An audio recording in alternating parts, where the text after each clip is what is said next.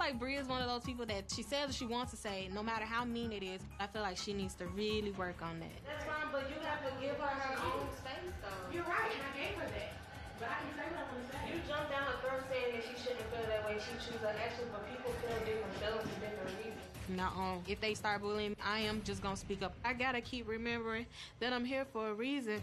I'm not a person to let somebody jump down somebody's throat when they feel some type of way. Okay, I'm not a person.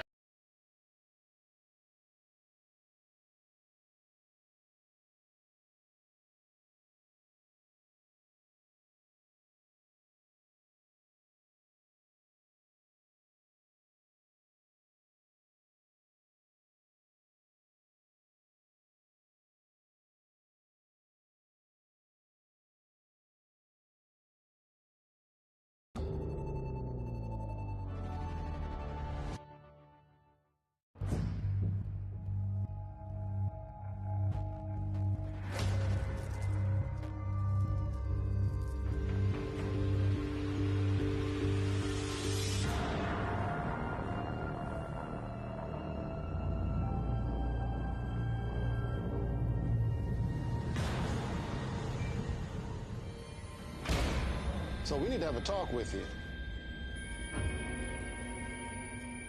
I think you know why we need to have a talk, don't you? We're going to end your participation in this project. You're done as of right now.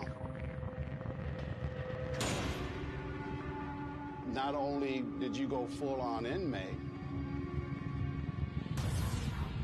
you seem to have said, forget what this is about.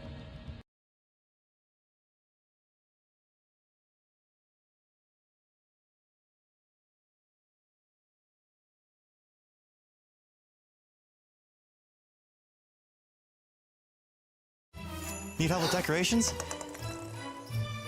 It's a bit much. This program contains subject matter, language, and descriptions of sexual violence that may be disturbing to some viewers. Viewer discretion is advised.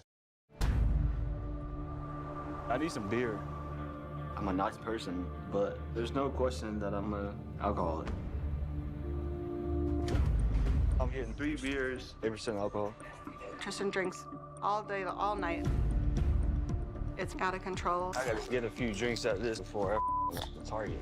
I'm always stressed out, so that's why I pick up a beer can and drink it to make that stress go away. It has me feeling good, boy.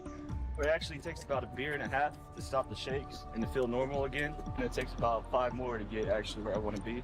Tristan is probably drinking at least 12 to 16 of those 22-ounce cans of beer, and then sometimes I'll see the small bottles of hard liquor with it.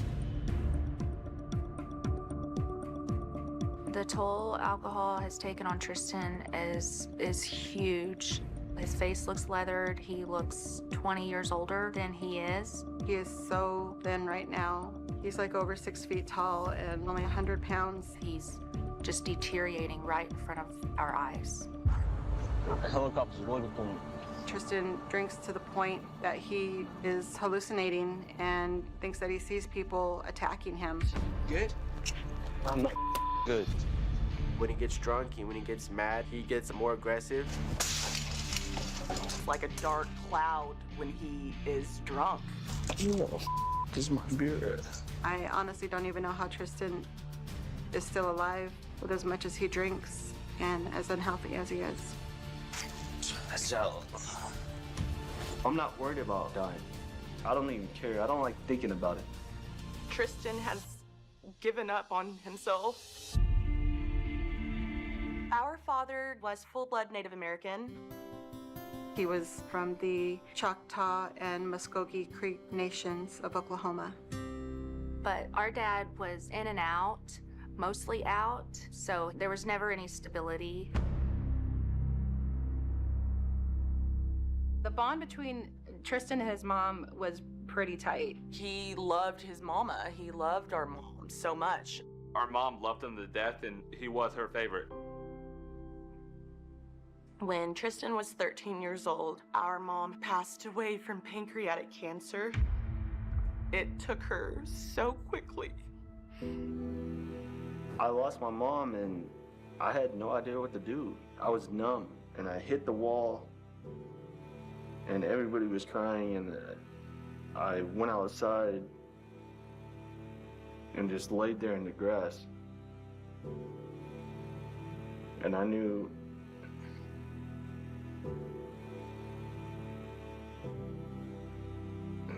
it was over at that point. She was my everything. He did have his big brother, Eric, to look up to. Eric is about 6 years older than Tristan, and he was charming, confident, athletic, and Tristan really started to idolize him like a father figure. And Eric he loved being a big brother. Eric did start to struggle, and he never talked to anybody about it until he finally just couldn't deal with it anymore, and he started drinking. 4 years after Mom died, Eric was in a car accident. My brother was drinking at a party. He decided to drive home. And he swerved around a truck and rolled over off the road. He was paralyzed from the chest down for several years before he died. When Eric passed away, I mean, I didn't even feel anything at that point. I was just numb.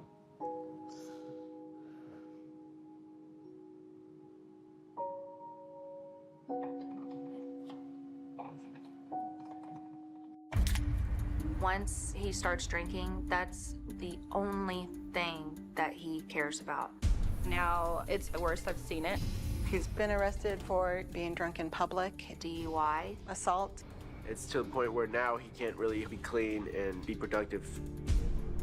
I bought a funeral package because I feel it's only a matter of time before he would drink himself to death. I lost my brother, my mom, my dad, and I feel numb. And my family doesn't understand that. So then I turn to alcohol, so I don't have to think about anything. I only got like 12 looks to my name. So right now I'm staying in my sister's backyard. It's not hard at all. I just sleep on a blanket. I get up early in the morning and I'll go to the park, waste time, drink, get blacked out, come back, and then pass out.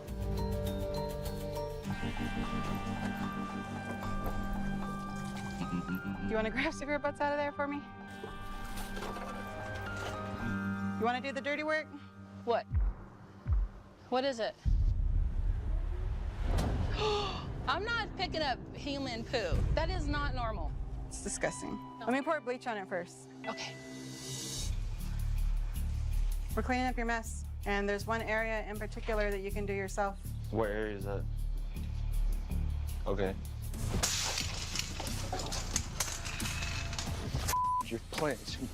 I worry about you, so. I don't think you worry about me. I do. I don't receive love from you or Jessica or Tammy or anybody. But we do love you. But you won't stay sober long enough to talk to us. Shut the up, man. Hey, I didn't mean to make you upset. My name is Michael Gonzalez. I'm a certified intervention professional. We don't want Tristan to have a bottom of death, institutions, or jails. We don't want that for him. He needs alcohol to survive every day. He goes through withdrawals every single day. Yeah. That liquor store right there, it's a left at that stoplight, so.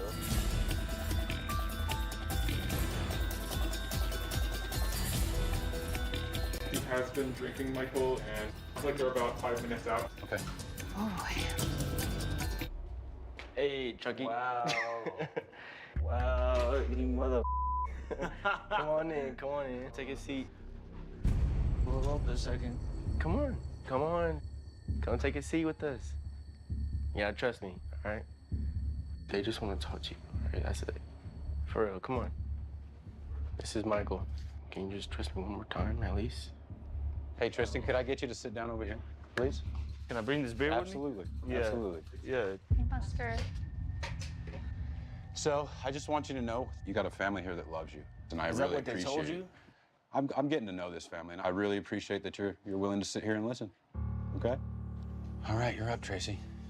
I've always been so proud to call you my little brother. You have always been so adventurous, spending the majority of your time outdoors, climbing trees and building stuff by yourself. I'm sorry. If there were times when you needed me and I couldn't be there for you. You never film me, Casey. You never film me. I've seen you become another person. Yeah, you. We don't need to do that. This is love. We don't need to be like that with everybody. If you don't accept this help today, I'll no longer be in contact with you at all, and that's the last thing I want to do.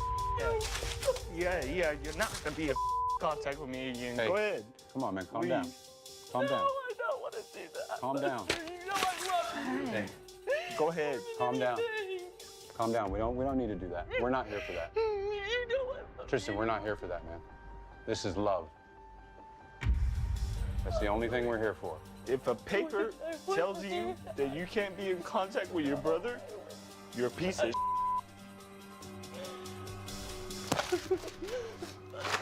Tristan, come on, man. Tristan, we don't do that. We don't do that. We're not gonna do that. This conversation is done, dude. Here, I'll walk with you. I'll walk with you. Oh my gosh, that scared the crap out of me. I thought maybe he'd be like a little bit more sober. Can we go back upstairs? You know, we can go outside. Have you ever been through alcoholism? I actually absolutely have. How'd that do you? I'm sober 13 years, and I had the life just like you, exactly like you. If I'm able to get out, Anytime you want, man. Anytime you want. We're gonna get in the car, go, and if you want to leave treatment and you don't like it, you can leave, man. Nobody's gonna hold you against your will. I'll do it Sunday. It's now. We gotta go now. He's gonna die if he doesn't go. Everything is arranged for right now. I'm not gonna be locked up though. No, like on some no. bull. We're getting in the car and we're driving there. Nobody's locking you up, man. So you'll go. Let's give it a shot, man. I'll give it a shot. Proud of you, man. Let's go Yeah. say goodbye to the family and let's get on the road. All right. All right? I appreciate you, man. You can do this, man. You can do this. We're strong. We can get through anything. I love you. Welcome to Legacy Outdoor Adventures. So you ready to start your No. journey? I'm not. Is there any part of you that's curious what this place is about? I don't give a about this place. Dude, I'm done with this. You got it. Tristan, relax. You can shut your mouth. I don't want to be here. Tristan. A lot of the clients who first arrive here are angry and do not want to be here and have some frustration. However, this degree of anger is unusual. Is there a gas station around? There's a gas station in town. It's a little ways off. Okay, so can I get alcohol there? It's closed. There are no all-night gas stations here. Yeah, this isn't gonna work out. Once you tell me I can't get alcohol, I'm gonna hit you right in the face. Can you make it through the night? I can make it through the night, but I can't make it through the day. Let's take one step at a time. Go to bed, get a good night's sleep, get through tonight without a drink. After I wake up, dude, I'm gonna be in a whole different mood.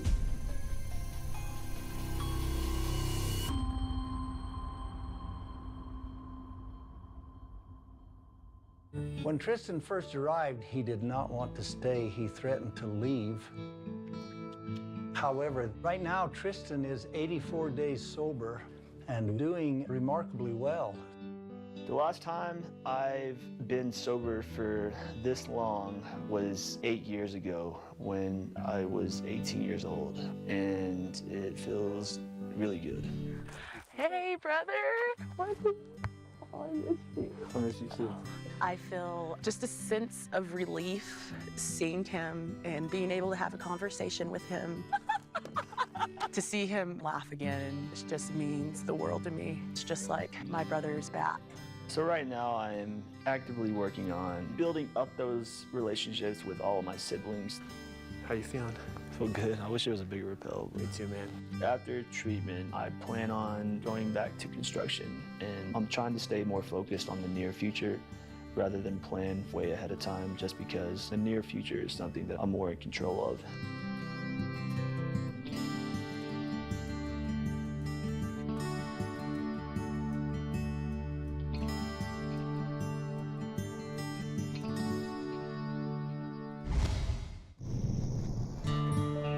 My name is Diana. I'm 29 years old. I grew up and live currently in Buena Park. So this is the neighborhood I grew up in. This is my parents' house, and I didn't move too far. I ended up renting a room from my neighbor, So this is where I stay. As a little girl, Diana had the most wonderful personality that you could have in a child. She was just this little ray of sunshine. Everybody loved her. She had it made. She had the royal by the tail. But around the last year of high school, that began to change.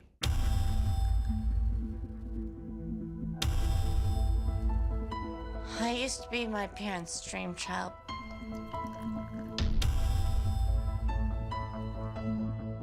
Now, nothing but an alcoholic. Diana drinks day and night.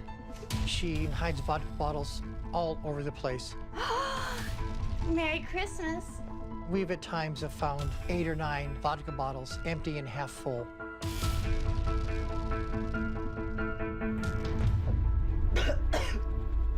When I get buzzed, I'm just happy, and I don't have to think about the pain, frustrations, anything that I was upset about that would take that pain away. When Diana was born, I started crying. I was so happy. She was beautiful, and I instantly thought of Princess Diana. Diana was very sweet and happy child. I just thought that she had the perfect little family. Everything was perfect. I wanted Diana to have everything that I never had as a child. Della came from a very troubled family who were all alcoholics, her parents. I promised myself I would never, ever let anything like what I went through happen to Diana. My mom and dad treated me like a little princess. They'd always made sure that I always had the best Christmas dress, the best Halloween costume. So, in a way, they overcompensated and kind of over-sheltered me. I was kind of like in a beautiful cage.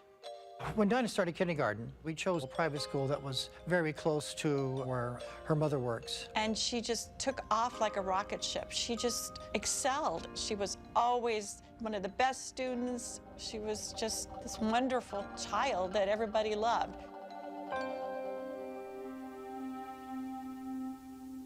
And I just kind of let my parents take control and make that decision for me. It was almost like I was in this bubble. And even though I hated living in this bubble, I was too afraid to just venture outside it because I didn't know what was out there at the time. But I realized I wasn't happy at the high school I was at because I was so isolated.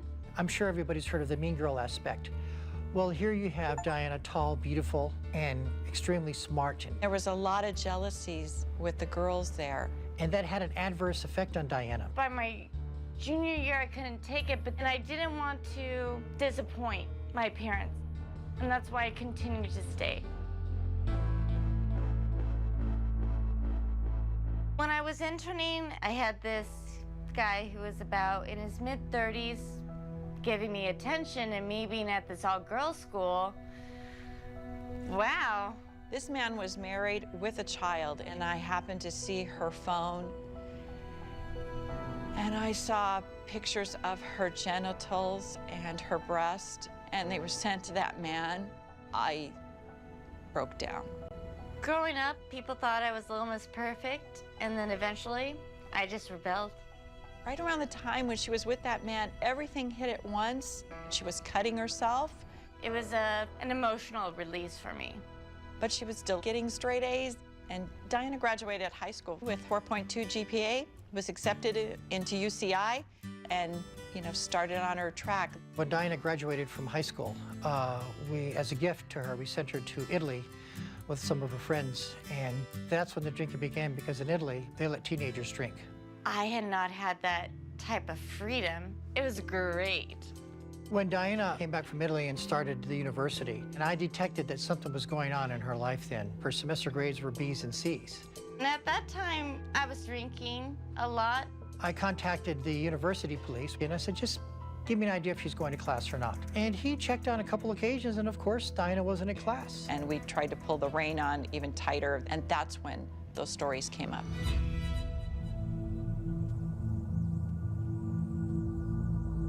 We didn't believe her because we did keep a close eye on her. And of course, We're not going to let her hang around any boys that are 13 or 14 years of age. They denied that that ever happened because they didn't want to think that they failed.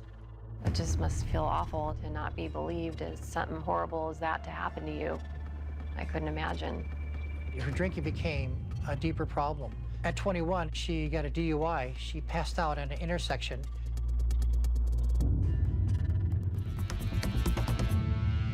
Despite all of this turmoil, she landed a great job with an oil refinery company. She insisted on moving out into an apartment, and that was the start. Party City. Once she was released from that cage, she just didn't know what to do or how to live. I found out later she was taking water bottles to work, but they were bottles filled with vodka. She escalated by calling all these men, and they would meet in a parking lot and have brief sex for payment for alcohol.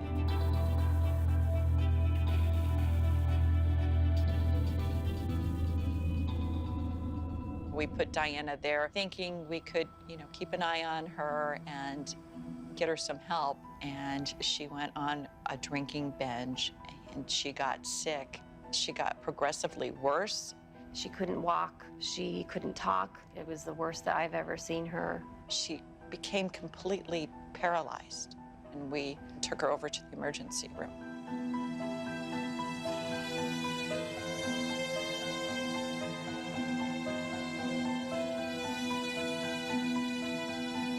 Her neurologist said that this was the worst case of the Korsakoff syndrome that she or any of her colleagues had ever seen. She had to have a feeding tube. Open your valve. Open. It was awful. 2 days after Diana came home from the hospital, she took vodka and poured it down her feeding tube, passed out, and they took her to the hospital for alcohol poisoning. Her liver is in very bad condition, and all of this drinking is also affecting her heart. I don't think she realizes that it's going to be over if she doesn't get help. I'm gonna see if there's anything on TV. God, it looked like a animal. Diana does not want to go anywhere else outside of her own room. Ah, there it is. And she does shots of vodka every single day. Rock and roll.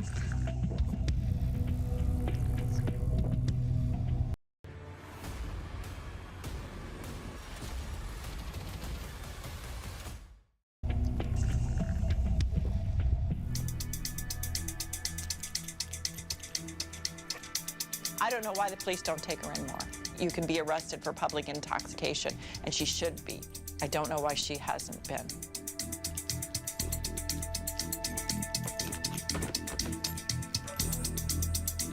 I can remember when you were that cute little girl with curls, that beautiful smile, running around.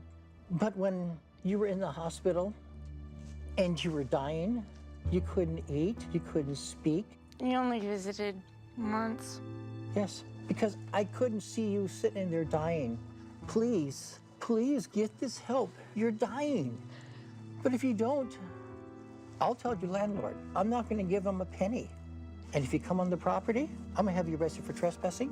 I don't want to do this, Diana. Please go with Ken. I'm going to be going to treatment because of the wrongdoings that I've had, because of the control that I had over you. And you need to do this because I know you want to live. Do you want to listen to your mom's letter? Sure. Diana, I love you more than anything. You know, as a little girl and for many years as a teenager, we would say I love you every day to each other. Everything you did, you were great at. But alcohol's robbing you of all of that, Diana. All of your beauty, all of your soul. It's taking everything away from you. And I have another person that I've lost to alcohol. That's not fair. It's not fair. See? It's not fair that It's all about... No! All about you. All about you. No! It's taken, what, 30 years for you to finally admit that you guys are controlling, that I've been saying for years. Talking about this rehab and everything for me and everything. It's too little too late. Well, wait a minute, Diana. Just sit down because you're right. You're exactly right. Your addiction is alcohol, Yes. right? Their addiction is controlling you. I'm so sorry, but I want you to be help. I want you to be an independent person, and this is the way for it. It's a beautiful facility, Diana. I'll be there for you. We'll be there, whatever If we you can need. come and see you, we'll come and see you. I don't love you. Let me finish. Please let me finish. Controlling. You're right on. And you shouldn't have to live this way, but they're willing to get the help. I'm gonna go smoke a cigarette. Go with her. You know my parents, they're bullshitting right now. They're just doing it for the cameras. She wants to defer like she's always done and try to blame everything else except the alcohol. Yep. And that's what she's doing now. You've been smothered for 30 years. Everybody sees how sick your dad is. He needs a lot of help.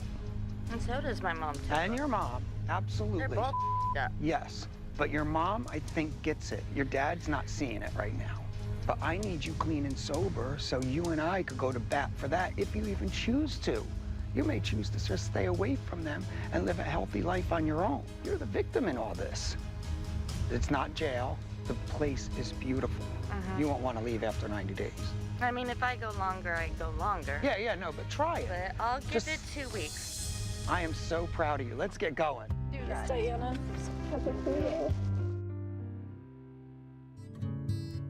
Physically, I feel healthier. Mentally, just feeling more in control of my feelings, and emotionally, not letting things bother me as much as it used to be. So I've really grown from that. At this point in time, I am not speaking with my parents. Unfortunately, they have not taken any initiative to work on their own recovery. I definitely feel more positive about my future. Being in recovery has helped motivate me to really push even more for that fairy tale happy ending. Maybe not in the time frame I'd like it to be, but I know I can make it work.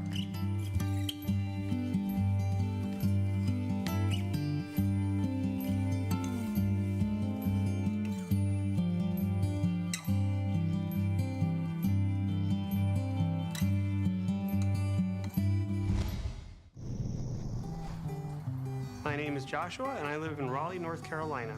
I'm 34 years old. Joshua's a very smart man, very intelligent, very articulate. I knew what I wanted out of life very early on. How many other kids have you ever seen that have bought a house, have a family at 21? We were the happy family, all we were missing was a white picket fence. He was very, very successful. I bragged about him to everybody. Never hear it anymore. I know, I gotta get back to it. Was a lot of fun. He lost everything he had, and it all kind of happened within a 1 or 2 year period. I was about 32 years old when I moved back in with Mom. Love you. Be good. Mar. My son Joshua is an alcoholic. On top of just having an addiction that takes everything away from my life, I have an additional layer. It's kind of a weird thing. It's like one of the people that eat, sofa cushions or something like that. Joshua is addicted to hand sanitizer.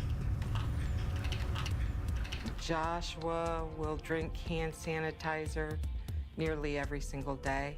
He drinks anywhere from 12 to 28 ounces.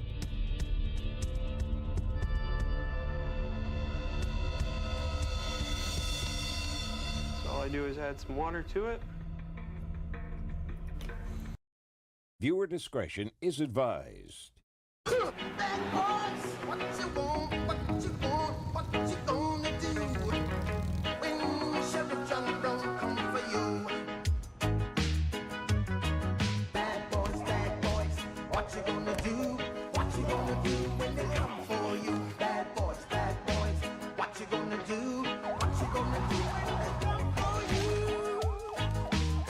Filmed on location with the men and women of law enforcement. All suspects are innocent until proven guilty in a court of law.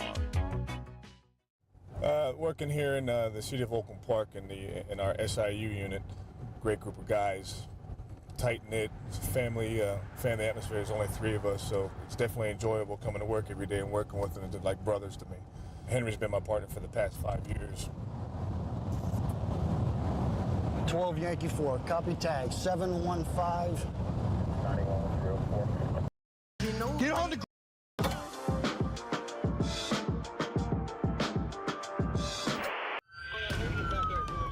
America, a country with some of the most brutal criminals in the world.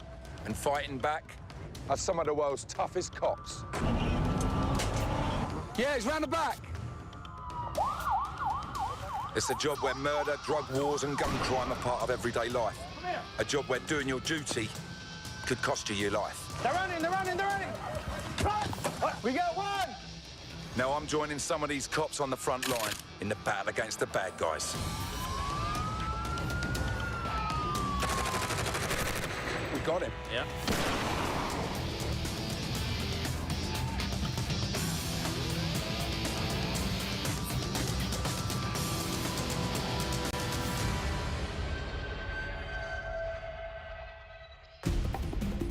Laredo, Texas.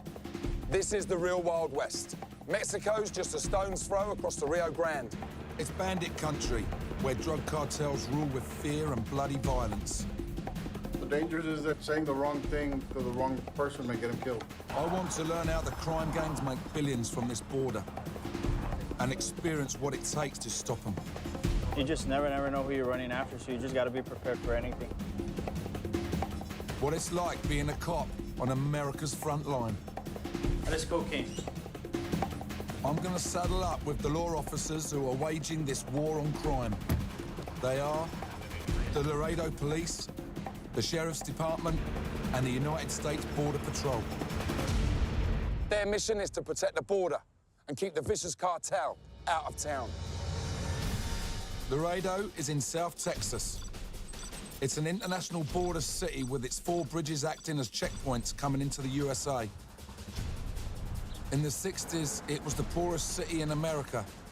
And although it's now the second fastest growing city, the average wage is still only £150 a week. Millionaires are created from the legal import-export trade here, but it's the illegal trade that makes billions. The cartels smuggle drugs and people into the USA and don't think twice about killing to protect their profit. The Laredo citizens have been caught in the crossfire. It's straight down to business. I want to see how the police deal with the city's drug problem. At Laredo's police headquarters, the SWAT Special Weapons and Tactics Unit have a search warrant for the family home of a jailed Pistolero gang member. The tip-off here is that the target house is under surveillance. Right now, they're going over situational information in this room. As soon as we finish with that briefing, we'll be headed right to the scene. And what do you expect is at the house? What's the rumor? We understand that there's firearms inside the house. Okay, let's do it. The Pistoleros control the gun smuggling in Laredo. The police jailed one of its leaders in 2006, Roy Mendoza. How you doing? They now have a warrant to search his family home for drugs and weapons. Mendoza's son is thought to be living there, although he has no previous convictions. I joined the briefing as the teams are being given up-to-date intelligence on their mission. I don't know if he pays them or not, but he has people hanging around him. He drives a white Lincoln Navigator, but we've also seen a red Toyota. The surveillance team have done their job. There he is. That's our target, Mendoza Jr. The house has a real connection to a dangerous criminal element.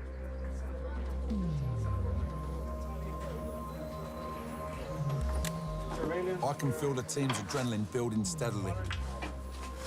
This is Joaquin Romero, the leader of the entry team. He's 31 with 8 years service under his belt. When you get there, you're going to give him a chance to come out, or you're just going in? No, we're just going hard. Me and my team, we're going to tear the gate down. And then after that, everybody's going to make entry through the hole that we make.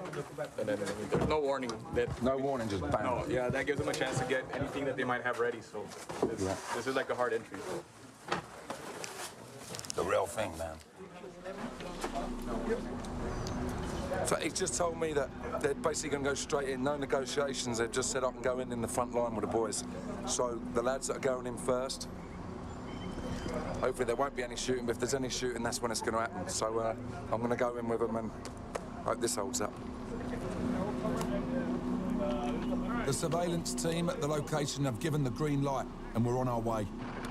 I'm about to ride in their armoured truck known as the Bearcat. Just so Gaza knows, Got me pad Gaza, that's what you should have had, mate. In 87. Do you expect gunfire? No training can substitute this, eh? No, sir. We take the lead and there's no turning back now.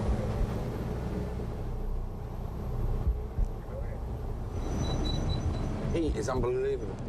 I don't know how he's got a balaclava on. Yeah, it's only like 110 degrees. The Bearcats' job is to destroy the gates at the front of the location.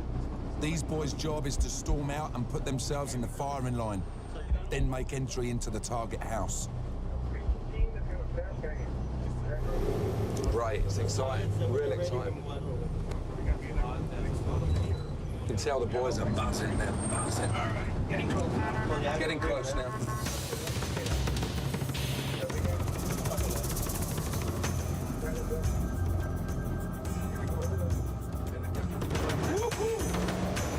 There's a lookout there.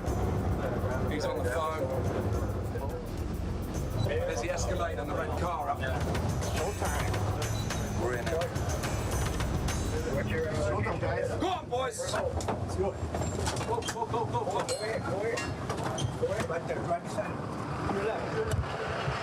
They're rigging the gates up. They're going to pull the gates up. There it goes. Here goes the gates. Go, baby, go! There he is. There's one there. There's one there. Oh, the car's going. The car's going. Look.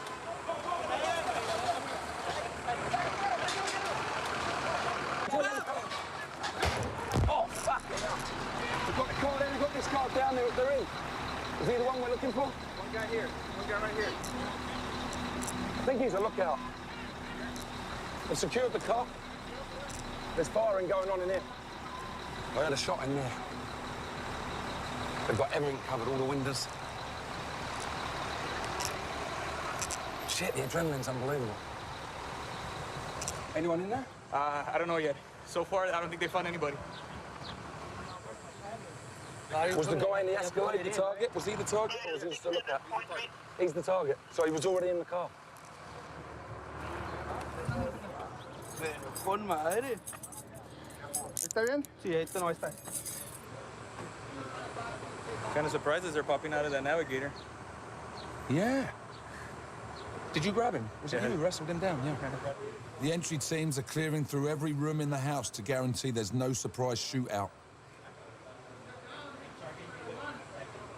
This was his car. He was in this navigator.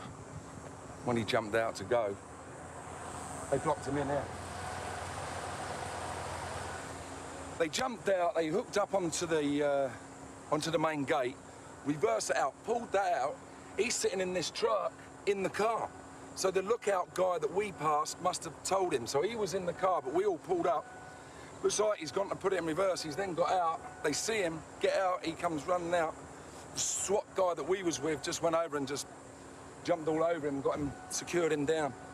But the car, he grabbed him out, but the car kept going. So the sergeant pulled up behind him and blocked him in and crashed straight into his car. When they arrested him, put the handcuffs on him, he didn't seem too bothered, I'll tell you. Whether they'd moved it already, I don't know. But the adrenaline, I was shaking with the adrenaline. It was great. I'm just glad that they didn't come out shooting, you know. I'd have had to throw my cell phone at them. They didn't give me no guns. They give me this, though. I'm in Laredo, Texas, where the cops are trying to prevent Mexican cartels and local gangs from seizing control of the city. The SWAT unit are carrying out a warrant on the home of a jailed gang member. Now it's time to look for drugs and weapons that are allegedly here. The entry teams retreat and let the other cops get on with searching for evidence. Hey, Vinny, the quintessential poster for every bad guy's house. Yeah, I got that in my house. This is the scales and the Ziploc bags, look. So I don't really want to touch anything in case people come in. Yeah. Everyone's gonna come in and search everything.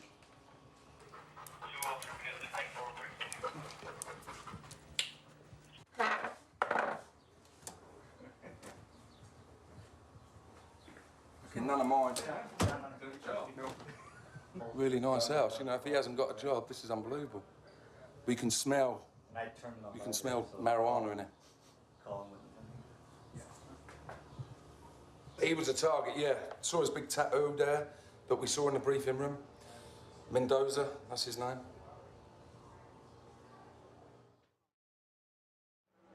I want to see what Mr. Mendoza Jr. is really all about. You talk English? Who are you? From England. I do some movies, yeah. I think you're going to be in the movies now as well. I've got nothing but a gun. Come on in the 60 seconds? Yeah, I've done that one, yeah. They've all seen that. You haven't got 60 seconds in your collection. Yes. You have? Nice house, man. My dad's. I like the marble. Oh, the floor? Yeah, nice. My dad said it cost a lot, but... They've tipped the house upside down, but so far found nothing they can pin on him. The bag of marijuana, but it's empty. I can still smell it.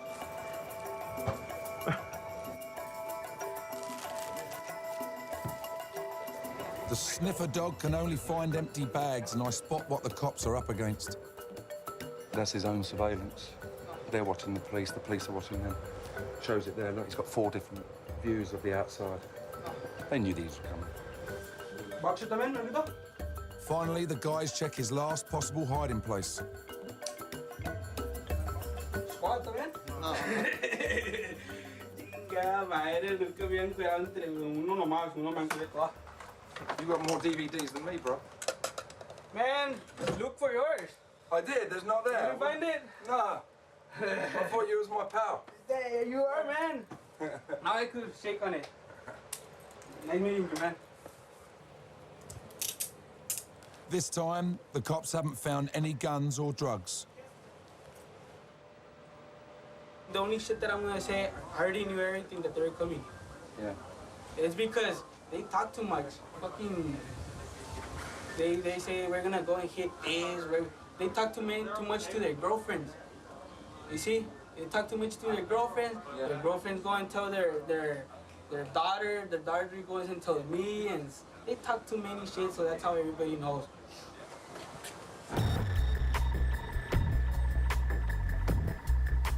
This is his dad's house. His dad's in prison as one of the head of the Pistoleros. Pistoleros are probably one of the worst gangs because they're gun-related. They're gun dealers mainly.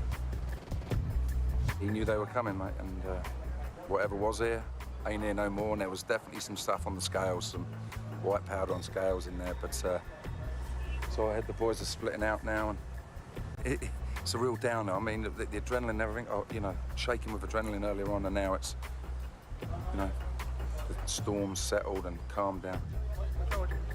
Being here with them, actually in the action like that, it just shows the intensity, you know. I mean, that was like us going out and playing football on a Saturday. They were all buzzing, they were hyped up for it. They'll settle down now and hopefully have a glass of beer, but we'll move on anyway. On this occasion, Mendoza Jr. is officially charged only with resisting arrest and has to be released before nightfall. His case has yet to go to court. In a small city where word gets around quickly, it's tough for the cops to keep things quiet. Investigator Joe Baeza was the officer who hooked me up with the SWAT unit. He's been fighting crime in Laredo for 10 years. We will do whatever it takes to maintain stability and safety in our community and also for the rest of the United States. The buck definitely stops here. Joe is patrolling one of Laredo's busiest entry points from Mexico into the USA, the World Trade Bridge. The cartels, the drug pushers, they all use this great veil, this great forest of truck traffic to hide their narcotics going into the United States. If we rest, they win, and people's lives are changed because of it. Around $10 million worth of drugs cross over the 4 bridges in Laredo every day. It's a constant battle and a massive task for a small force. It calls for complete dedication. The cost at times is the ultimate sacrifice. You have to be a little crazy to be in this work.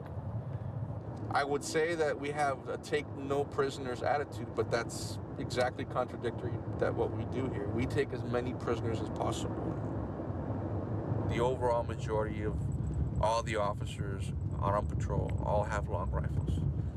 They carry AR-15s, M16s, Colt 9mm submachine guns, and they're very efficiently and thoroughly trained to use those firearms. The drug cartels and narco-terrorists are killing at will over the border in Mexico. There's a war of terror being waged across, where if you behead 2 people, well, the next guy has to come back and behead 4. This deadly crime wave is so out of control that the Mexican government has had to call in the army to protect its people.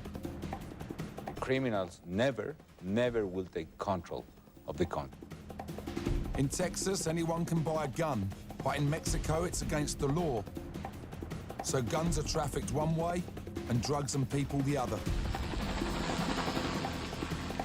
$11 million worth of cocaine and 3 tons of marijuana was seized in just one weekend.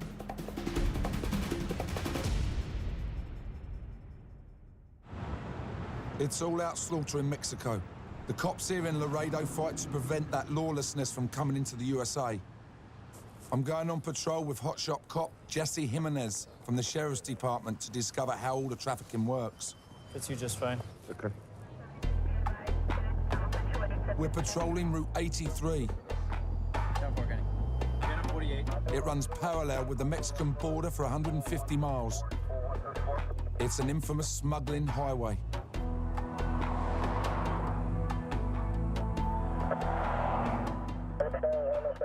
A couple of months ago, we received some information that they were storing 20 tons of marijuana on the Mexican side, ready to get crossed.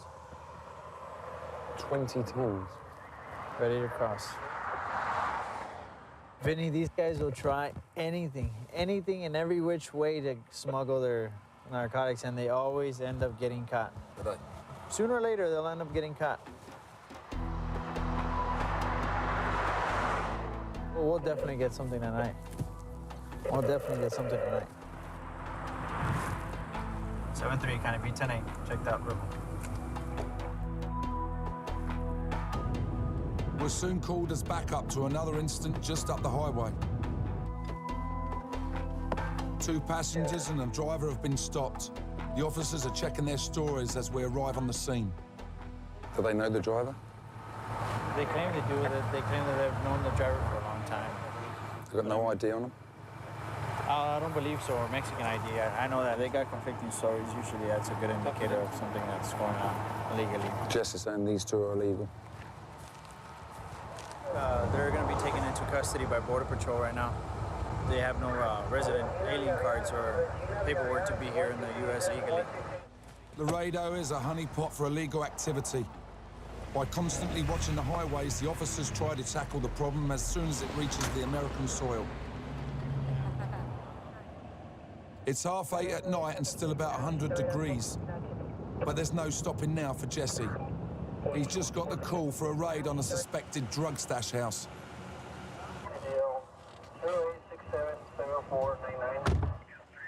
All the officers are gathering at a nearby parking lot, and they wait for the order to move in. Our CI just made contact with the target house. Confidential informant just made contact, so we want to verify to see if the narcotics is still in the house so we can go and have consent to search. It's confirmed.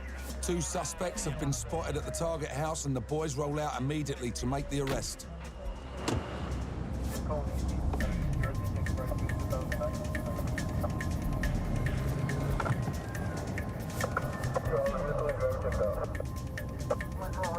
We're here already.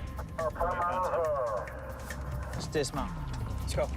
As soon as the cops arrive, the suspects burst out of the target house and make a run for it. They're running! They're running! They're running! They're running! They're running! Run! Watch out! Watch out! Watch out! Watch out! They're running towards the riverbank. Running towards the riverbanks. The Mexican border means freedom for the suspects, and it's just 2 miles away. You went in here. Check underneath the trailer. You got him? Where's he at? Where's he at? He's underneath the bed. Mason! Mason! Mason! Mason! Mason! Get him! We got one! ¿Dónde está la camisa blanca? Get him up. Let's go. This first man is led away for questioning when a neighbour gives Jesse the wink that our other suspect might be nearby. Right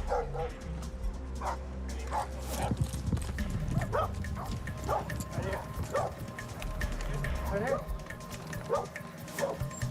Still searching for the other subject. The subject was wearing a white shirt, white t-shirt with a...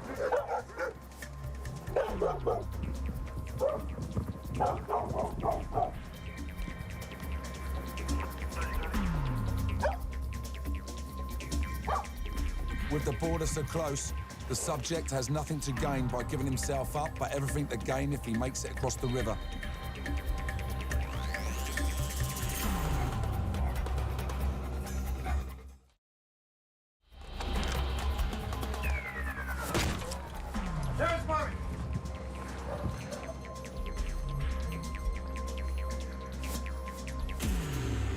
Here.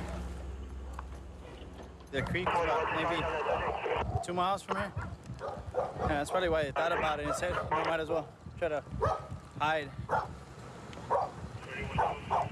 You don't know if he's behind the wall waiting for you with a gun in hand and, you know, ready to shoot at you whenever you come around the corner. So you should always keep your weapon raised. The other officers couldn't find any drugs in the location. The man under arrest is an illegal Mexican immigrant. He will be sent straight back to Mexico. Running after somebody, it's a adrenaline rush. You don't know really who you're running after. You can be running after one of the drug cartels or one of the members or a hitman or somebody that just committed murder. I mean, you just never know who you're running after, so you just got to be prepared for anything. Policing here means dealing with the constant threat of armed criminals. The heat can be stupefying, but that threat keeps the cops alert at all times. I'm on the US border with Mexico. Even at sunset here on the Rio Grande, it's around 100 degrees Fahrenheit. I've come to the city of Laredo to learn how the police are tackling border crime here. With drugs and illegal immigrants streaming over the border every day, it's a full-on task. I'm now out on the night patrol with Deputy David Nemke. We've just pulled a guy over for alleged drunk driving, but he's got more trouble in store. Might be a little bit of cocaine on the seat. Yeah.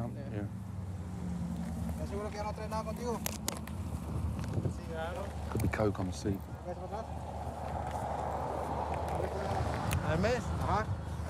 They think it's a drunk driver.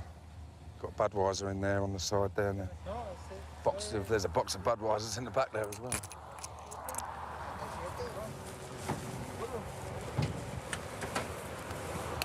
If it's coke, what happens? You just make sure it matches that. It should match pink over blue like that, and that means it's positive. So, he's going to jail. Drugs that are smuggled across the border end up in stash houses. And Deputy Jesse Jimenez is on the scene when one's busted in East Laredo. After a surveillance team identified the target, it was Jesse who arrested him by tackling him in his own backyard. We discovered some 5 kilos of cocaine, a little bit of marijuana.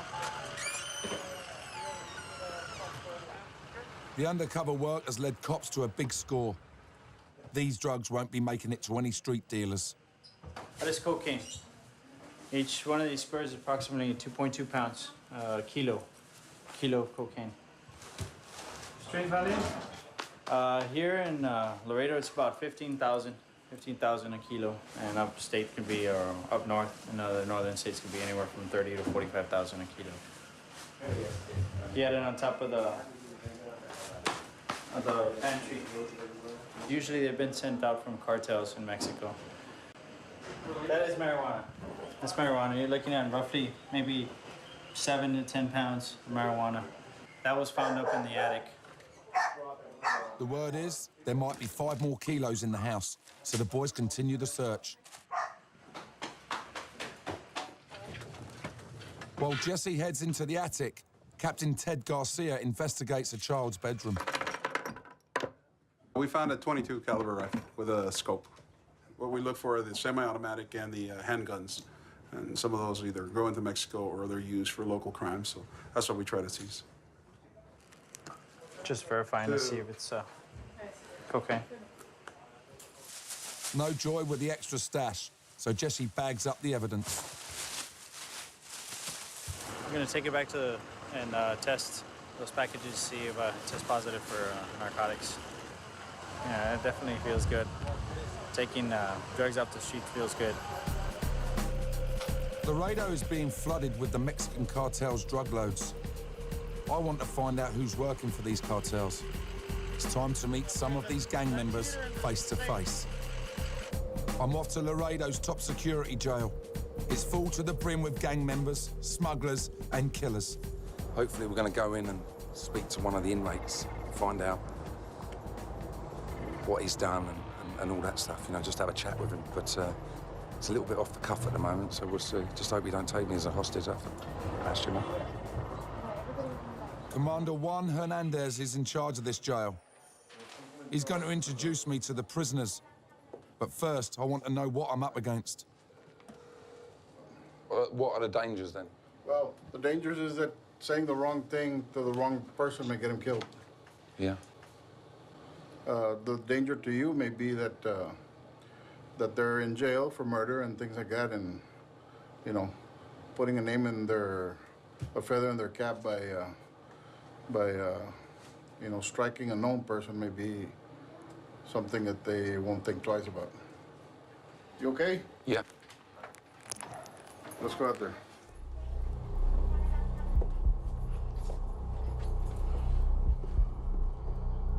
He's scary enough, I don't like the others. It's time to meet my first inmate. He's been in prison before. This time, it's on drug charges. I feel tense. Any jail can be explosive, and I don't want to say anything that oversteps the line. All right. How long have you been here in the prison? Pues yo tengo ya como unos 20 años encerrado. Got about 20 years in jail. Really? When you go out, the gang's on the outside, you have to go back into that gang? You can't get out of that? Is it? I can answer that question. Okay, okay. What are the dangers out there for these young lads?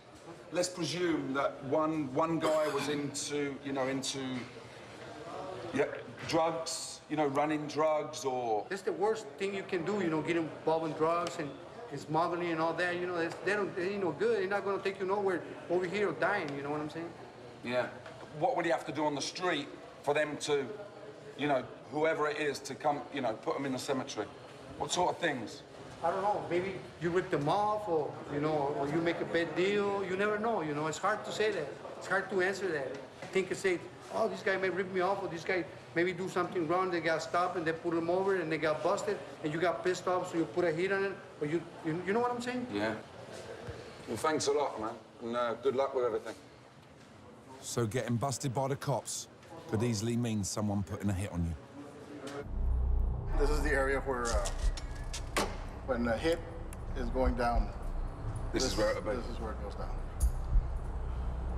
Yeah. See, the cartels belong to Mexico. These gangs are homegrown. They belong here in this region. This is an area, the home of the Hermandad de Pistoleros Latinos. It's a specific gang that belongs here in this area. This is their birthplace. The Mexican mafia has a strong area here in the border. Yeah. And so they control drugs along the border here. The sale of drugs and collecting of taxes, to use a word, on other people's sale of drugs. Yeah. And so the cartels are reaching out to these people because there's already a structure in place and utilizing them and their structure to get whatever business they want to accomplish. Either drugs on this side or eliminate targets. I'm now going to meet someone who has carried out these orders. The commanders told me that the man I'm going to meet has committed murder for the cartels.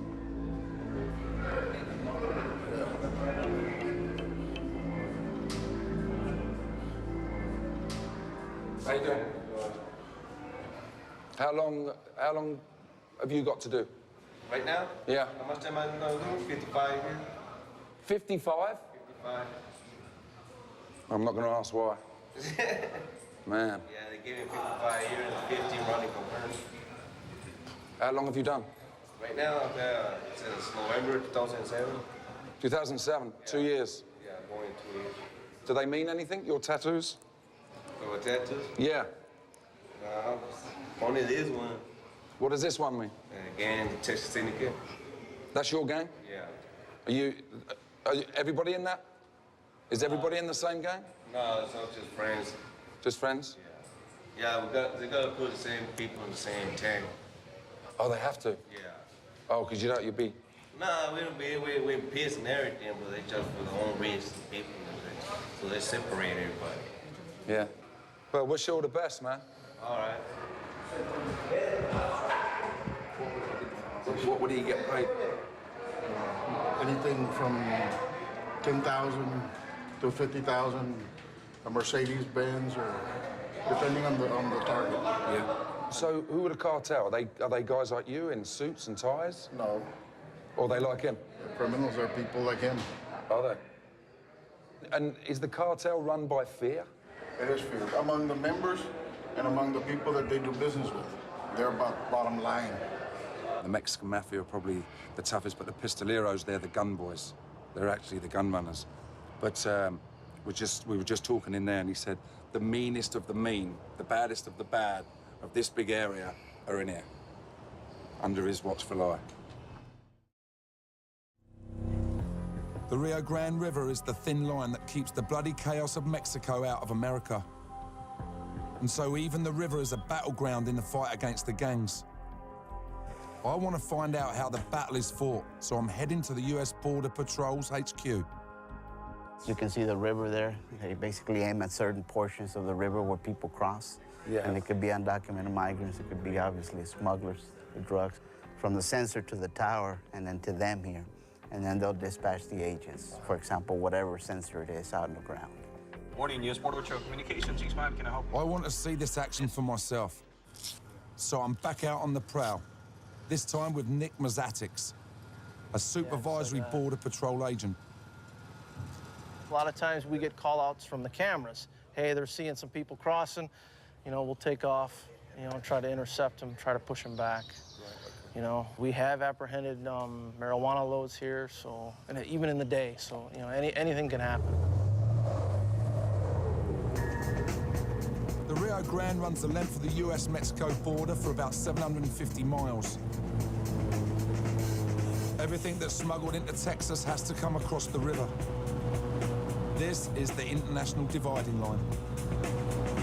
With Laredo's 4 city bridges, all under checkpoint surveillance, some people take on the river itself. The murky green water is just yards wide in places, and in the dry season, it's barely waist deep. You know, a lot of these people are from the interior of Mexico, and they do not know how to swim. You know, so they're hanging on to some old inner tube a smuggler gave them, and that's their, you know, their lifeline, basically.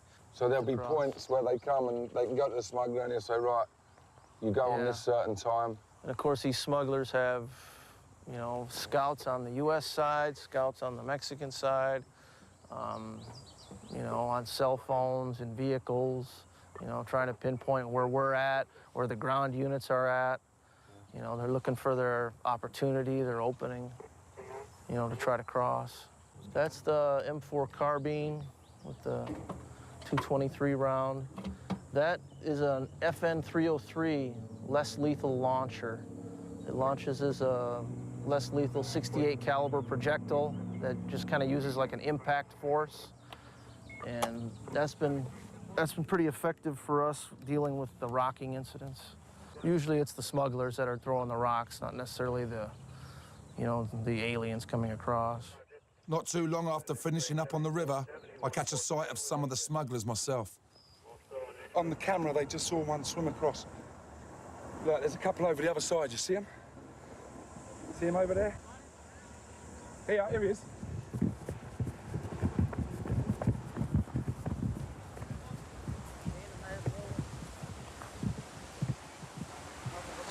Here he is.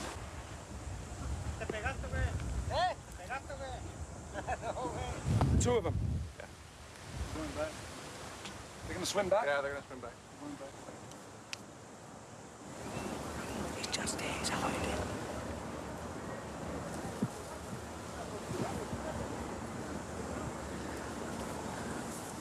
You can just see him through the bushes. See, there's a couple of them. See him hiding in the bushes.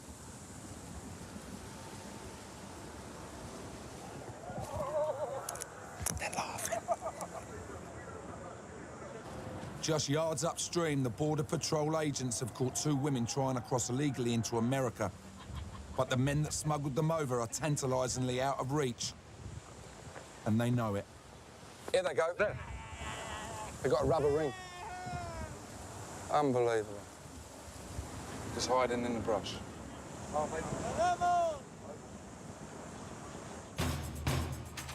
I'm in Laredo, Texas. I'm finding out how the cops police a city riddled with gang-related border crime. The US Border Patrol sees truckloads of contraband here every month, and I want to see some of this evidence for myself. This is Armando Romo.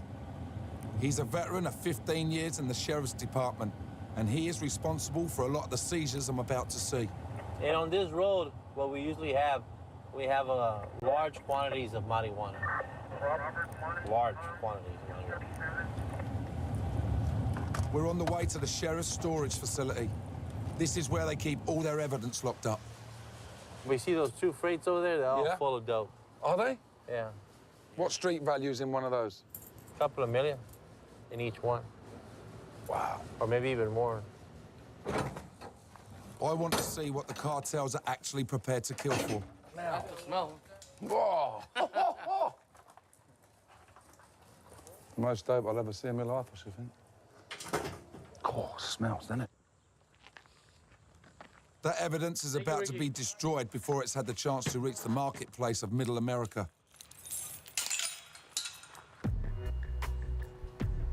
Inside are their most recent loads. That's our latest seizure they had the guys at.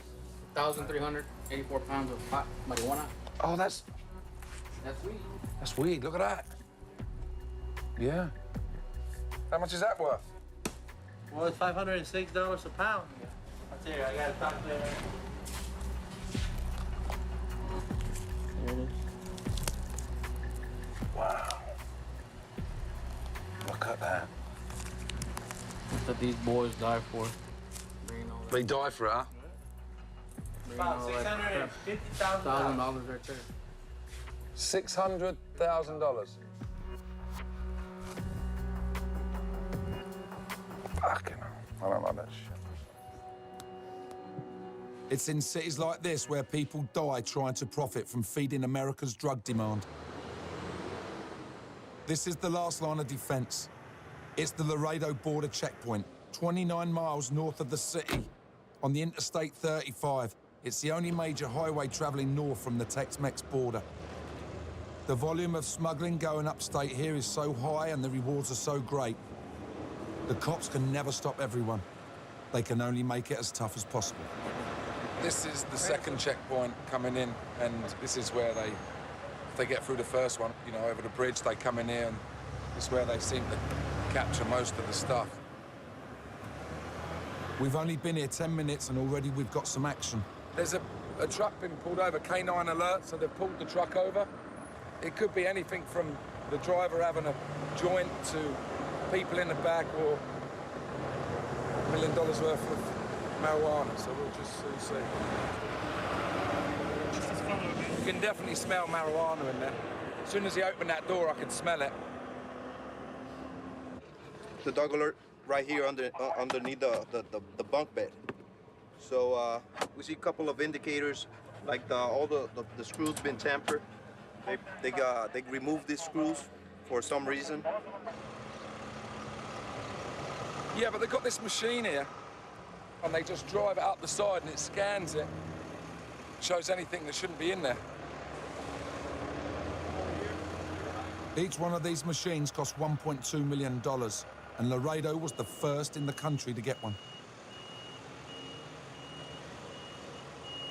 Well, what we do, we scan the whole truck. You can see the spare tire. Yep. That's the rim and the tire. Yep. There's nothing in there.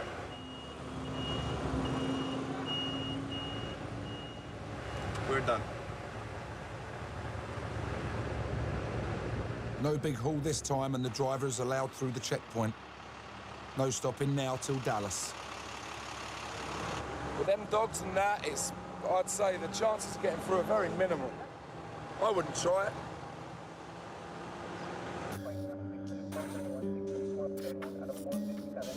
That night, I'm on my final patrol with Romo. There's been a report of a dead body found on a bridge. We're only a few miles from the final border checkpoint I visited on the Interstate 35. Oh my God, look. Fuck. See the body up there, look. Jesus.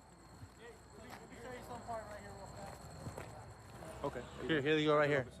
As you can see, there's a shoe there. Look, yeah. If you look down. Look at the blood over there. Yeah, there's the body right there. Oh my God. He was hit by the train. Jesus.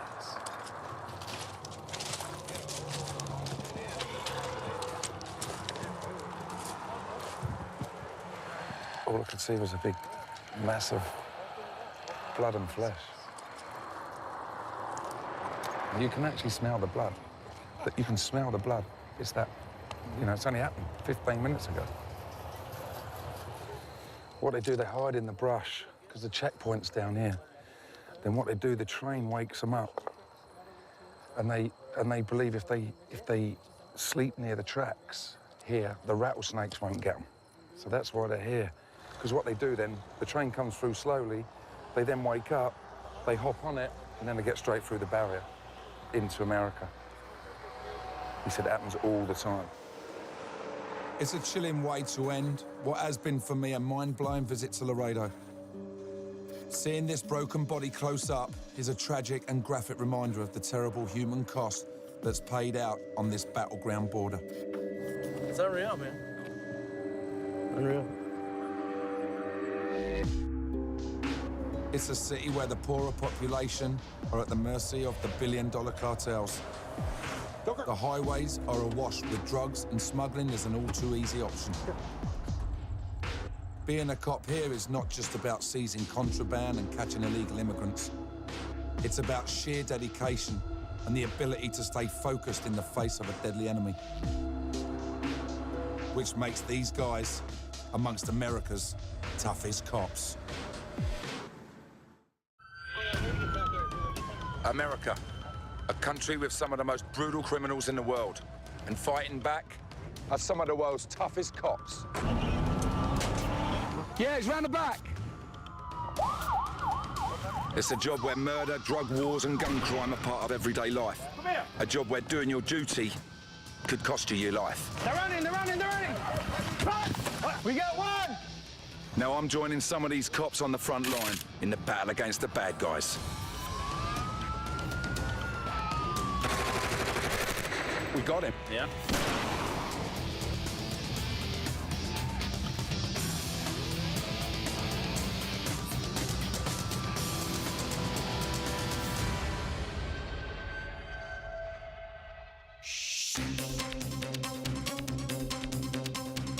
Baltimore, Maryland, aka Bodymore, Murderland. On the east coast of the USA, this former industrial port city has been labelled the murder capital of America.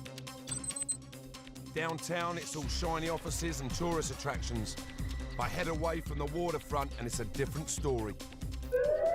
Every week, there are nearly 200 violent crimes and 5 murders. 85% of all homicides here are committed with guns. It's a city with a massive drug problem, where 1 in 10 people is an addict. One is coming! Ho! You have anything on you that I should know about? If you do, we're gonna find it anyway, so it won't make it even harder. We just got a high-ranking officer called for backup. I went to my cell and I looked in the mirror, and you know what I said to myself? This shit is not working. Now the police are fighting back. They're mobilizing to wage war on the gun-wielding bad guys, and I'm going with them on the city's meanest streets.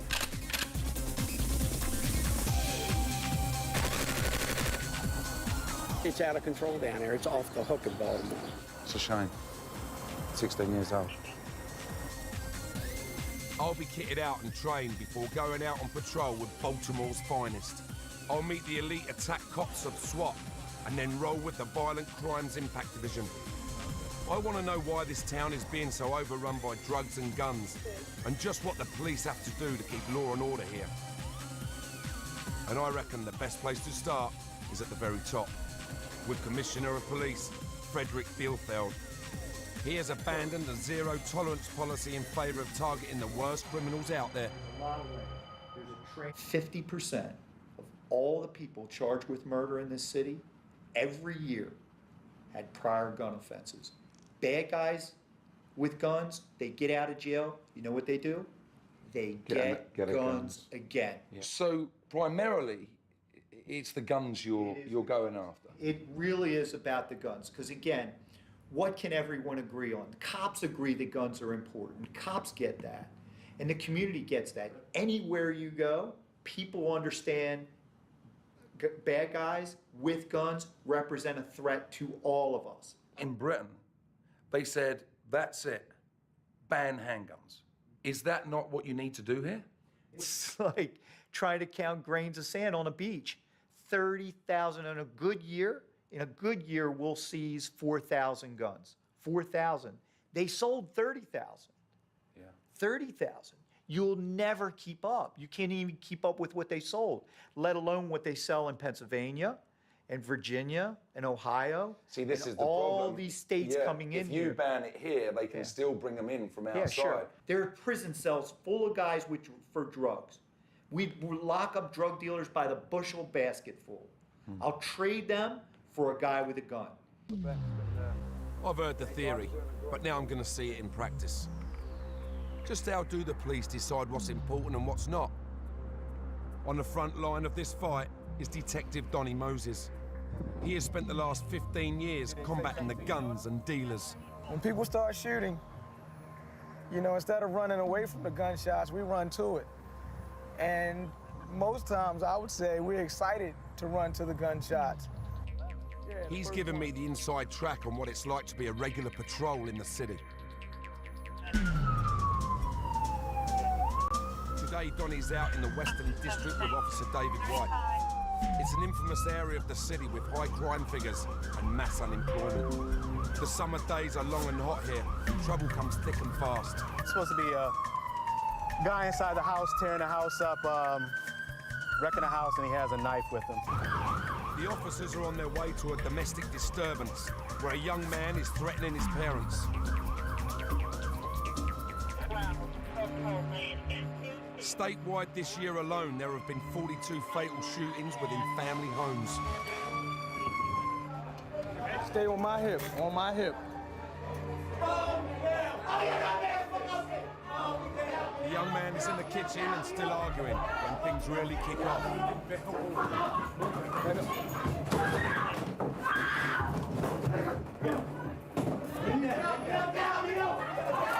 Bring him down to his face, on his stomach, on his stomach. On his stomach, on his stomach. No. Stop. All right, The cops can't calm him down. Their armour includes a non-lethal weapon. Back up. Stop him, Crown. Hit him. All right, turn over. They use a taser to stun the suspect. It shoots 2 hot wires into the man's flesh, sending a 50,000-volt charge through his body. It will take the suspect several minutes to recover. Though it looks like rough justice, using a taser has brought the problem.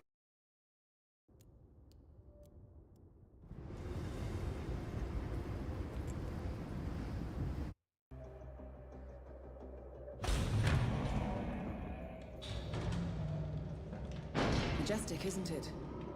I'm Diana. I'll take you to your quarters. Someone likes to keep secrets. Secrets are our stock and trade. Besides, from what I hear, you have a few of your own.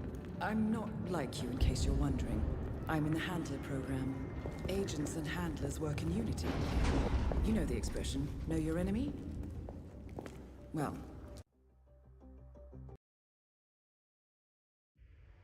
welcome. As previous tests have established, you exhibit an unusual level of enhanced sensory perception.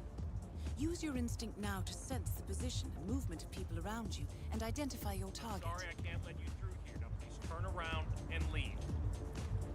Listen to him, Baldy.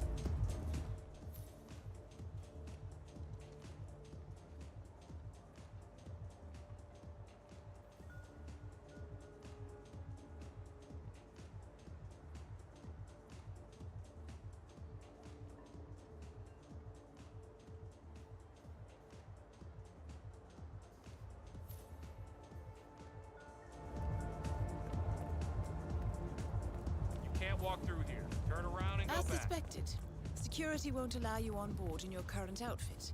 We should avoid confrontation and look... That mechanic is in your way.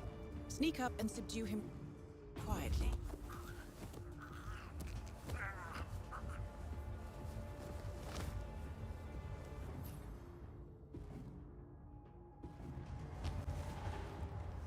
You put on his clothes.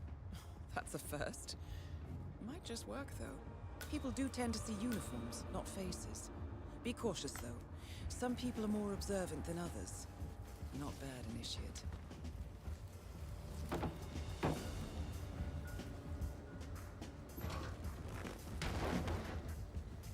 Right. They won't find him anytime soon.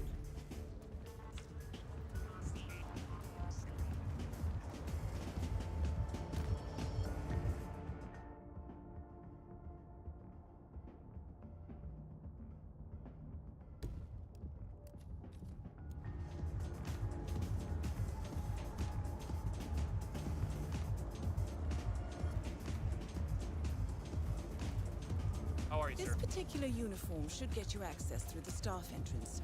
Just act normal. Right, now for the tricky part. Start by locating your target. Intel suggests he's around the bar area. You're in. Well done, Initiate. Hi, Mr. Mechanic. For sure, Mr. Mechanic. I'll keep an eye.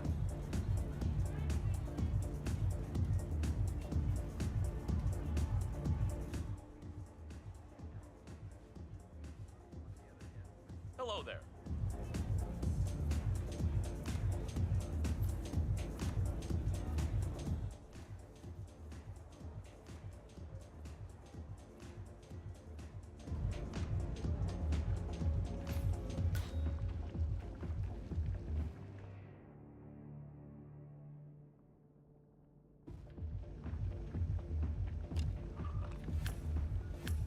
You fucker! Well, that's gonna leave a mark. Good thing we have insurance.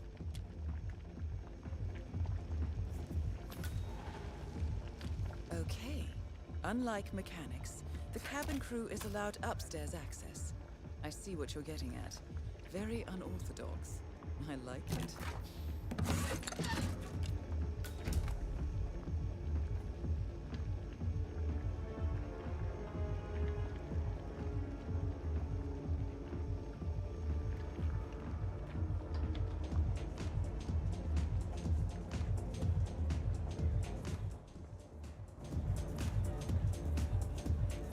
Yacht crew is clear. The target's private deck. Now we're getting somewhere. Ah, but according to intel, Ritter is another enforcer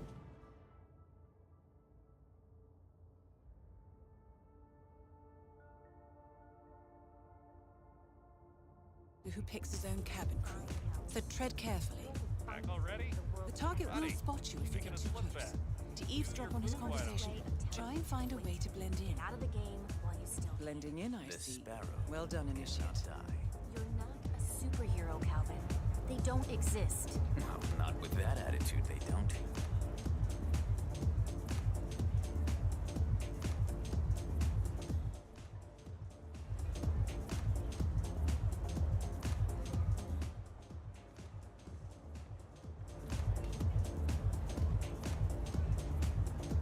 Mr. Norfolk. So good of you to fly down. Can I offer you a drink? Oh, no thank you. No. Not before 6. My wife is very insistent about that. My sympathies. So, excellent timing. I just had the computer set up in my office. Shall we? Yes, please. Lead the way. Nice impression. If we win, you can fix me a drink. Anyway, sounds like Ritter is about to have a private meeting with the gentleman in white. This could be useful.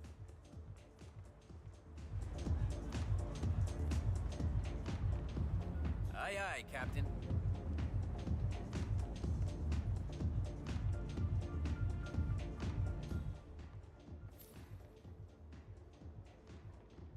Nice day for it, isn't it?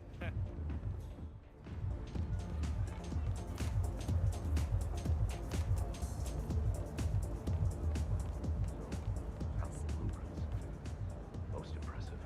People get what they pay for, Mr. Norfolk. And you paid for the best. Here, I'll pull the files for you. Not my usual scene technology. Most of my clients are art collectors. So what is it anyway? Some type of reactor? Well, not just a reactor, Mr. Ritter. It's more of a revolution. 50 years ahead of its time, maybe even more, maybe 75 or 100. I don't mean to boast, but whoever makes it to market first, this reactor, will become king of... Well, I'm rooting for you. Now is your chance. Use your silent pistol or the client will notice. Wait.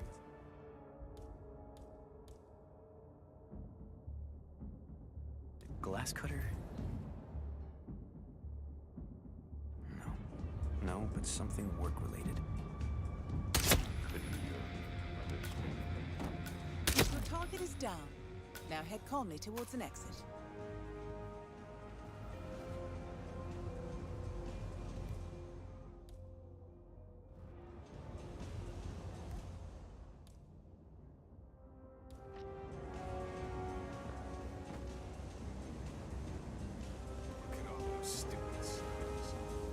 The red car marks your exfiltration point. Simply push the button and you're in the clear.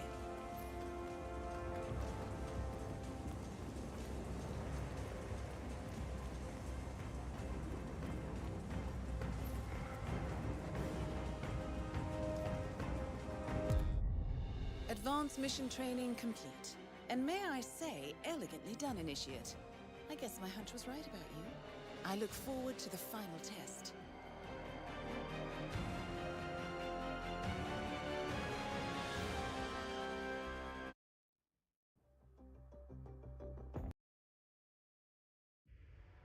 Welcome.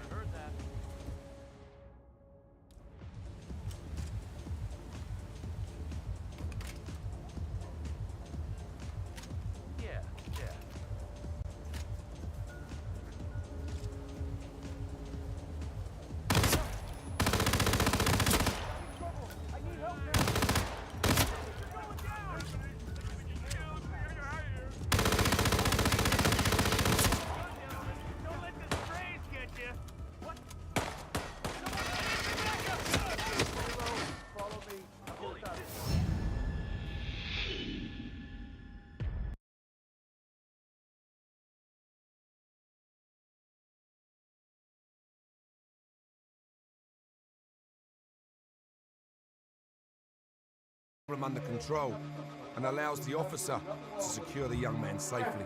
All right, 35. We have the individual in custody. No officers injured. Young man apparently was giving his family members a problem. When we tried to gain control of him, tried to talk him out of his rage, it didn't appear to work. Ultimately, we had to tase him. Less than lethal use of force. Once we tased him, we handcuffed him, it's over. The ambulance came and checked the individual out to make sure that he didn't have any life-threatening injuries. Then from there, right now, we're going to transport him to probably the local hospital. They have to take the prongs that were discharged from the taser. They have to take that out of his back and check his vitals.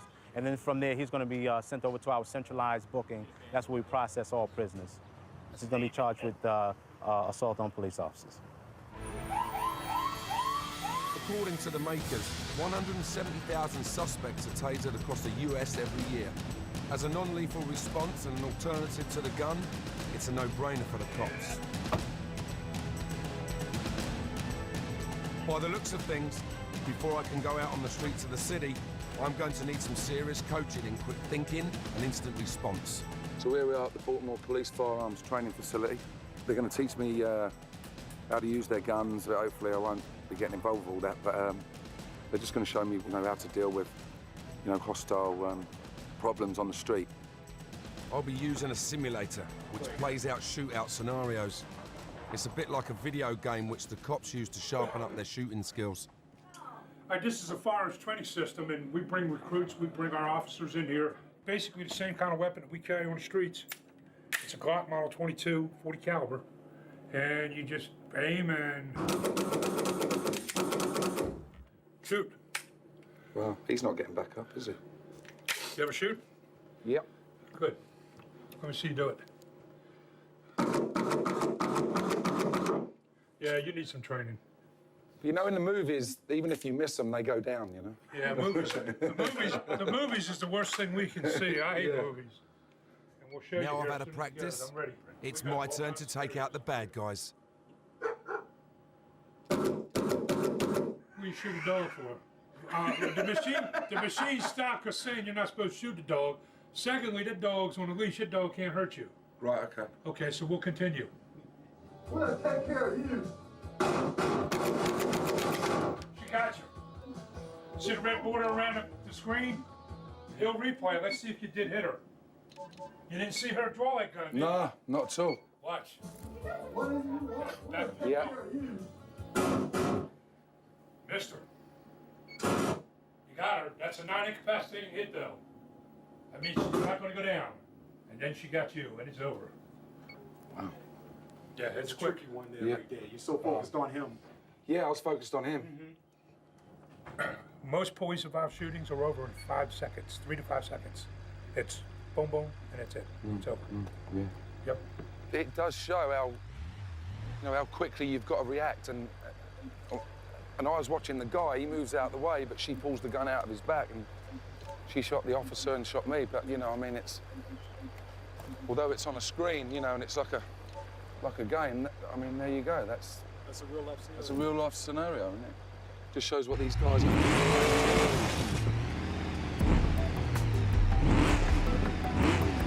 I've only been in Baltimore for 24 hours. Decisions must be instant, and they are the difference between a good outcome and a bad one. Today I'm going on patrol with officers in the Southwestern District of the 9th. It's one of the most dangerous in the world.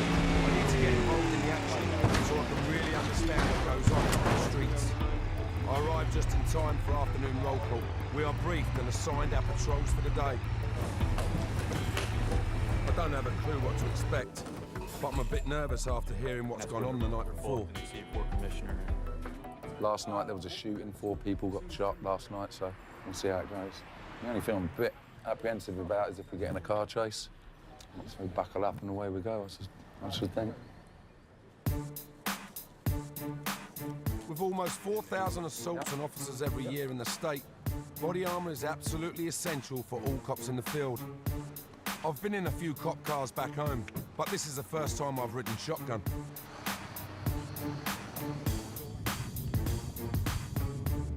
I'm riding with officers Troy Harris and Tim Hefner through some of the toughest streets in the city.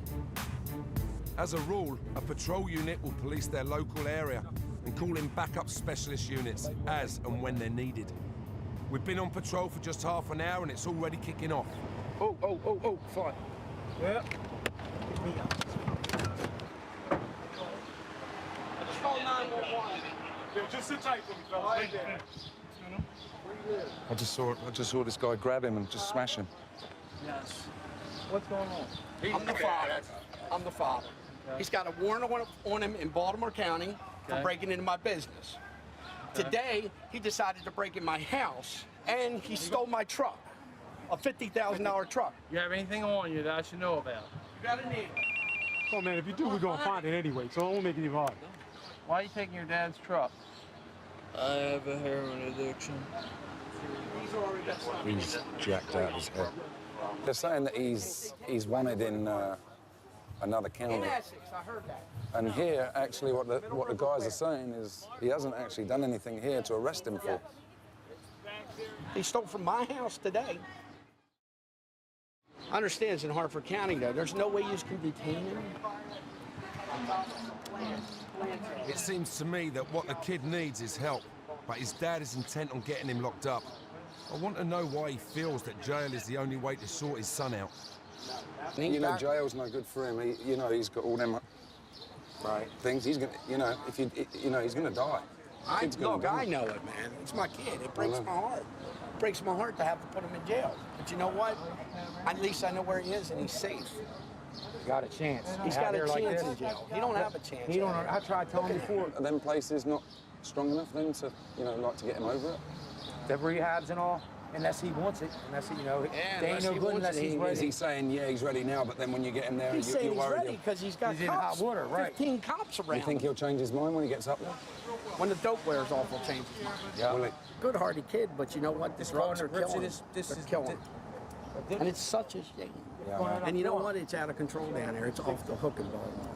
You picked the right place to come find the violence.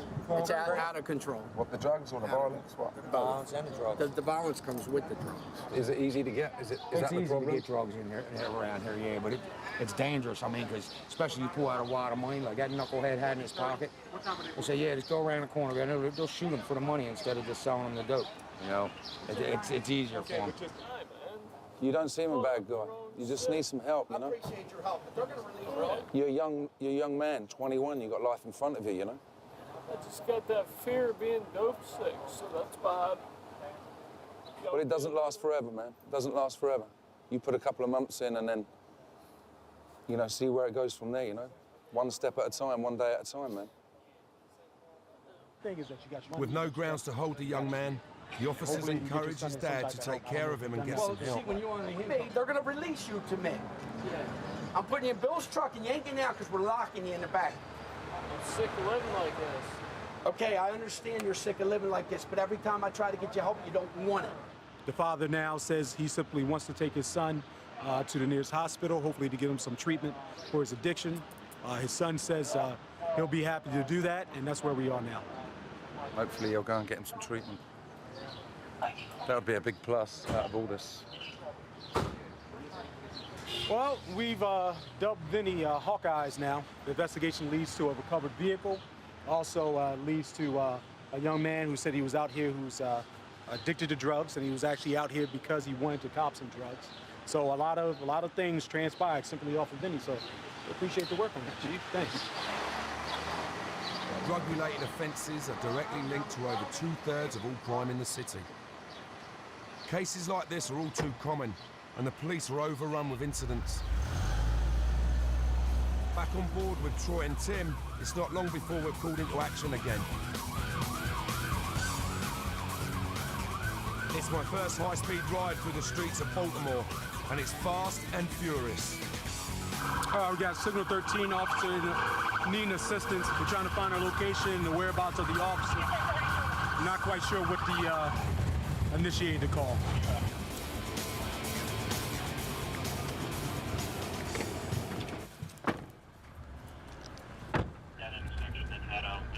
At the scene, 3 suspects are in handcuffs already. You got ID on you, man? crack right there. Fuck. And they got suspected at this point crack cocaine. Crack cocaine. I suspect crack cocaine. Yeah. The driver and passenger of the Jeep Cherokee were delivering narcotics. We interrupted the narcotics deal, the purchase. We watched the exchange. We blocked the vehicle in. How much do you think's their street value? A couple thousand at least, easily. These may be connected to the kid that we saw earlier on. In the state that he's in, why would you feel sorry for these, you know, distributing it? It's their choice. You're not going to stop it. Yeah. Even for a first-time offender, the punishment can be tough. Jail terms can be anything from 10 to 40 years, depending on the amount. But even that doesn't deter the pushers. Many of them deal again when they're released. It's the end of our shift, and I've witnessed the drug problem here firsthand. We head back in, and I've got plenty to think about on the way.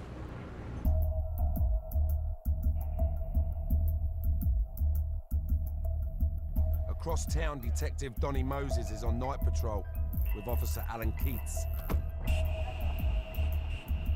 After the heat of the day, the cool of the evening brings a darker side of the city onto the streets.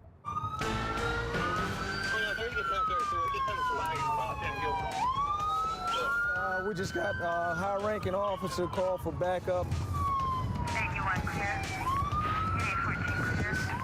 So we're on our way to that location. I mean, at this time, we don't know what's going on, but it sounded pretty urgent, so we're on our way there now.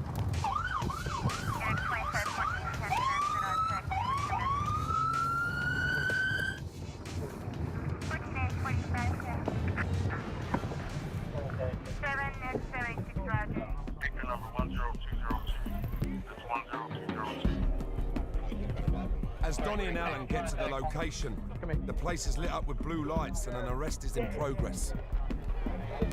Hey, Lieutenant. This is the gun that they got off the suspect. Like I said, they got out on a guy they suspected to be armed. When they jumped out, he took off running. He was quickly apprehended. The gun was recovered. We're not going to touch it, but you can see it is loaded. Smith & Wesson with 9mm. With at least 6 rounds. This was a good gun. It's definitely a good grab off the street. So that's great work. Yep. Great work. Any gun off the street is a good result for the cops. But as they get back in their car, a report comes in of a shooting nearby.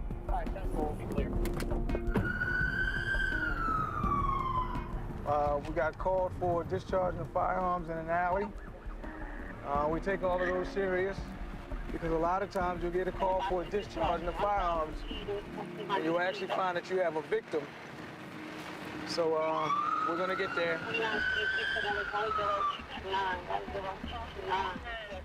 This area, they got a store right there, stores across the street, it is empty. Chances are there was discharging around here, and everybody who was here vacated the scene.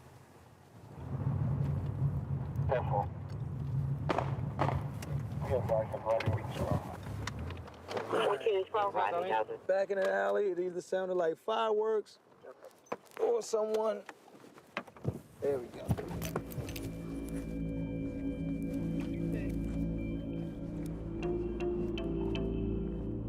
Even though they're armed, it's an extremely dangerous situation for Donnie and Alan. Anyone could be waiting in the shadows. Although it's dark, they still have to make certain of their targets.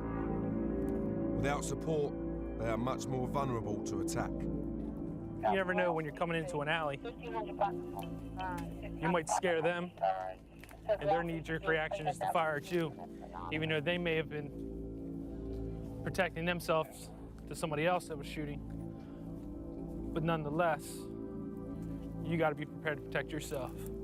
We have 2 calls in respect of 1. So the other unit that showed up on scene, they said that it was just fireworks, firecrackers.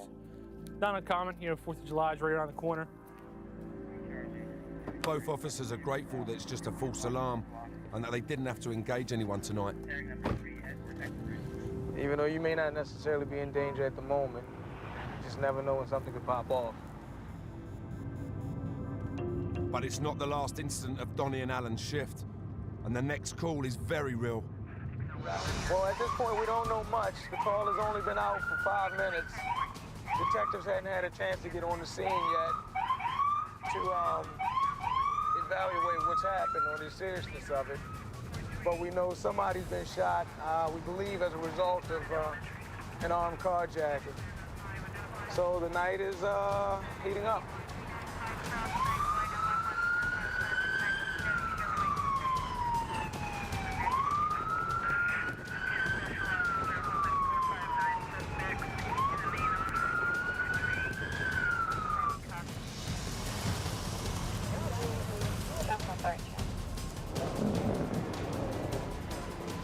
Officers and medics are already interviewing and attending a man who has been shot in the buttocks. Another man has been rushed to the emergency room at the local hospital with a gunshot wound to the face. They were in the area, probably about a block over from where we are now, driving a BMW when at least one suspect approached, ordered them out of the car, fired the weapons. Neither of the two men are suffering from life-threatening injuries. He's Detectives are searching the location for any clues. So right now what we're doing is we're up here at the scene of the shooting, just protecting the crime scene. You know, everything inside this tape, you know, could be evidence, has to be preserved in its current form and where it's at. Right now, that's our main priority. We now have a medic coming for this victim. It's this swift response that enables the area to be locked down and any information to be gathered as quickly as possible.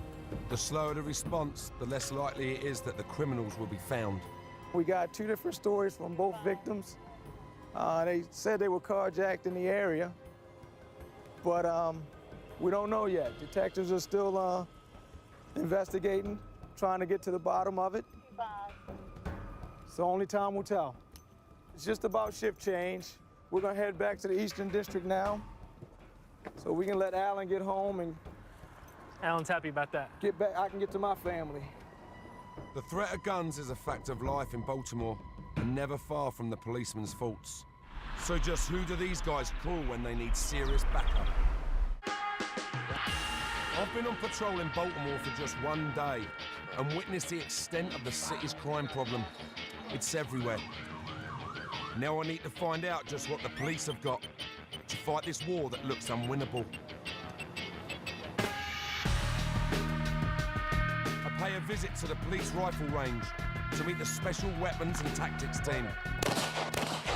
That's SWAT to you and me. These boys are at the top of the cop tree, trained to the max and armed to the teeth. They're sent in as a last resort when a full-on response with max firepower is needed. That was impressive. Okay. Yeah, well done, guys. Officer Zach Wine shows me through some of their arsenal. Standard handgun, 40 caliber. We carry our handgun. We have lights on the front. This is a 20-inch shotgun. If you hold them up. 20 gauge? 20-inch. Yeah. They're all 12 gauges, but you can see by the barrel length that you can shoot a little further, a little more distance with this. But as far as like an entry weapon, this is a 14-inch. You see how much shorter it is? So when you're going in a house, it's much easier to swing through hallways, but it's going to spread a lot quicker. This is a G36. It fires 223 rounds. There's the magazine for it. Holds 30. It's plastic, huh? Great sound, that, huh?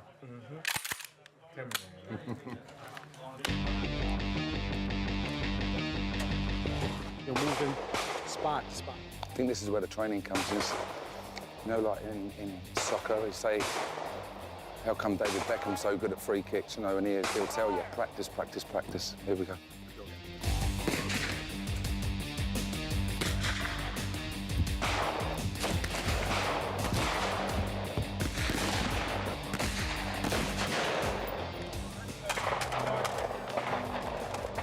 I can see the grouping from here. Unbelievable. Good grouping. Thanks. I'd have you on my side. These lads are obviously crack shots, but just how good are they, and what does it take to be a member of SWAT? What'd you say? What your score was? Yeah, I got 100, but I'd lie and say it was 100 anyway if the camera was on. It was 100. I got them all in. What would happen if you got, say, a low score? Would you have to... A 90 is the lowest score.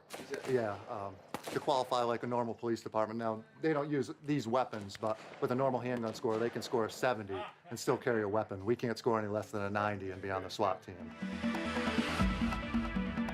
Next up, it's my turn, and the Sarge sorts me out with some proper hardware. Just take this over your left shoulder and around your head. There you go. Just like that, okay? And then I'm sure you've handled a weapon before, so just like that. You have your aim point here. Yeah. One click down, semi-automatic. So you pull the trigger, it'll just fire one round. Right. Both click down, so if you go all the way down, yeah. If you pull the trigger, you hold the trigger back, it'll discharge until you're out of ammo. Okay. Keep that red dot right in the center of his chest and just pull back nice and slow. And hold the trigger back. That's it, that's it. All right, headshots, go for the head. Yeah. Pull the Now trigger, I let get it to go. see Pull the trigger, just let it how go, and then deadly we'll this see how it weapon goes, really okay? is. Yeah. All right, so go fully automatic, all the way down, 1, 2. Just hold it to the rear and let it ride, okay? Okay. All right, go ahead. Whoa! There you go. Weapon on safe. There you go. Okay, good. Okay. There you go. Thanks. You're very welcome. It was a nice little rush, isn't it? That's Yeah, something, isn't it? super. We got him anyway. Yeah. Did you? Very good. Sure. That's it. There's the. That's where he said I had to get inside. So there's one out there, but he got it there, and then this was the semi. Look, one right there. It's all very well to go firing at paper targets, but what if I was faced with the real thing? It's not just about pulling the trigger. Right. It's the years of training that go into making a SWAT cop that makes them such a deadly force. With the sound of gunfire still ringing in my ears, I head back over to the Eastern District to meet Lieutenant Rob Quick of the Violent Crimes Impact Division. They were formed in '91 to focus on gun crime, drugs and gangs. They're responsible for half the narcotics arrests in the city. I hit the streets with Rob, who brings me up to speed with the area and fills me in on why policing is in his blood. What made you decide to join the force? It was a family affair. My grandfather was a Baltimore City policeman. My uncle, his son, so it was on my mother's side, was a Baltimore City policeman. I was very close with him and my grandfather growing up. I knew right away it's what I wanted to do. How many cars we got out tonight, do you think, Rob? Tonight we've probably got about 12 cars going. 4 squads, 3 cars per squad generally is about the rule. We're on the prowl. Guys will begin to drive around and look for suspicious activity, monitor the radio for any calls for service, which might be something we'd want to address. And every incident, even when you pull a car over, whatever, there's always that threat, isn't there? There is. You never know what you're going to experience out here.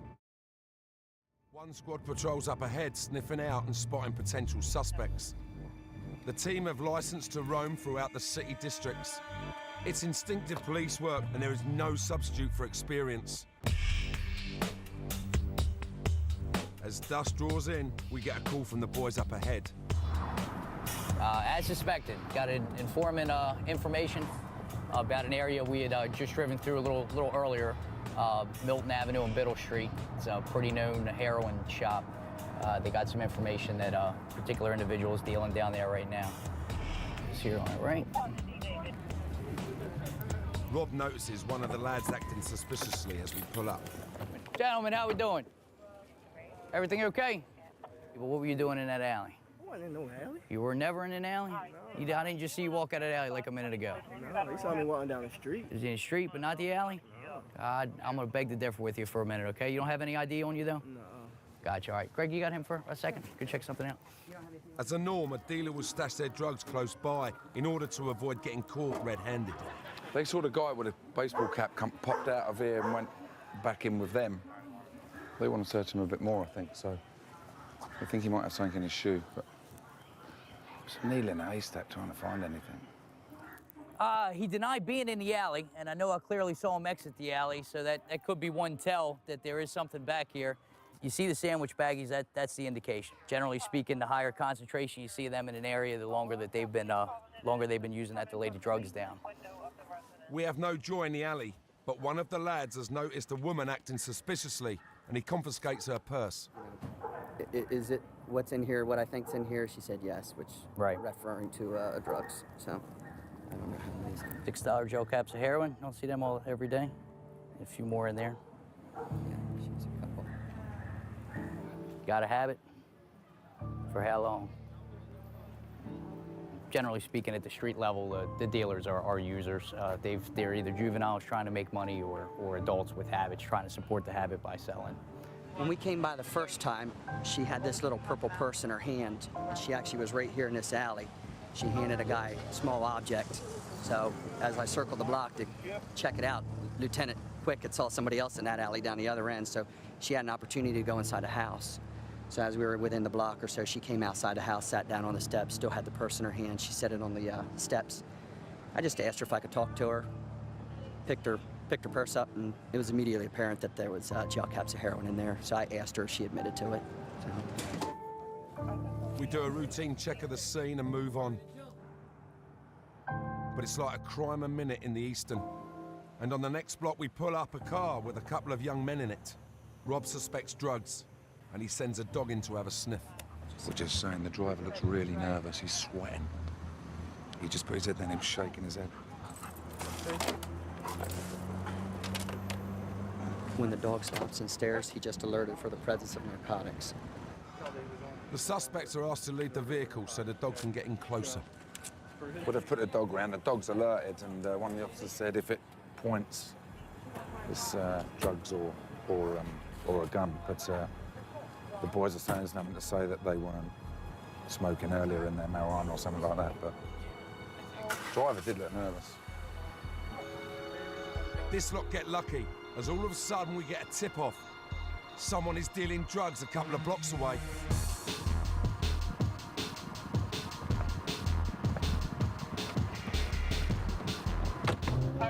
One unit's pulling up in the area right now. See what he reports.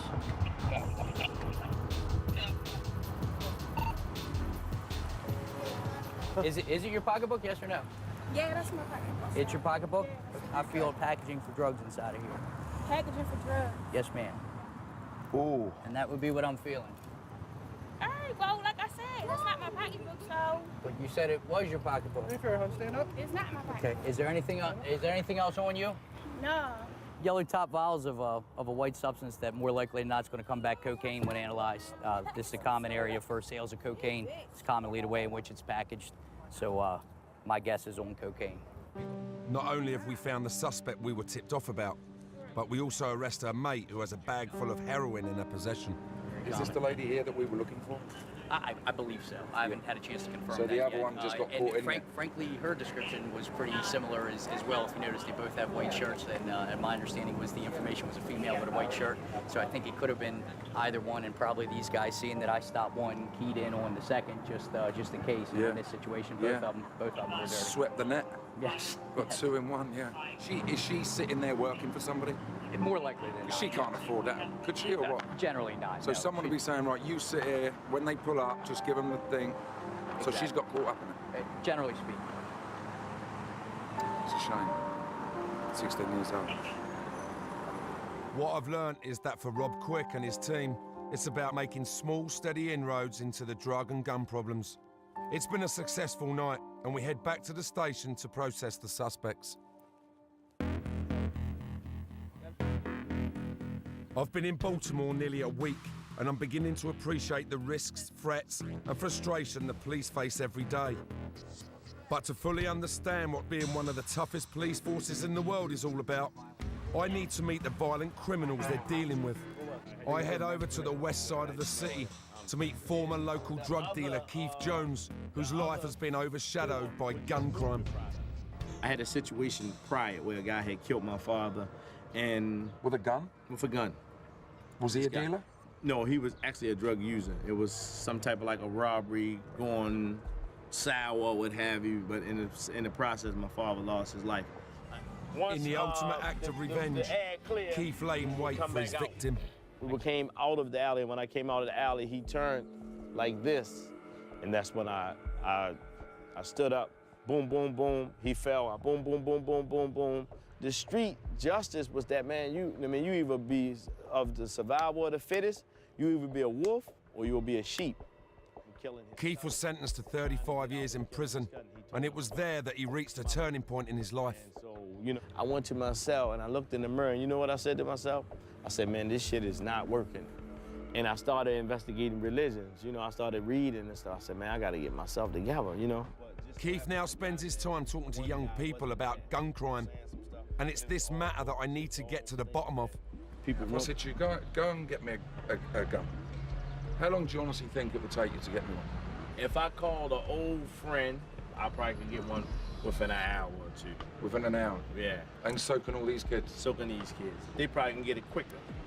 They can get it quicker because the reality is what they do with the drug money is that they buy guns.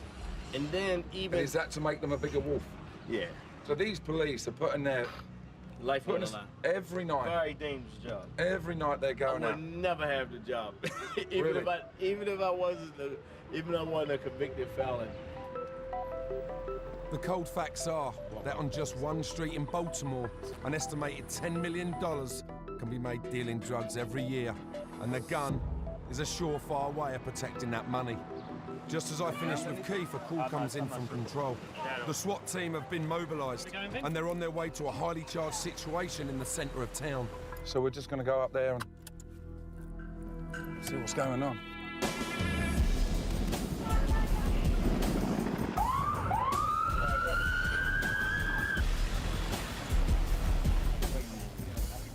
When I get there, the police are closing down the block and the crowds are held back.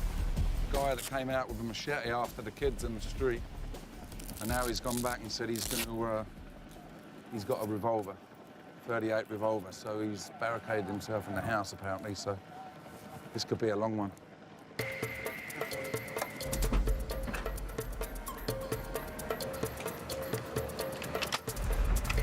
The first team are getting ready to go in and extract the original cops from the line of fire.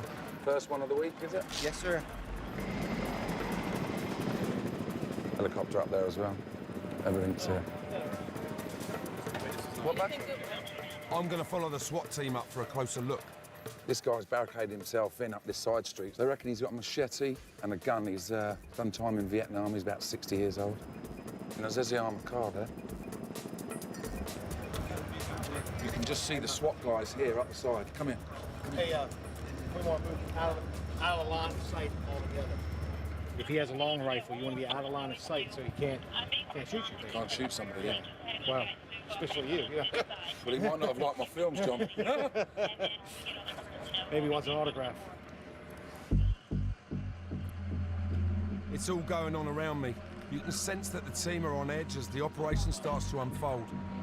The guys that were here first on the scene, we basically chased him back into the house. They've had to stay there and secure him. So then the van's gone in, got them in the van now, brought them back out to safety. So now the boys, that's why we saw the boys with the big shields going in. SWAT have carried out the first part of the job. They've removed the patrol officers who were first on the scene. It's then that the negotiators come forward, and I managed to get hold of one for a word. What's going on? Most of the snipers are here, and they're going to be setting up in their positions. Then negotiators are going to go up in the Bearcat and try and make contact with them. We can roll from there.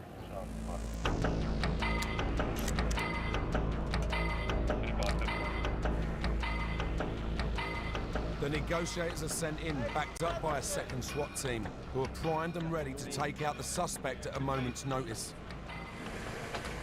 The amazing thing is, they've just gone there now, them boys, and they're in full lock and load mode to shoot this guy. I wouldn't like to be that geezer now, I'll tell you that.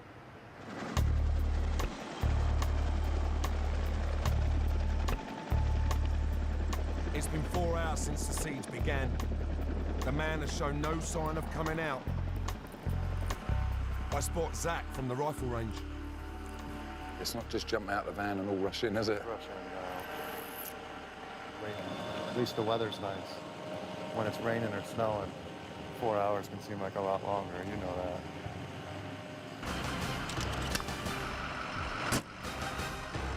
SWAT command decides to offer the suspect a final ultimatum. The team then moves into position to bring the siege to a close. Tell them to come outside with their hands up. I'm told they might fire tear gas and I'm asked to clear the area. But I can't move. I need to hear what's going on.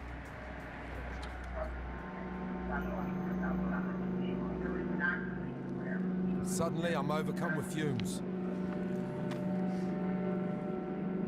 We're about 60 yards away and they've put the tear gas in there.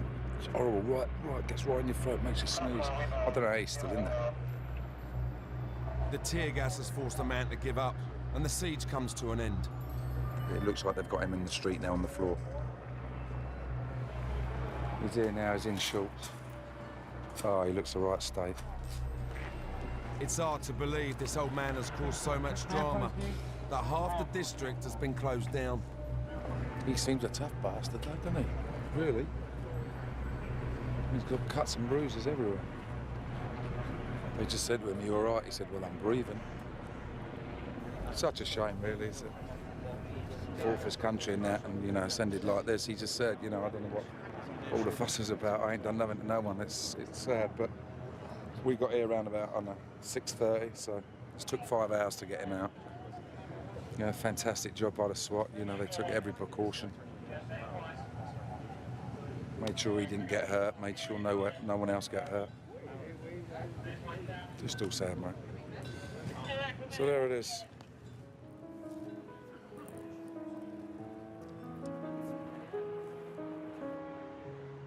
It's been an eye-opening week for me in Baltimore. It's a city where the poor areas are suffering from mass unemployment, where making money from drugs is an easy option. A massive 10% of the population are addicts and ready to do anything to get high. It's no wonder the cops of Baltimore are struggling to cope. Being a cop here is not just about bigger firepower and taking people out.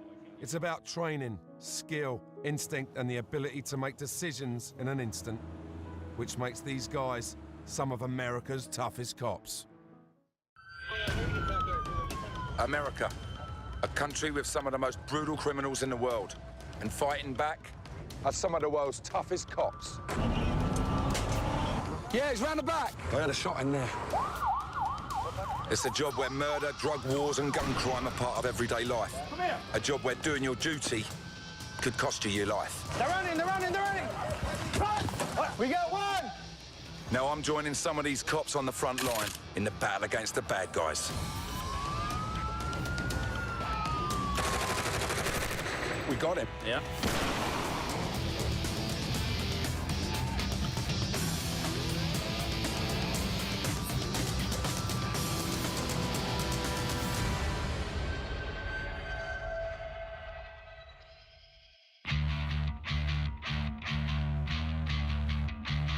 This is New Orleans, the Big Easy.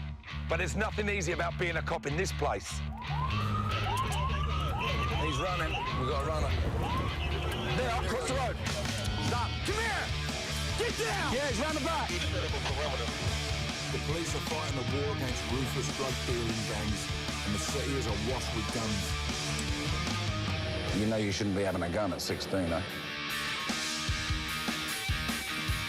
New Orleans has the highest murder rate in the country, with a killing nearly every 2 days.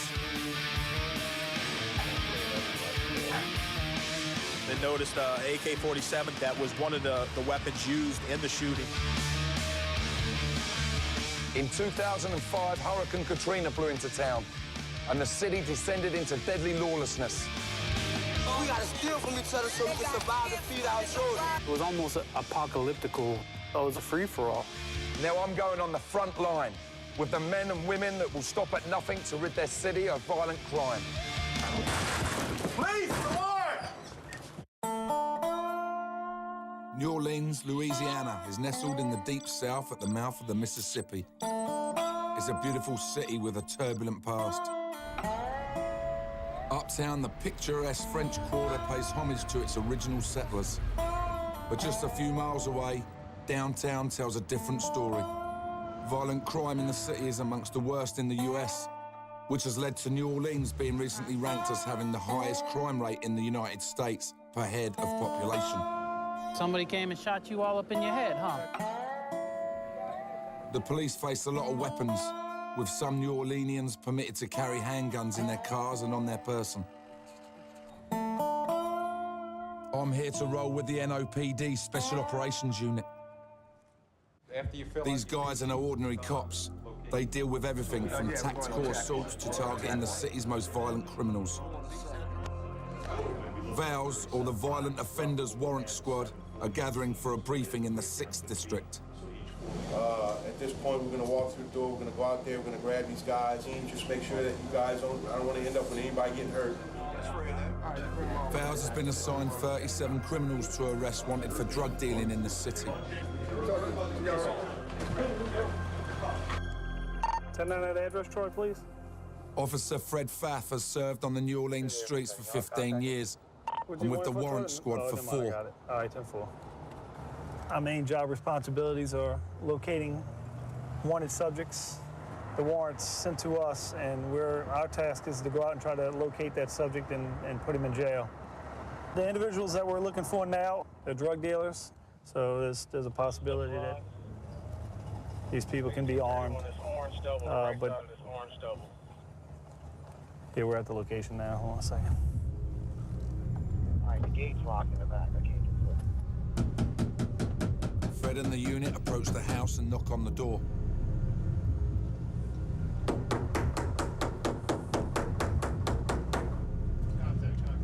After a short while, they make contact and the lady answers. That's my uncle, but he doesn't live here. He don't live here.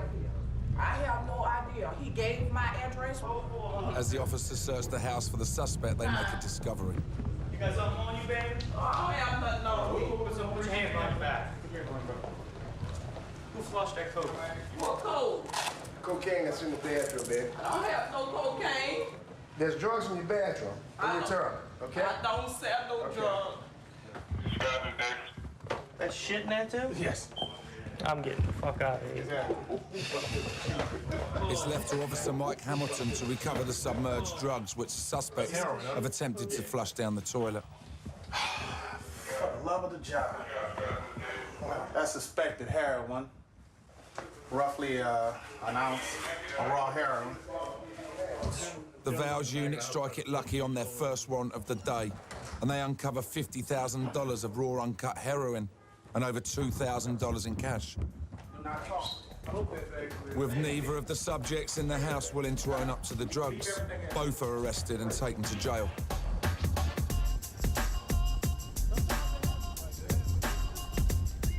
The VOWS unit are on the front line of the crime war in New Orleans. Every day they are charged with bringing in the city's most wanted. From armed robbers and murderers to prison escapees and drug dealers. Distribution of heroin. They often face hardened criminals with a lot to lose, so a tough and uncompromising approach is always necessary. You're going to jail. The distribution of crack cocaine. Me? As the day rolls on, VOWS round up 30 wanted criminals and a large quantity of illegal narcotics. Open the front door!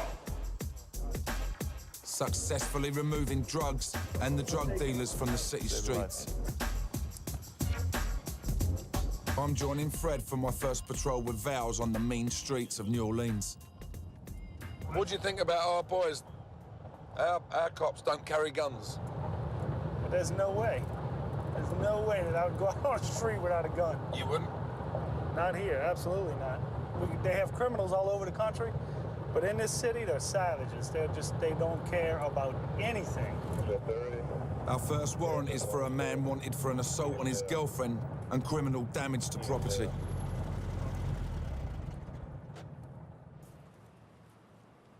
But I want to earn my place in the patrol car and prove I'm not just here for the ride. In New Orleans in 2007, there were over 3,000 arrests made for domestic violence. Can y'all push on this gate for me real quick? With nobody answering at the front door, Fred tries to gain access to the backyard to see if there's any sign of life. There it is. Finally, after some determined police work, we get contact. Come to the front of the house. It's the police. Hey, How's it going? Morning. You have a shirt? Yes, I have. Hey, listen, dude. Yes, sir. Calm it down here. Okay. Take it down a notch. I am. I'm surprised. Your girlfriend or whatever y'all was going on with I'm y'all, very surprised. she put charges on you. We didn't do it. Okay. She did it, okay? Well, that's a big mistake. You have a warrant on you, okay? That's why we're here, all right? As the suspect is led from the house, his aggressive nature becomes apparent, something the sergeant is quick to subdue. This is embarrassing. You treated a man like a rat. Like a what? Like a rat. You're not being treated like a rat? You treat your girlfriend. I did not. Okay? So I don't did come out here not. with all that bullshit. I would never hit anybody. Did I say you hit him? No. You threatened him. Get your hands from the floor, man. The guy come out, don't treat me like a rat. The sergeant just went, man, we'll put you in a fucking cage, we'll treat you like a rat. It was my first case with Fred, and I was proud to have aided in the arrest of a wanted man. When I opened that gate, it was like, I can't express the satisfaction. Remember when Fred said, wiggle the gate? Wiggle the gate. I wiggled the gate and it opened up, and it just opened up the case. Absolutely, you got that right. So, we could be getting a taser gun or something by lunchtime, probably. I'm in New Orleans, Louisiana with the Elite Special Operations Unit. Good man. When they're not serving warrants on some of the most wanted criminals in the city, they're on SWAT duty, knocking down doors and storming houses. It's my first time at Special Ops HQ, and I'm impressed.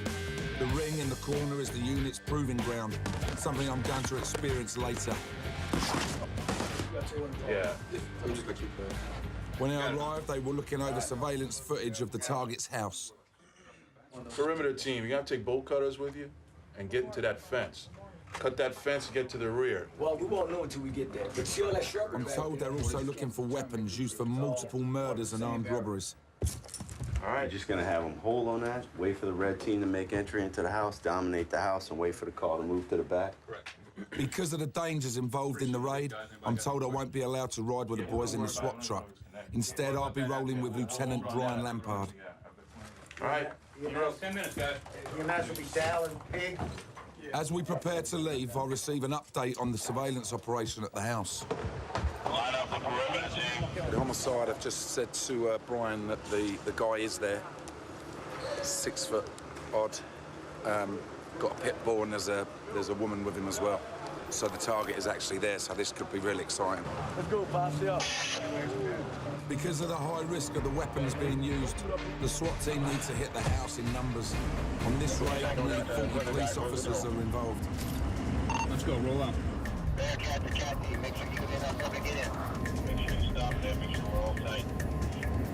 What's the dangers here now, Brian?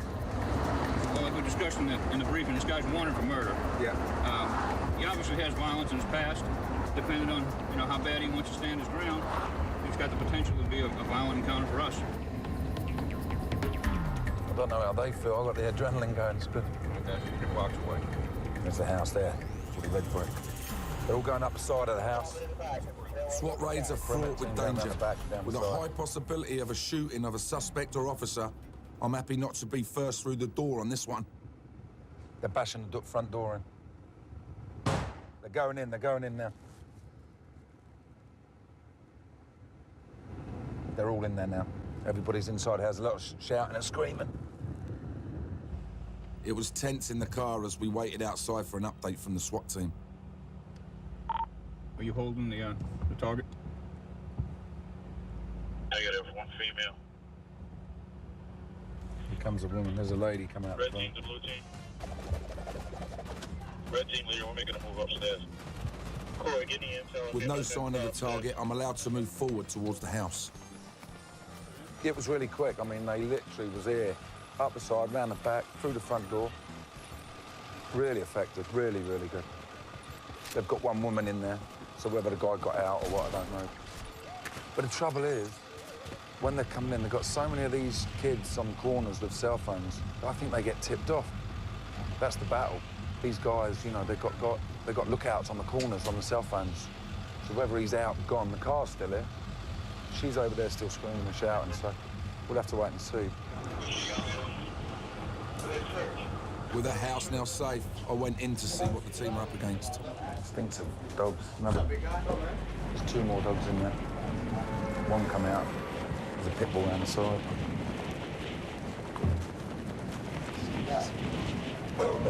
Officer Chad Gagnon was first through the door. You never know what you're going to get. I mean, you know, the warrant is a homicide warrant, so you know you're going after a guy who's already committed a homicide. His potential for violence is very high. You never want to see those days where one of us don't come out of the house. You know? Even though the target wasn't in the house, the SWAT team recovered a weapon used in a double murder. The gun will eventually be destroyed, along with the estimated 2,300 firearms the NOPD recover every year. I'm impressed watching the unit in action. These guys know what they're doing and are clearly very good at it. I'm disappointed not to have gone through the door with the team, but they've told me I can prove my worth to the unit in an initiation test that they have planned. My reputation precedes me as a bit of a hard man, so they've told me I need to face one of their tough guys in the ring. To them, I'm Hollywood, but they don't know I've recently spent 6 weeks in the gym training for my last movie. Oi, I'm the only traveller who's won 6 years in a row. I done the Strength and Honor movie with Michael Madsen, and I was in the gym for 6 weeks, and Wheeler got into it, and you realise how hard it is. I'm ready to fight, but then Jeff, the prize fighter, steps through the door. Jeff, how you doing, man? Yeah, bro, it's good to meet you. Hey, Vinny. Hopefully he's got an extra thick head guard for me, and he takes it easy on me, because we got to work tonight. And this has become precious now, so... What, you 220, Jeff? 230? Yeah. 265. 265, there you go. And I've just lost about 12 pounds. As I'm giving up a weight advantage, I'm going to have to draw upon my speed and nimble footwork to get through this fight. Whether that will last for 2 rounds is doubtful. I'm sparring for the honor of the SWAT team. Fight for Britain. Flying the flag for Britain. Nervous? We'll see. As long as you don't put me on my arse, I'll be fine. If he does, I'll kick him in the bollocks anyway. I'm aware of this. In case he throws a low shot, I'll still be able to have some kids. This is my chance to prove myself in front of the boys, and they've all turned out in force to see Jeff take me down. I don't know. This is gonna be a close one. I don't know how the man can do it, but the young buck can hit hard. I know that.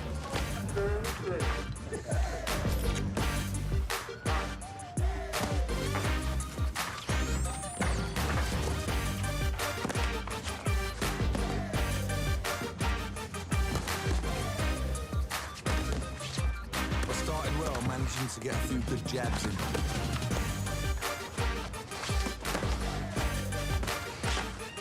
But then my fitness started to tell. The legs couldn't keep up with the heart, and Jeff got through the guard.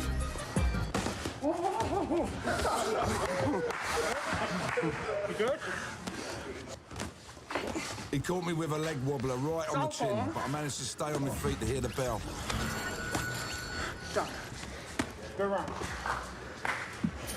Don't tell Vinny now, but if he beats Roach, we're gonna book him. He's going to jail.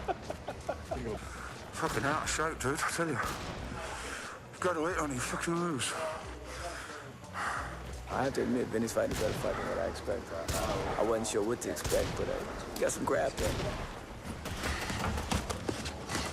I came out fighting in the second and gave it me all.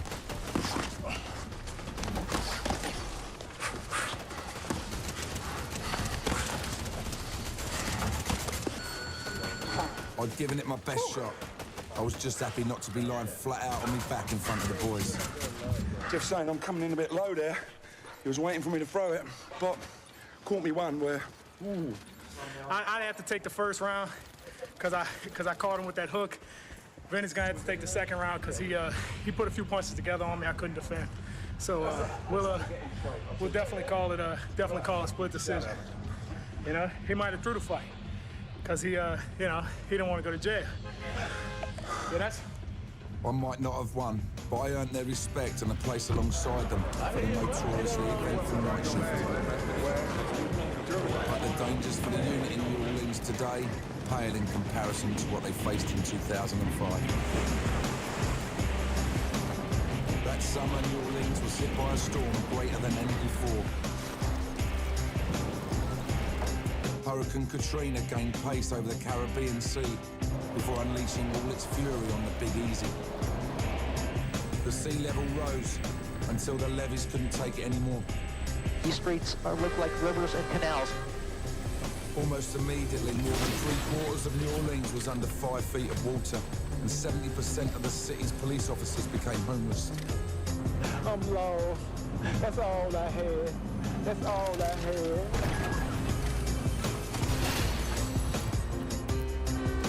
Jason Samuels was one of many NOPD officers that stayed in the city to help its citizens.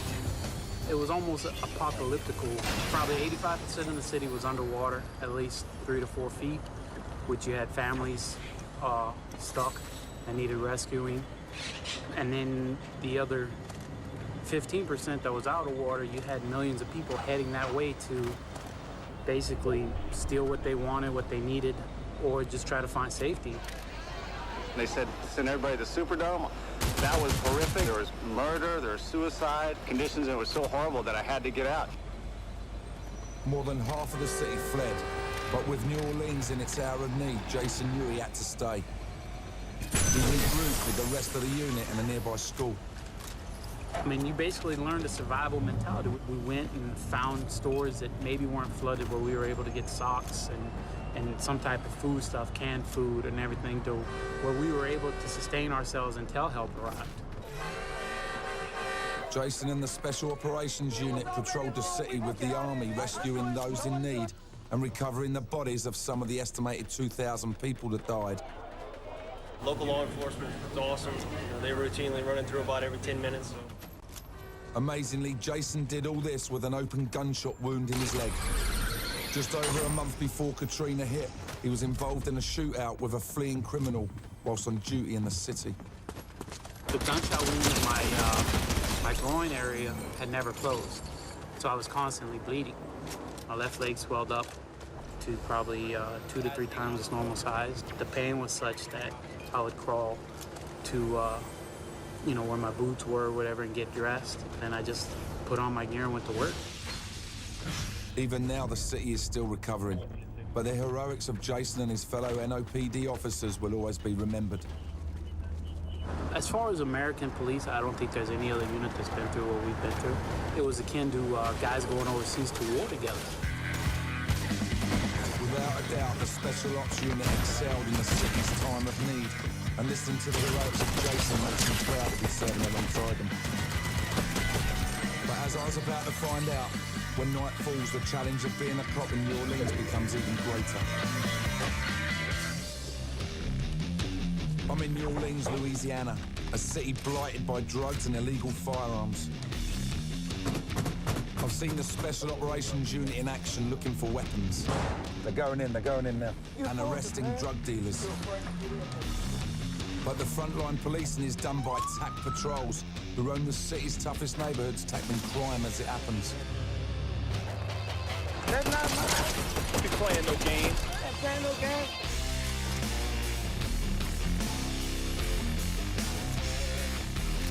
Officer Christian Frick is heading to one of the city's most crime-ridden neighborhoods. Tonight we're in the 5th District, and we're going to look for some known drug hotspots.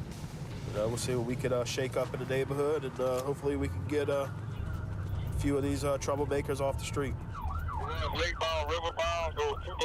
The night is still young when Frick gets a call to assist other officers on the scene of a triple shooting. Yeah, this is actually going to be the scene right here on the left with all the news cameras. What's the script, Unit? What's the script? On the scene, Frick discovers that 3 men in a 4x4 drove past and sprayed everyone on the pavement with an AK-47. One of the victims is a 16-year-old boy. The crime actually happened right here by the car where all the cones are. From there, once the shots rang out, the victims probably ran over to this tire shop, at which point they were hit, and unfortunately one's down, and he's been pronounced dead on the scene.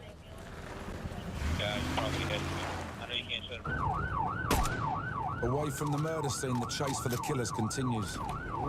Officer Frick gets information that the car used has been abandoned nearby after a brief chase.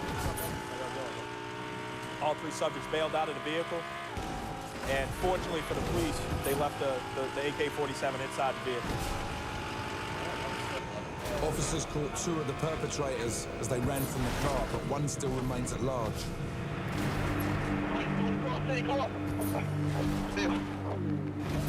As Christian returns to the car, he gets a call that the remaining wanted man has been spotted.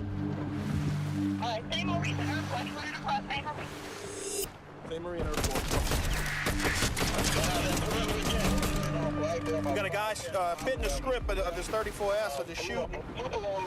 He just ran across the street here. He's gonna bunker down now. We got this perimeter set fairly quick over here. And we're gonna stop right here. This is gonna be our corner. We're gonna get out on this corner here. Set up this perimeter. As the killer darts through the gardens, the units in the area quickly cordon off the block that he has last seen him. We're gonna have a solid perimeter on this guy now. The subject crossed one street, now he's gonna be in this street here.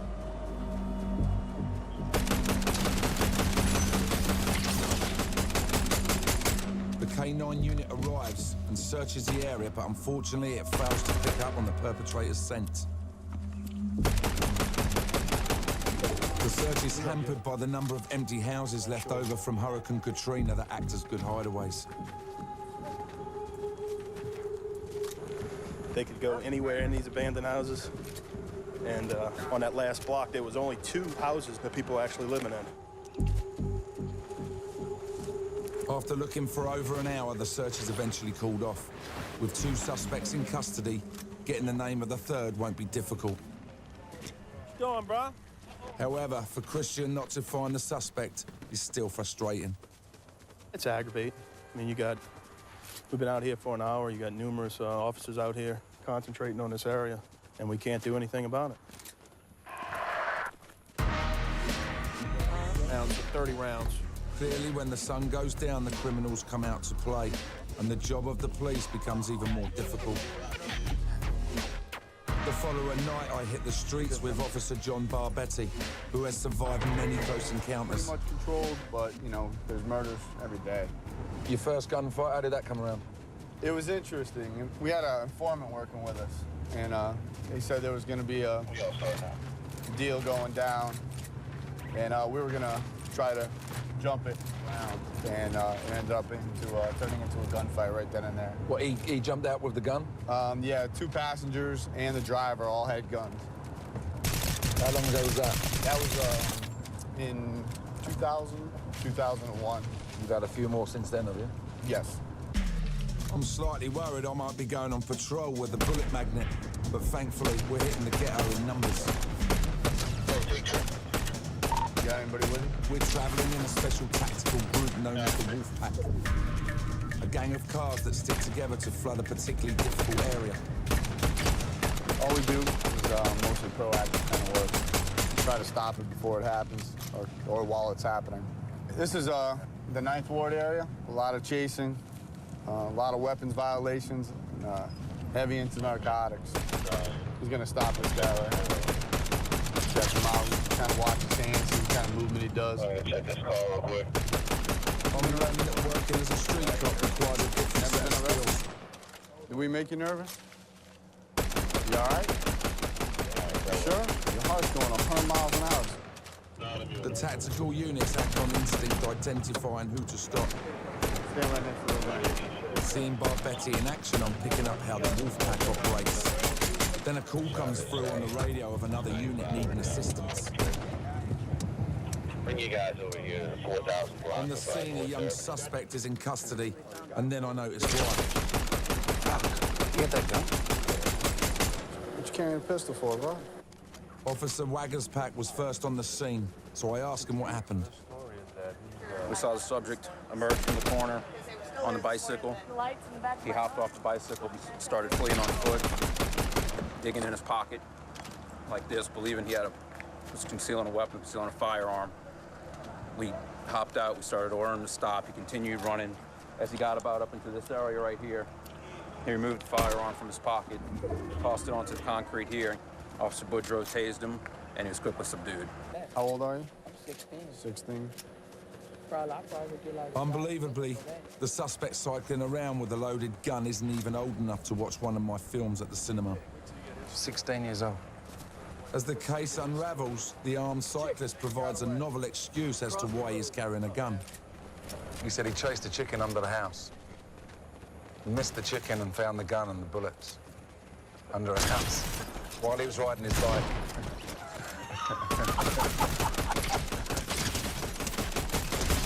As excuses go, this one ranks right up there. I went to speak to him to see if there were any holes in his story. What happened with the gun? Where did you find the gun? The house. Over there? Not over here, the street. What, was a chicken under the house? I was chasing a chicken. Why were you chasing a chicken? I sell a chicken, get the money, buy me clothes and stuff. You get $10 a chicken. $10 a chicken? How many did you get in a day? Huh? How many did you get? I ain't catching nothing. I found the gun. I was go sell it. Are you quick enough to catch a chicken? You sure? You know you shouldn't be having a gun at 16, eh? I already know. Why didn't you? You should have just stopped the policeman and just gave him the gun. So look, I just found this gun. Then you wouldn't be in no problems. I won't get no reward for that. Look at your reward now, then, huh? You know what I mean? You're gonna have this forever now, dude. In order to stop the chicken chaser from fleeing, the officers deployed a taser device. This temporarily stuns the suspect with 50,000 volts of electricity. Is that the first time you've been tasered?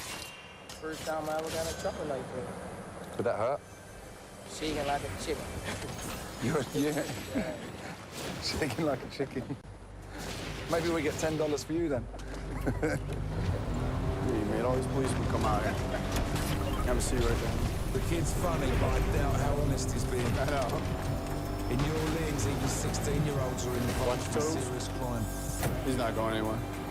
I mean, a lot of the armed robberies and stuff like that, and even nowadays the murders, the perpetrators are getting younger and younger. So who knows what he had on his mind, you know? Watching the Wolfpack deal with the armed cyclist, it helped me understand the challenge these cops face, and rolling with John and the boys is starting to get me thinking more like a cop. Is this you? From Florida. Jennings 9mm. As the night wears on, we're coming up against more and more guns, and I start seeing what the cops are up against each time they step onto the streets. 2 guns, 2 stops, 2 guns. It's an eye-opener to be riding with John and the Wolfpack, witnessing firsthand the dangerous job they do out here. We received a call to respond to yet another stop and search when the unit ahead spots a suspicious car at the junction. Betty tells him just in case he needs backup. Then a simple stop and search turns into a car chase. He's running. We got a runner. We got a runner.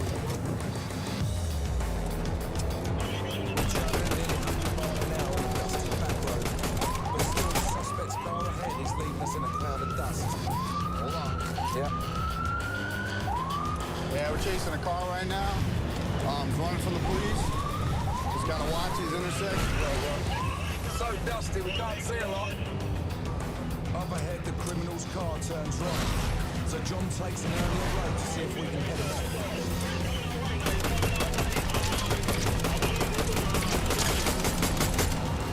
We're paralleling him right now. See if we can cut him off. As we wait for the car to emerge, the chasing unit radio, and they tell us that the wanted men have crashed and are now on foot.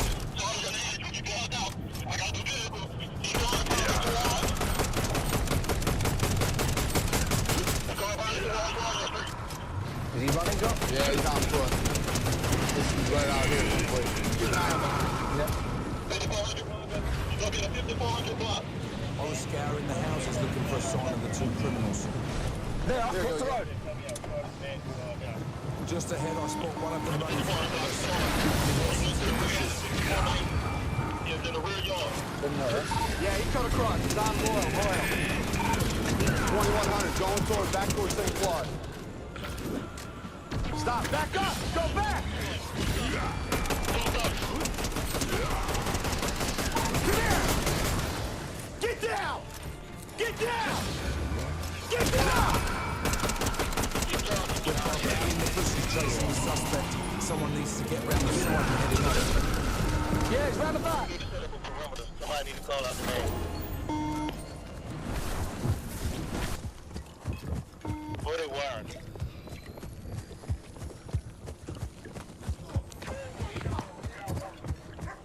You got him back there? Thankfully, another unit was there to tackle him. Otherwise, I would have had to notch up my first takedown. What other way? What other way? What? But there was still one fugitive at large. Another one. Is there another one? I saw the fucker run behind us into the bushes.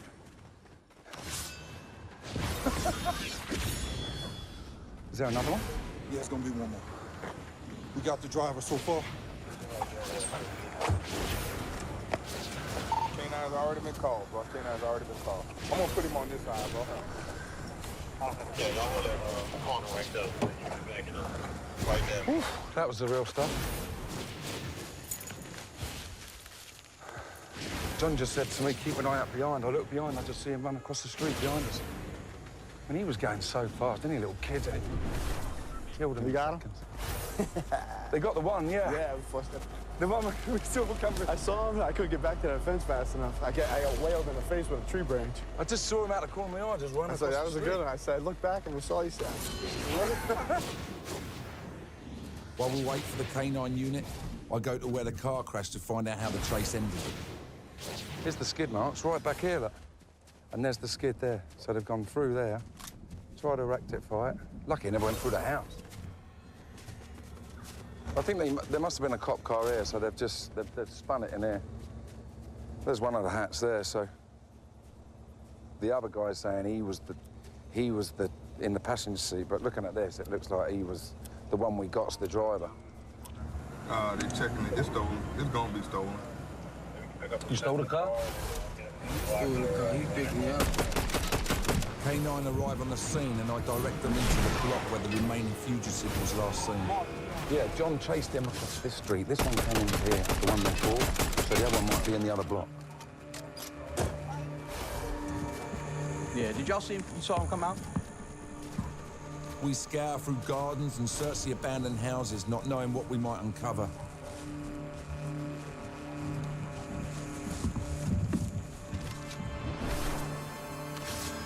My heart is in my mouth. Yeah, they don't know whether he's got a gun or not. They didn't find a gun in the car. So that's why everywhere they look, they've got the guns out first.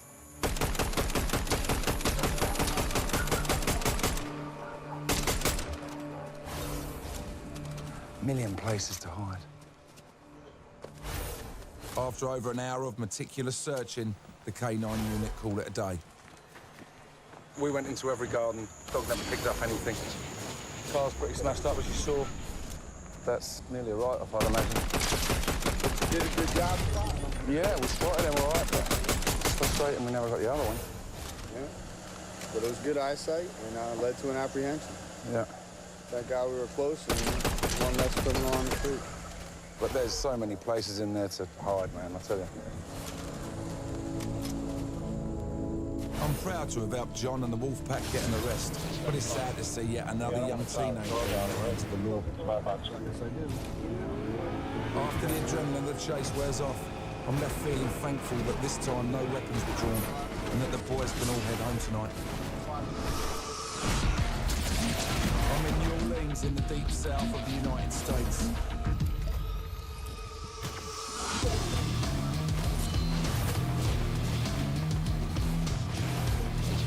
It's been a privilege to roll with one of the best units in the NOPD,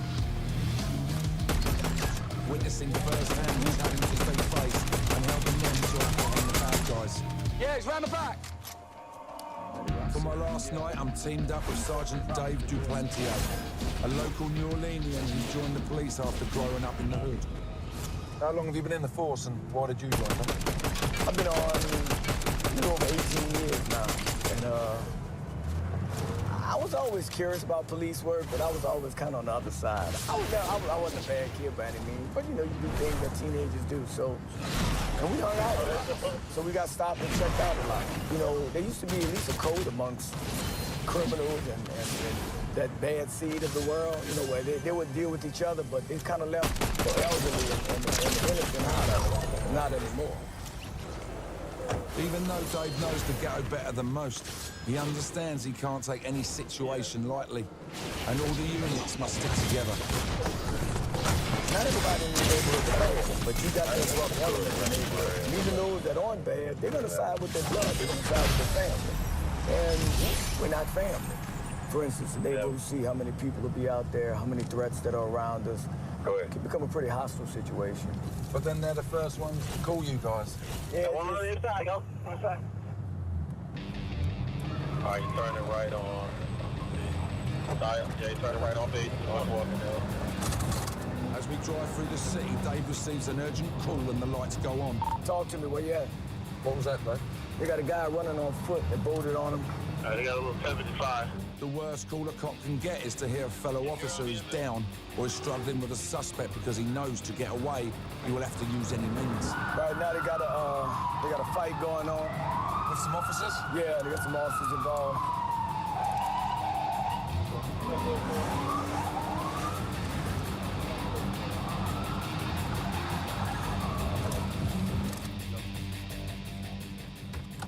You good? Everybody good? When we arrive, the area is flooded with cops to control the situation, and 3 suspects have been apprehended. I'm told that as the officers went to apprehend the suspect, a gun was pulled. Might be easy to get over. And after a brief struggle, it was thrown into a nearby alleyway. The number of units is justified, as this street corner is at the centre of a gang war. The suspects arrested are most likely gang members, armed and ready to protect their turf. After checking the rear of the property, Dave makes an alarming discovery. Poor man's version of a Benelli, huh? The gang had hidden a laser-sighted semi-automatic machine gun in the back garden. A sign that gang wars in this city are the real deal. In New Orleans, because many lawful citizens are permitted to carry and own guns, they are often taken in robberies.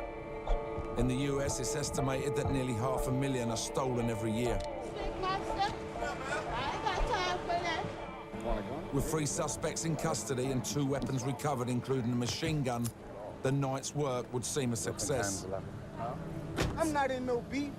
You violate me bad, man. You got me bad. But the challenge of dealing with so many young people with guns is troubling. Nobody. So calm down, all right? Look around, look at everybody right now in these cars and in handcuffs. Look at their faces.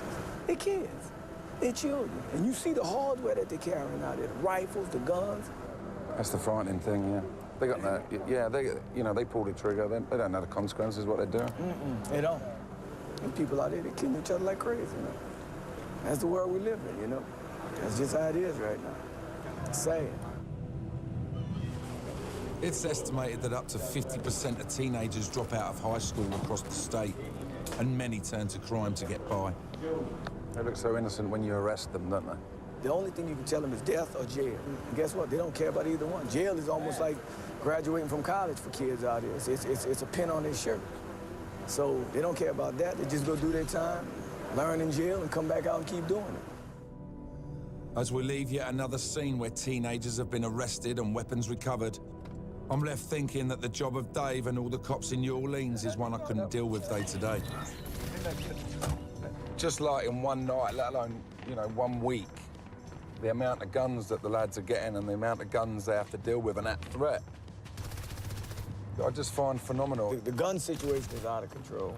It really is. Well, I mean, I've been doing this 18 years, and I still sometimes I ride around and I just, you know, every now and then you just kind of get awestruck with the amount of weapons that you see on the street. This is just a city where young, old, everybody's carrying a gun. It's almost like the Wild, Wild West. It's a hard-hitting final night on patrol with the Special Ops Unit. But with cops like Dave and the boys out here, New Orleans is certainly a better place. I've grown to appreciate the tough job they do, to understand it takes a special person to do this day in and day out. So basically, that's our time now up in New Orleans with the SWAT boys and everybody, and I've got to say it's been really enjoyable. I found that the longer we've been here, the more they sort of bring you into the group, and what's come out of it for me is how tight they are and how they all rely on each other. The shocking side of it all, really, for me, is the amount of young kids, you know, 16-year-olds walking about with a gun, you know, full magazine, loaded, ready to go. You know, great learning curve, full of excitement, great adrenaline rushes on the car chase especially.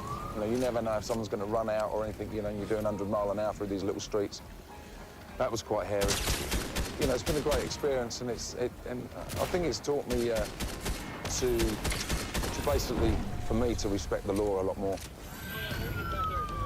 America, a country with some of the most brutal criminals in the world, and fighting back are some of the world's toughest cops. Yeah, it's round the back. I had a shot in there. It's a job where murder, drug wars and gun crime are part of everyday life. A job where doing your duty could cost you your life. They're running! Run! We got one! Now I'm joining some of these cops on the front line in the battle against the bad guys. We got him. Yeah.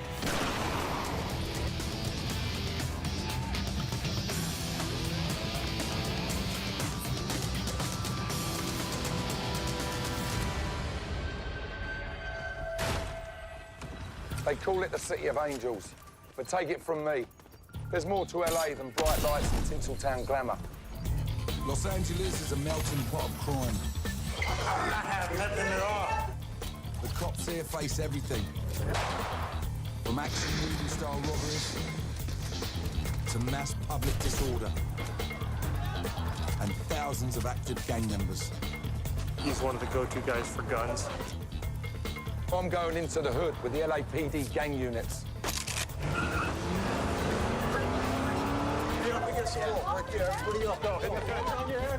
On their mission to clean up the city's most dangerous neighborhoods.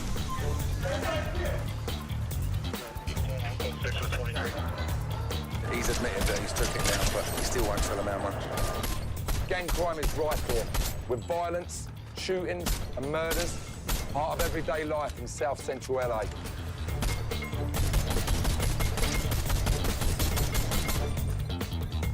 The most dangerous place on earth. Someone said a gunshot's been heard. Hit the curb. Put your hands on your head, turn around.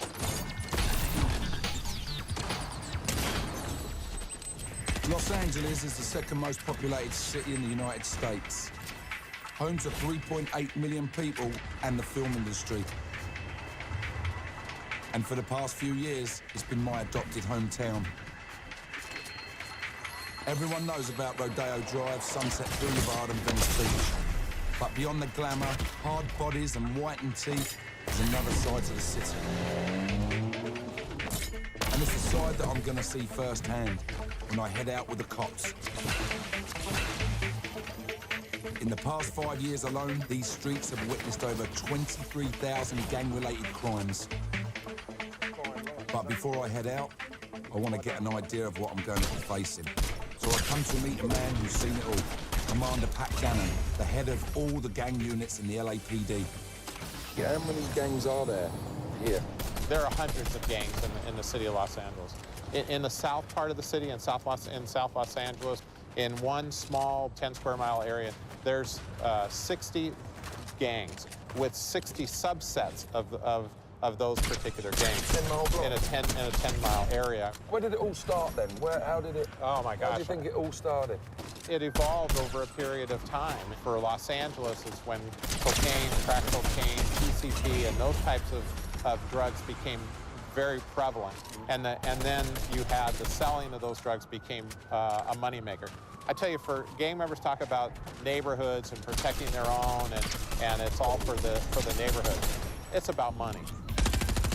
LA is home to the most infamous gangs in the world, the Bloods and the Crips. And their main business is the drug trade. The Bloods and the Crips are the city's black gangs. Added into the mix are the Hispanic gangs. In the last 25 years, more than 10,000 gang members have been killed. The highest concentration of gang activity is in the city, the notorious 77th District. And that's where I'm headed. I'm going to be on patrol with Sergeant Ron Lopez. The wall of his office is a rogues gallery of gang members. And there's quite a few of them. These guys here are Bloods, Bloods, Bloods, Bloods. And then within the Crips, there's two different sets of Crips. There's neighborhood Crips and gangster Crips. Vastly different, even though they're both called Crips. They don't get along. Neighborhood Crips, neighborhood, neighborhood, neighborhood, neighborhood Crips as well. The Troubles, Hoovers, all Hoovers are gangster Crips. So these guys will fight these guys just as much as they would fight these guys. Now I've seen what we're up against, it's time to get in amongst it, and I'm headed straight into the thick of it. We're headed deep in the heart of the 77th District gangland. Some gang members who are on parole have been spotted drinking at a house party.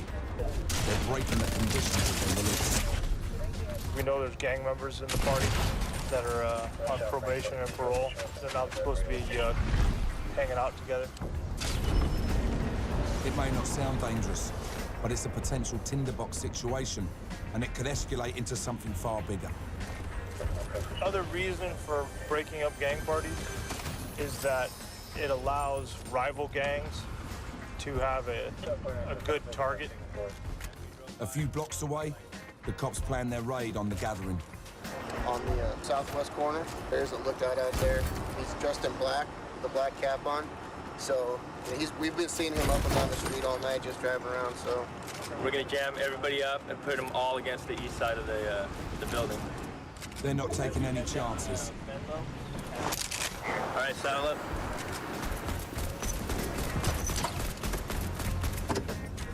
Every actor should have one of these. If everybody's still there, pertaining to the information we got during the little briefing right now, should be a pretty good hit. A lot of drinking, a lot of booze, a lot of drugs, possible guns. All of the above are very likely in a situation like this. What our guys will be paying specific attention for is that one or two guys that try to make a break for it on the back side of the group. It has a potential to be very dangerous. The boys seem quite keyed up for it. They like all this, do they? Oh, it's like a kid going to Disneyland for them. They affectionately refer to it as smashing. Yeah. And we're gonna go smash a party. So.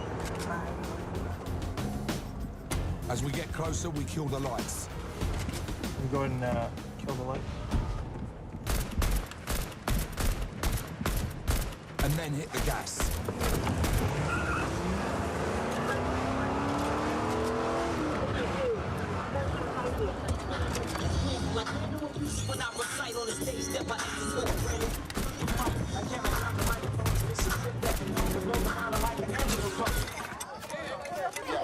Right there, everybody up. Go, hit the fence on your head, let's go. The party goers are lined up as the cops search the location for drugs and guns. But they find nothing, and the gang members they were looking for seem to have slipped into the night. They had surveillance that there was a few gang members there that they wanted to round up, but they think maybe the boys they were after slipped out. So it's a bit of after Lord's Mayor's show a little bit. So we'll move on anyway.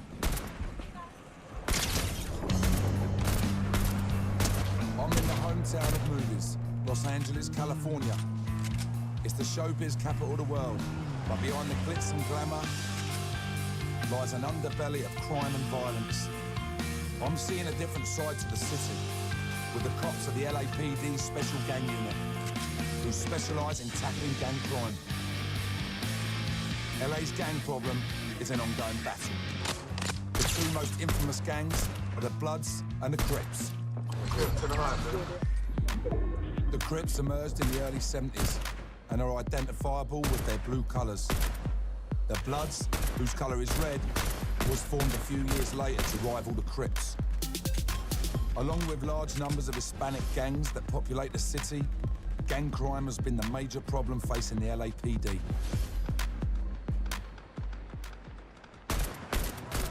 I'm rolling with Sergeant Ron Lopez. It's my first time on patrol on the Los Angeles streets, but Ron's been doing this for 14 years. The LAPD is in his blood. What was your inspiration behind becoming a cop, especially so early? I grew up with it. I'm actually second generation. My dad did 38 years with LAPD.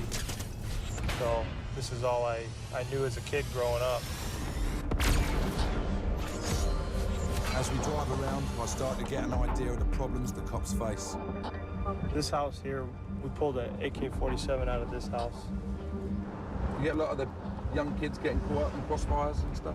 Yeah, we had 7- and 8-year-old girl got killed about a year ago, and there was about 300 cruisers in the gas station there, the Shell gas station. They were all just standing there, you know, smoking and joking. Somebody came by, and whether he was the right guy or not, they came by and he got shot right in the melon. Oh, right, okay, yeah. So it doesn't matter what street you turn on, at some point there's some gang influence there. Well, there's danger on every corner. Essentially, yeah. Who wants to live with that? Ron gets a call about a bust a few blocks away. Officers spotted a known gang member acting suspiciously as they drove past his house.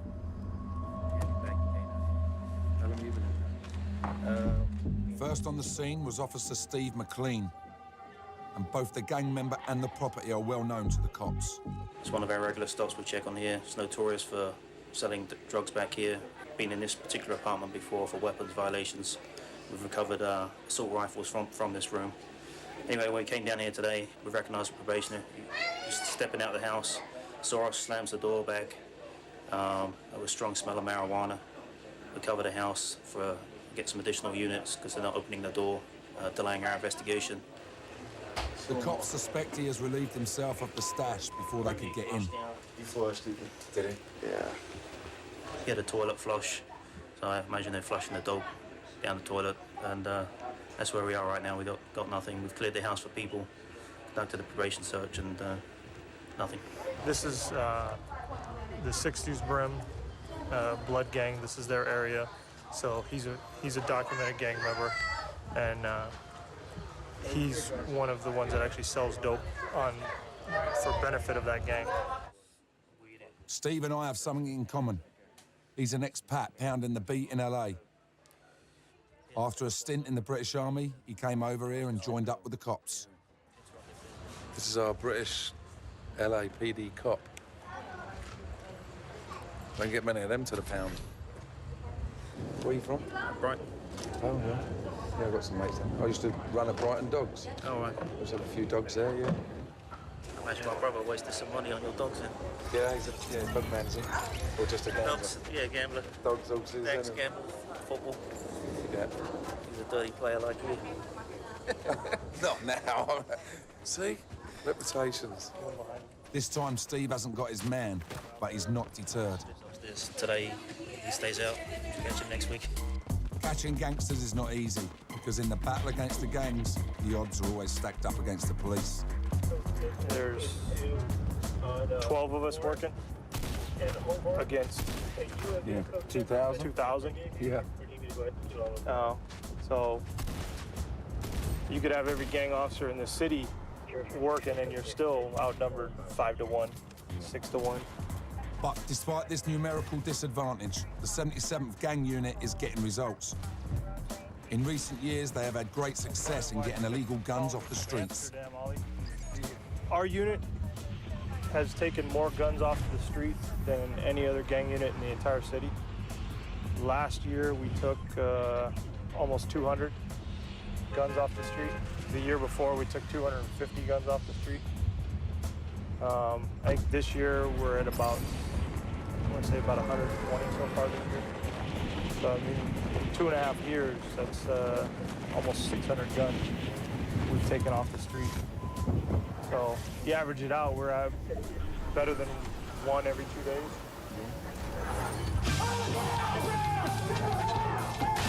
Drug-related crime is an ongoing battle for the cops in LA. Latest figures show that seizures of cocaine are up 150%, marijuana 200%, and methamphetamines are a staggering 1,000%. I'm back on the streets with Sergeant Lopez. It's not long before I see for myself an example of LA's drug problem.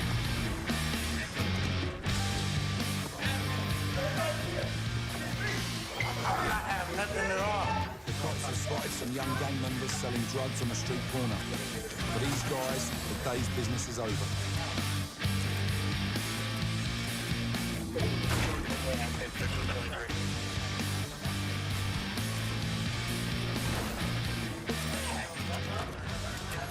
Chris and Steve have come around the corner, 2 lads on the thing here, probably lookouts, bolted in here, so they've stopped running after them. This kid and this other kid around the side here.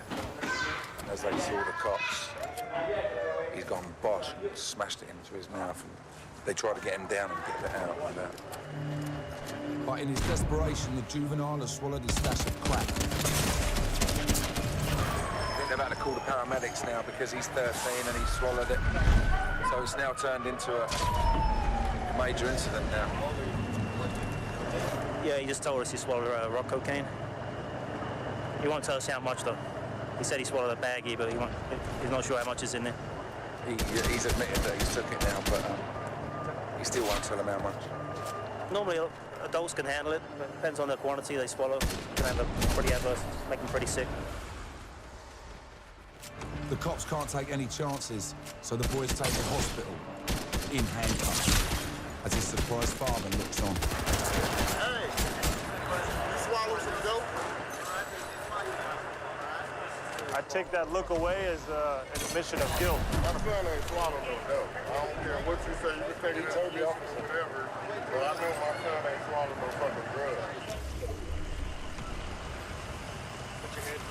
His dad came out there and said to him, you swallowed dope, and he can't even answer his dad. He just looked away, which is so sad. You know, you can see the situation we're in here, which ain't the best. He's already involved, 14 years old, you know.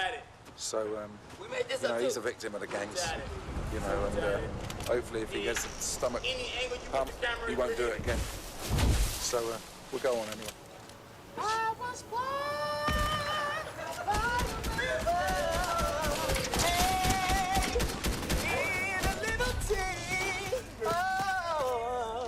Just like a river I've been running. Damn right.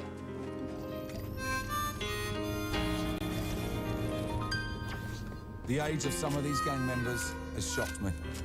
Many of them seem barely into their teens.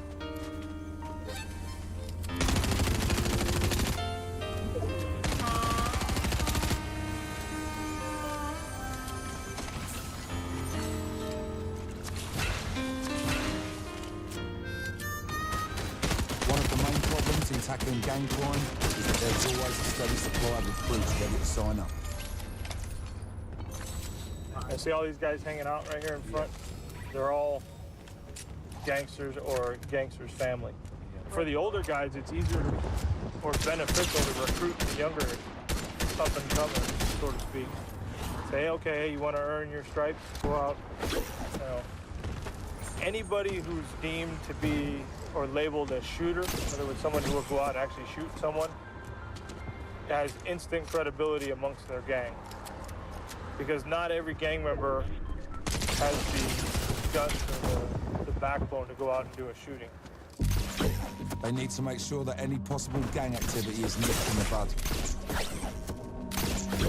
Keeping on top of gang problems is all about suppressing their activities, being proactive and not reactive. We've been called to a stop search of a known gang member. These guys, Vinny, they're both on parole, which means they have search conditions. So at any time they're stopped by any police officer in California, they're subject to search, their car's subject to search, as well as their house.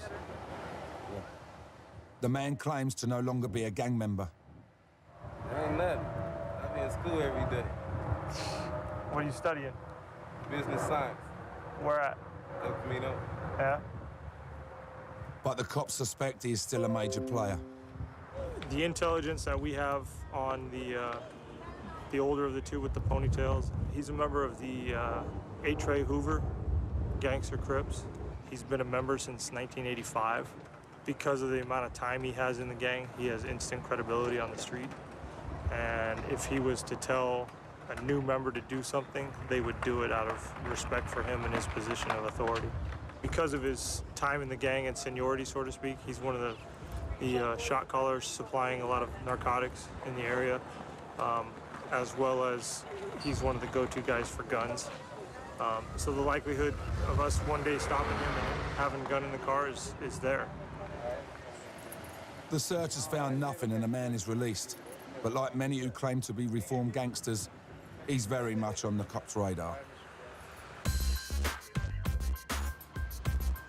It's not too difficult for the cops to spot gang members, as they are easily identified by their tattoos, although some are in the most unusual places. Darren just got put on, so he's tattooed his eyelids. That's brand new. When'd you get that done? I can't tell you. Well, this week. It's like 6, 7. What was that name? Neighborhood Crip. Christian got put on when he was what, 13, 14? He put on? He went through boot camp where my partner was an instructor. Anyway, part of the deal was he gets his tattoos removed, but he's still hanging out. He's from 6, 7 neighborhood Crips, so he's got 6, 7 on each. Oh, that's hilarious. Here he has his rival gangs, hand sign whacked out. Up these fuck Hoovers. How many times have you been shot? I don't even know. I lost count. But it's bullet holes every fucking where. Look at the telephone. Look at the cars. Why not? But it's cool though. I don't even want them to find them if I get killed. I don't care. It's a dangerous place to live. Hell yeah, it's the most dangerous place on earth. How high were you when you did that? I wasn't sober. You were sober? Really? What'd your mom say? My mama dead. She ain't say shit. Good thing. Not really. Come here. England, Take off. England, bro. Take what off? Take off. England, bro. I was about to say, y'all looking at my ass again? He told me to spread my cheeks and bend over. Him and his other homie.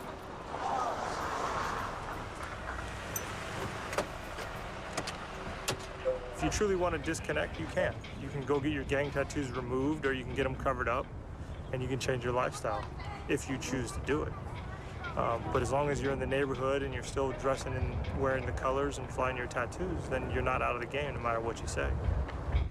But when your face is covered with them, that's easier said than done.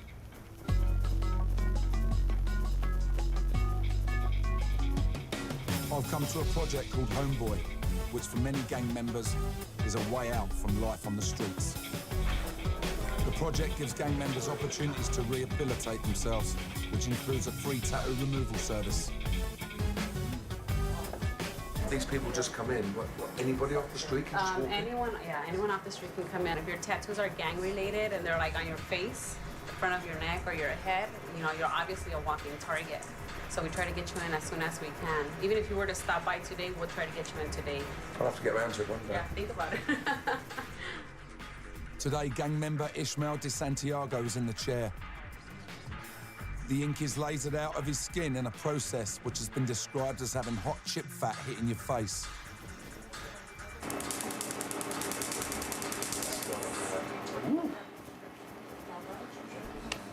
Stay in there, bro. It's okay. The body can only take so much sometimes. The laser sends short pulses of intense light into the top layers of the skin. The energy breaks the ink into small pieces, which are later naturally removed by the body's immune system. Tattoos are painful enough going on. It's even worse taking them off. Go on, bro. Woo! What you're doing, man, is a massive thing. I really applaud you, honestly, big time. What is this? What is the gang? London. Is that a big organisation? It's all right, you know. Will they say to you, what are you doing? They probably get disappointed, you know, but... Have you just got to say, I'm moving on? I'm moving on. The only time I see them, you know, is when I come to prison. But that's one thing I don't... You done with prison then? I just got out like 3 weeks ago, so... Good for you, man. Wish you all the best, man. Thank you. All right, so go next door, they'll bandage you up. Then they give you some... Thank you very much. Bye. Thank you, doctor. To take tats off your face is, I mean, the pain is ridiculous, you know? And I just, you know, commend them for that. And that is the loveliest thing, what I've been getting from here today, is this is the start of my new life. You know, he's probably got 8 or 9 more treatments, but he's 24 and his life's just started. What's that all about? You know, best years of my life was up to about 24, I think. You know? And that, you know, they're starting again, so it's fantastic. Out the back, I meet Eddie, one of the managers here at Homeboy. He explains how gang life was inevitable for him.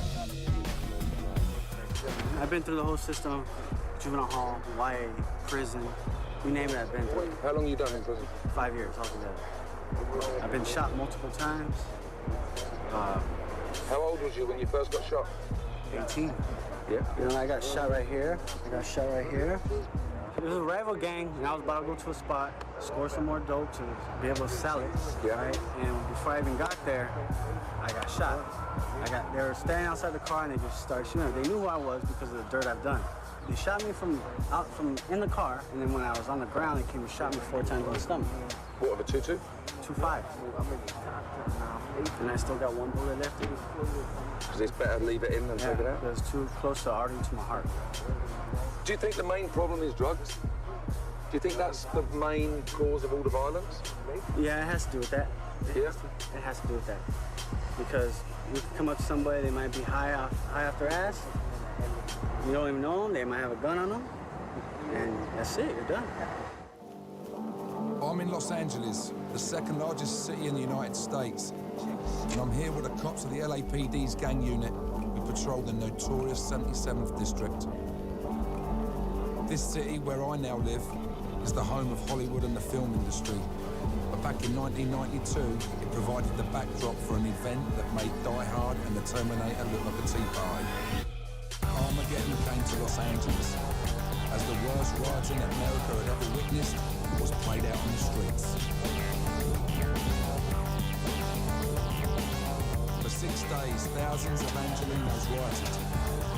There was widespread looting, assault and arson. Damage to property was estimated at $1 billion. 2,000 people were injured and 53 were killed.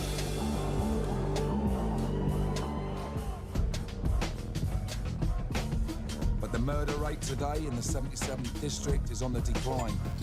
I'm with Dan Horan, LAPD officer with 27 years of experience.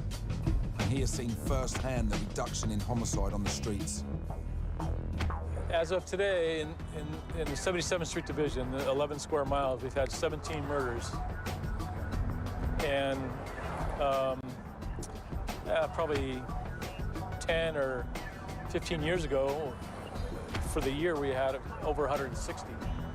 So that just, if we could finish the year with less than 35, that's borders on the miraculous. But even though gang-related murders are decreasing, the cops cannot afford to get complacent, especially at night. What's normally the more pressure from these gangs? Is it during the day, Dan, or is it more active in the evenings and at night? There's probably twice as much gang crime during the hours of darkness as there is in the daytime. It's easier to caper at night. You get the cover of darkness to your advantage. So they're busier at night, so that's why we work at night.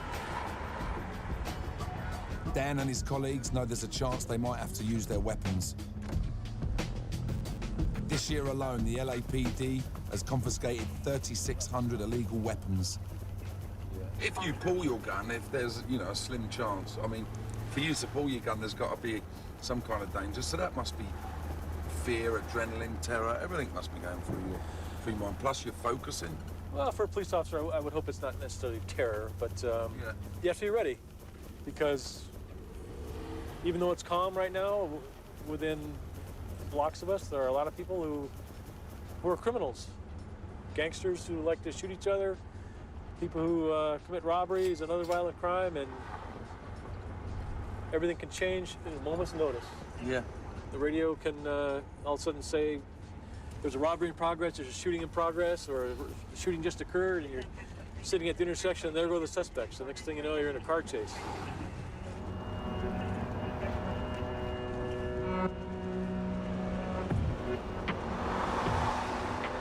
Suddenly, we're on the trail of a well-known gangster. He is pulled over by the cops.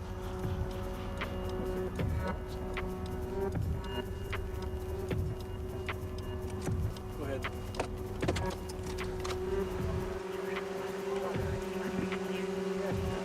These guys here are obviously a couple of gangsters. They're from a gang called the A-Trade Hoovers. You notice the guy in the driver's seat, you see his baseball hat there with a star on it. I believe it's a Houston Astros cap. That's one of their emblems of that gang. Approaching a vehicle can be very dangerous for a cop. They have to be on their guard. They're known to carry guns. So you walk up in a car like that, you really have to be on your toes because it's one of the most vulnerable times as a police officer. You could have a gun right here and you wouldn't know it till you're right up next to him. So, 27 years, I've never gotten rid of the butterflies of walking up on a car, especially when it's driven by a couple of gangsters. How's the business going? It's all right. I have no problem. The gang member they have pulled over is someone they know well, and he isn't giving them any problems. It's strange, because as the car is searched, there's even time for a bit of banter. The purpose of the documentary, what does that hat stand for? Oh. I'm trying to keep it real. That's it. I'm going to keep it real with you. You already know.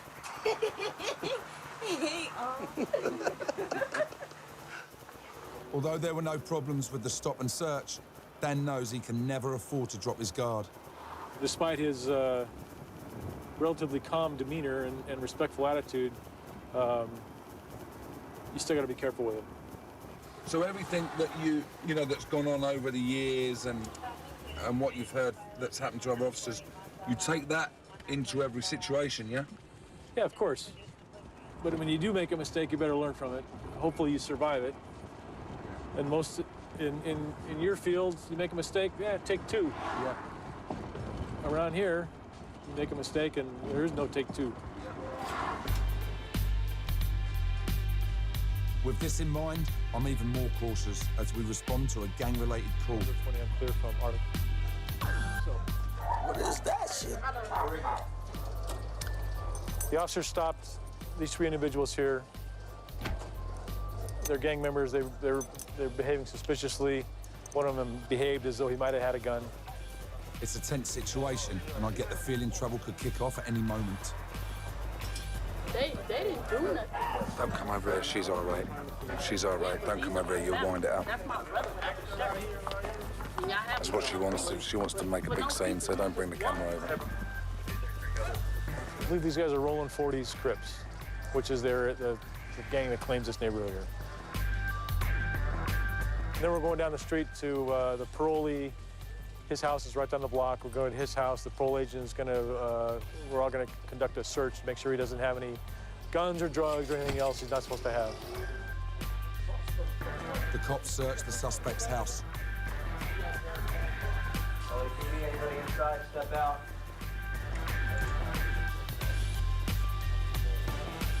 But in the end, they find nothing. One of the suspects is being taken in because he gave the cops a false name. But he doesn't seem too bothered. He's more interested in talking movies. Just the guy in the movies. Hey, shake my hand. I'll get arrested. I seen Snatch. Yeah. I had a real gun then. Desert Eagle .50. Desert Eagle? Nah, I only got 8 shots. What movie you was in? I've been in a lot of movies, man. I want to watch it tonight. He got good access. I don't think they've got TV where you're going, dude. You sound like that.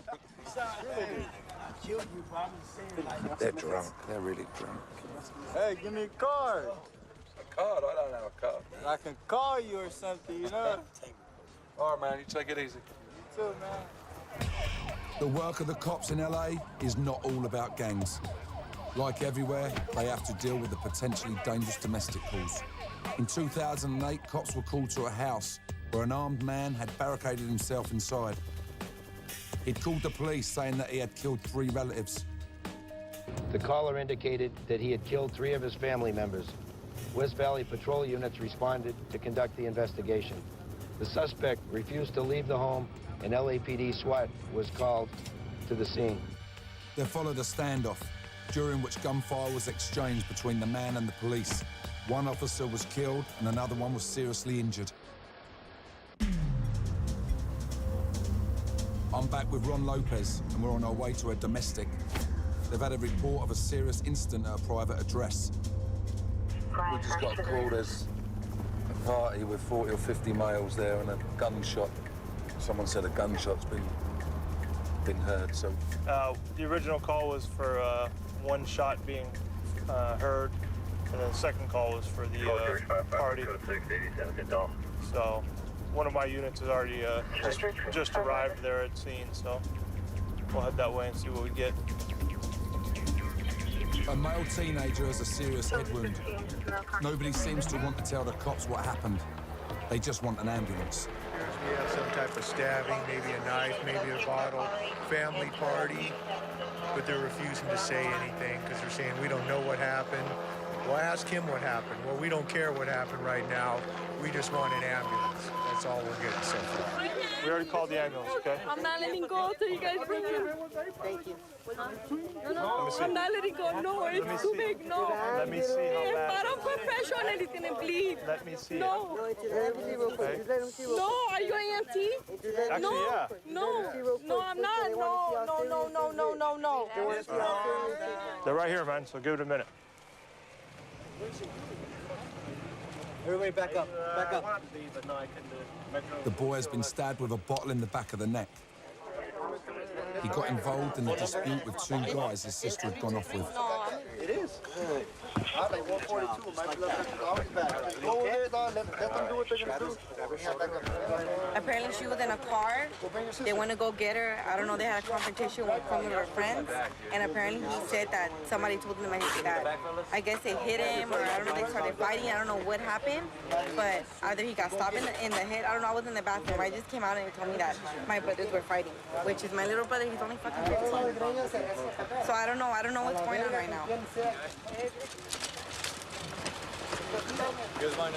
And I just spoke to his sister there, and she said he went round a couple of blocks round the corner to get his little sister who's drunk to bring her back, and she was in a car with some fellas. And the next minute it went off, and somebody ran up to him and said, "You're bleeding," from the back. He didn't know. And maybe he said, "Get out the car, come home, because you're drunk." And he's been whacked for it.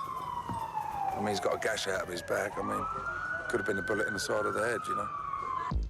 It's the early hours now, and there's a report that some drug dealers have been operating on a street corner. When we arrive, air support has been drafted in to try and track them. The boys are just saying when they turned up, there was a couple of people that ran off. 2 that way, 2 that way. So they couldn't find anything here, so they've called in the helicopter to look onto the roof to check for dope packages or guns. The dealers use the bushes to pass over the merchandise to the buyers. We pulled a good bit of dope out of this bush right here. One of the older guys from this hood was selling dope here. So they're just whizzing here and then put their arm in the bush, huh? Yeah, you can kind of see like the holes and stuff that they'll put like sometimes you'll use like a condom, stick it, just stick it right there, so that if you drive by, it just looks like they're hanging out. But then what they do, they park gear, they get the gear, give it to them, and they're gone. Yeah, that's how they were doing it. But it's not only the drugs that can be bad for your health. Picking them up can be deadly. Just be careful. There's a whole shitload of black widow spiders over there. So. Is there? Yeah. There aren't any gangsters around, but there are a few black widow spiders. It's definitely time to call it a night. I'm in Los Angeles with the cops of the LAPD Special Gang Unit.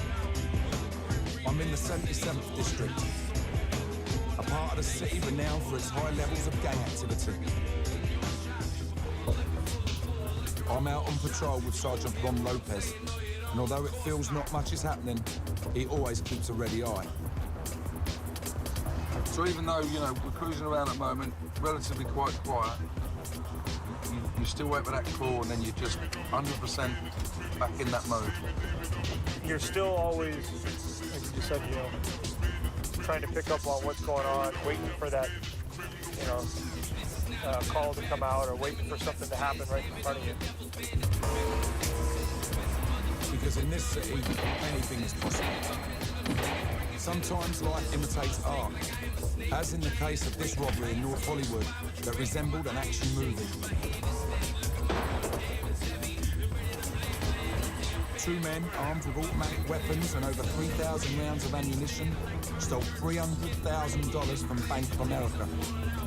After leaving the bank, they engaged LAPD officers in a firefight and attempted their getaway in a car. As one drove, the other fired on police. They split up, and one continued firing on the police with his Beretta pistol. He was shot in the hand and dropped his weapon. When he picked it up, he placed the muzzle under his chin and shot himself, as a round from a police officer's handgun simultaneously severed his spine. With the tyres of the getaway car blown out, the second robber tried to steal a truck, but was unable to start it. Taking cover, he continued his firefight with the cops until he was shot in his unprotected lower legs and surrendered. But by the time the ambulance arrived, he was dead. What happened, guys came in with guns, started shooting, started screaming. I went in the vault, I prayed, I did what I could to help others if they needed to, and I'm here talking to you guys today. Multiple civilians and officers were wounded in the robbery. Incredibly, no officer was killed. But in the past 8 years, 8 LAPD officers have been killed in the line of duty. So the cops' families have it tough too. I'm back out with Ron Lopez, who has a wife and children. Wives that have got guys on the job like you, it's especially night work, I would imagine it's quite hairy for them. She's been with me since just before I came on the job.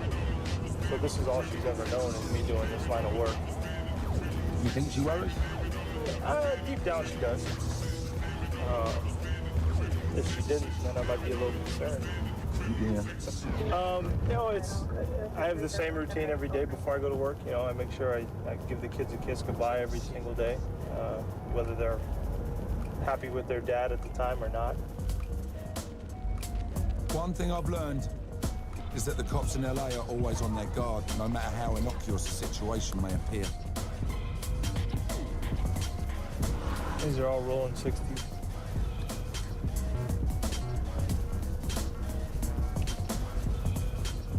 What's up, man?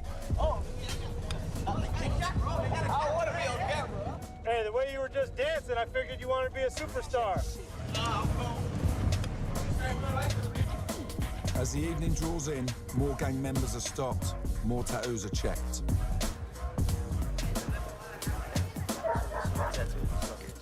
Today's been quiet. No shots have been fired and nobody's got hurt.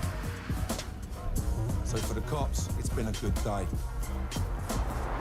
We've got a different approach, but I just get a feeling that they're a little bit on top of it here, and just them being around at the moment is keeping everything quiet, which is a good thing.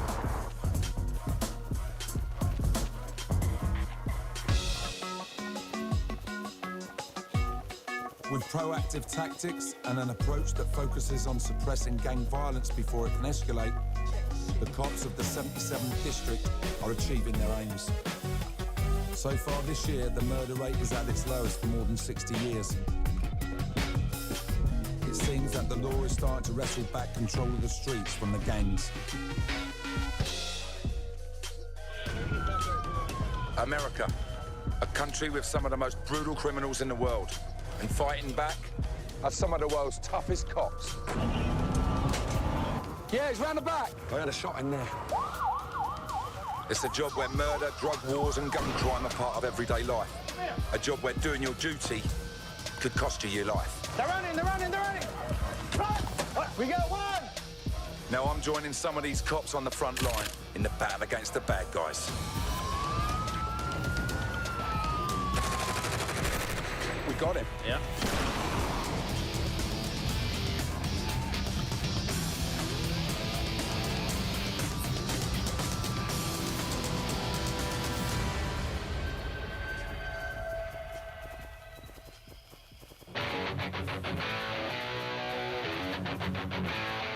For 4 weeks, I've travelled across America, going to 4 cities, rolling with some of the country's toughest cops.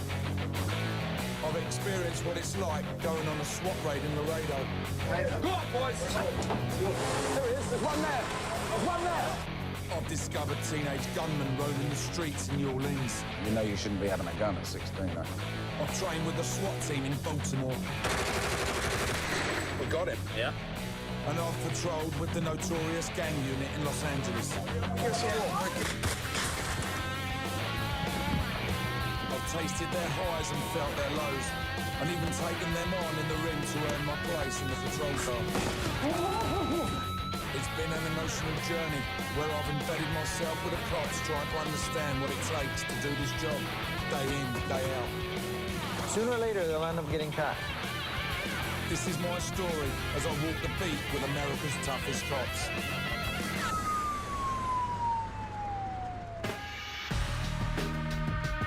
In each of the cities I went to, I learned how dangerous it was for the cops on patrol to do their job.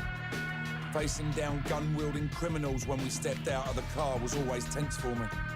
But I also got to go out with the highly trained cops in each city, the people who the beat cops bring in when they need backup. SWAT, or special weapons and tactics, are who the cops call when the going gets really tough. I went to the SWAT training ground in Baltimore to speak to the boys and to find out what it takes to become an elite cop. Officer Zach Wine shows me through some of their arsenal. Standard handgun, 40 caliber. We carry our handgun. We have lights on the front. This is a 20-inch shotgun. If you hold them up. 20 gauge? 20-inch. Yeah. They're all 12 gauges, but you can see by the barrel length that you can shoot a little further, a little more distance with this. But as far as like an entry weapon, this is a 14-inch. You see how much shorter it is? So when you're going in a house, it's much easier to swing through hallways, but it's going to spread a lot quicker. This is a G36. It fires 223 rounds. There's the magazine for it. Holds 30. It's plastic, huh? Great sound, that, huh? The Sarge then said I could have a go on the range with the SWAT issue machine gun. Just take this over your left shoulder and around your head. There you go. Just like that, okay? And then I'm sure you've handled a weapon before, so just like that. You have your aim point here. Yeah. One click down, semi-automatic. So you pull the trigger, it'll just fire one round. Right. Both click down, so if you go all the way down, if you pull the trigger, you hold the trigger back, it'll discharge until you're out of ammo. Okay. Keep that red dot right in the center of his chest and just pull back nice and slow. And hold the trigger back. That's it, that's it. Now the Sarge lets me see how deadly this weapon really is. All right, so go fully automatic, all the way down, 1, 2. Just hold it to the rear and let it ride, okay? Okay. All right, go ahead. Whoa! There you go. Weapon on safe. There you go. Okay, good. Okay. There you go. Thanks. You're very welcome. It's a nice little rush, isn't it? Yeah, I something, isn't it? suppose.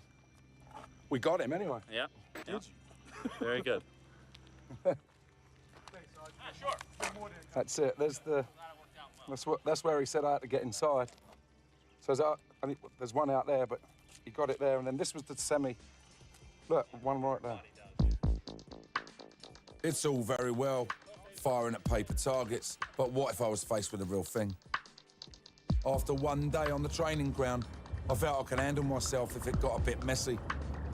But unfortunately, they wouldn't let me loose with a gun just yet. In Laredo, Texas, on the border with Mexico, we receive a call that the SWAT team were going to raid a home of a jailed Pistolero gang member. I felt ready, but didn't realize how close to the action I was going to get. The Pistoleros control the gun smuggling in Laredo. The police jailed one of its leaders in 2006, Roy Mendoza. They now have a warrant to search his family home for drugs and weapons. Mendoza's son is thought to be living there, although he has no previous convictions. This is Joaquin Romero, the leader of the entry team. He's 31 with 8 years service under his belt. When you get there, you're going to give him a chance to come out, or you're just going in? No, we're just going hard. Me and my team, we're going to tear the gate down. And then after that, everybody's going to make entry through the hole that we make. And then there's no warning. No warning, just bang. No, yeah, that gives them a chance to get anything that they might have ready. So this is like a hard entry. The real thing, man. So he's just told me that they're basically going to go straight in, no negotiations. They've just said I can go in the front line with the boys. So the lads that are going in first, hopefully there won't be any shooting, but if there's any shooting, that's when it's going to happen. So I'm going to go in with them and hope this holds up. The surveillance team at the location have given the green light and we're on our way. I'm about to ride in their armoured truck known as the Bearcat. Just so Gazza knows, I've got me pad, Gazza. That's what you should have had, mate. In '87.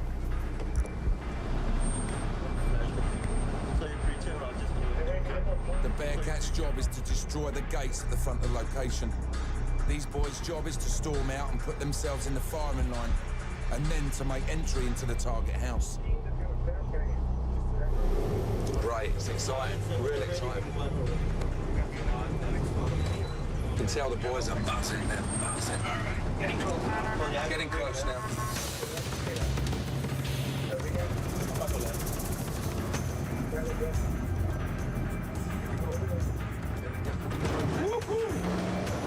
There's a lookout there. He's on the phone. There's the Escalade and the red car up there. Showtime. We're in it. Go on, boys! Go, go, go, go, go.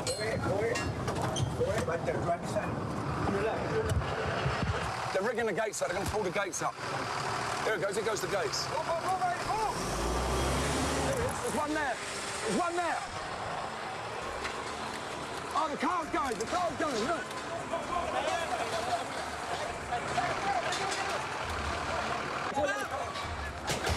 Oh, fuck it up. We've got the car there, we've got this car down there, they're in. Is he the one we're looking for? One guy here, one guy right here. I think he's a lookout. They've secured the car. There's firing going on in here. I had a shot in there. They've got everything covered, all the windows. Shit, the adrenaline's unbelievable. Was the guy in the Escalade the target? Was he the target, or was he just a lookout? He's the target, so he was already in the car. They jumped out, they hooked up onto the main gate, reversed it out, pulled that out. He's sitting in this truck in the car. So the lookout guy that we passed must have told him. So he was in the car, but we all pulled up. Looks like he's gone to put it in reverse. He's then got out. They see him, get out, he comes running out. The SWAT guy that we was with just went over and just jumped all over him, got him, secured him down.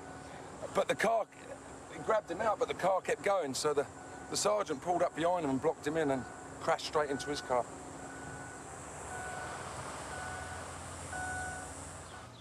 Now it's time to look for drugs and weapons that are allegedly here. Hey, Vinny, the quintessential poster for every bad guy's house. Yeah, I got that in my house.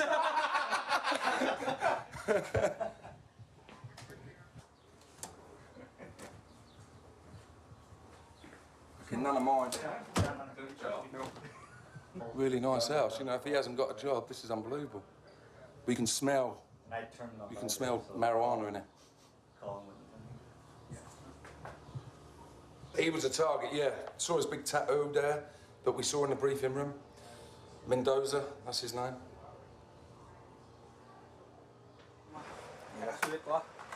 You got more DVDs than me, bro. Man, look for yours. I did, there's not there. Did you find it? No. I thought you was my pal. There you are, man. Now I could shake on it. Nice meeting you, man. The cops haven't found any guns or drugs. The only shit that I'm gonna say, I already knew everything that they were coming. Yeah. It's because they talk too much. Fucking, they say we're gonna go and hit this. They talk too much to their girlfriends. You see, they talk too much to their girlfriends. Yeah. Their girlfriends go and tell their daughter. Their daughter goes and tells me, and they talk too many shit. So that's how everybody knows. In a small city where word gets around quickly, it's tough for the cops to keep things quiet. On this occasion, Mendoza Jr. is officially charged with resisting arrest, and he has to be released before nightfall. At the time of the filming, his case had yet to go to court. But SWAT isn't all about knocking down doors and throwing flashbang grenades. In Baltimore, the SWAT situation didn't call for an aggressive approach. This guy's barricaded himself in up this side street. They reckon he's got a machete and a gun. He's done time in Vietnam. He's about 60 years old. And there's the armored car there. You can just see the SWAT guys here up the side. Come here. Hey, we want to move out of the line of sight altogether. If he has a long rifle, you want to be out of line of sight so he can't shoot you. Can't shoot somebody. Yeah. Well, especially you. Yeah. Well, he might not have liked my films, John. Maybe he wants an autograph. The negotiators move in, backed up by the SWAT team. The amazing thing is, they've just gone there now, them boys, and they're in full lock and load mode to shoot this guy. I wouldn't like to be that geezer now, I'll tell you that.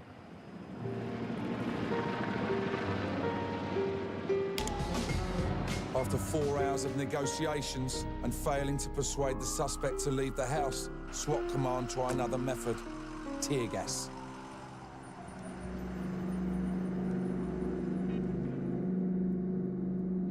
We're about 60 yards away and they've put the tear gas in there. It's horrible, right, gets right in your throat, makes you sneeze. I don't know how he's still in there.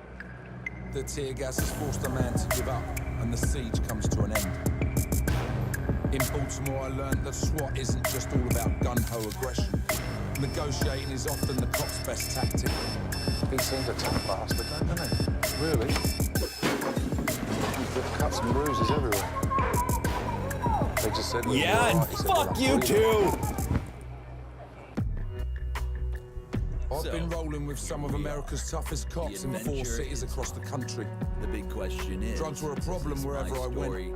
It felt like every time we arrested someone, or we were called to a crime scene, narcotics was somehow involved. It's estimated that across the United States, an average of 68% of people arrested test positive for drugs. In New Orleans, the challenge for the police comes from those who will try anything to evade capture. I was riding with Officer John Barbetti, patrolling the streets of one of its toughest neighborhoods, when the car up ahead refused to stop. He's running. We got a runner. We got a runner. Yo, yeah. I wouldn't let you sleep yesterday off, but I have some trouble. Some motherfuckers went into, and they can't wait. Still, the suspect's car ahead is leaving us in a cloud of dust. Yeah, we're chasing a car right now. He's running from the police. Just gotta watch these intersections. It's so dusty, we can't see a lot. Up ahead, the suspect's car turns right, so John takes an earlier route, and we see if we can head him off. As we wait for the car to emerge, the chasing unit radio, and they tell us that the wanted men have crashed, and they're now on foot.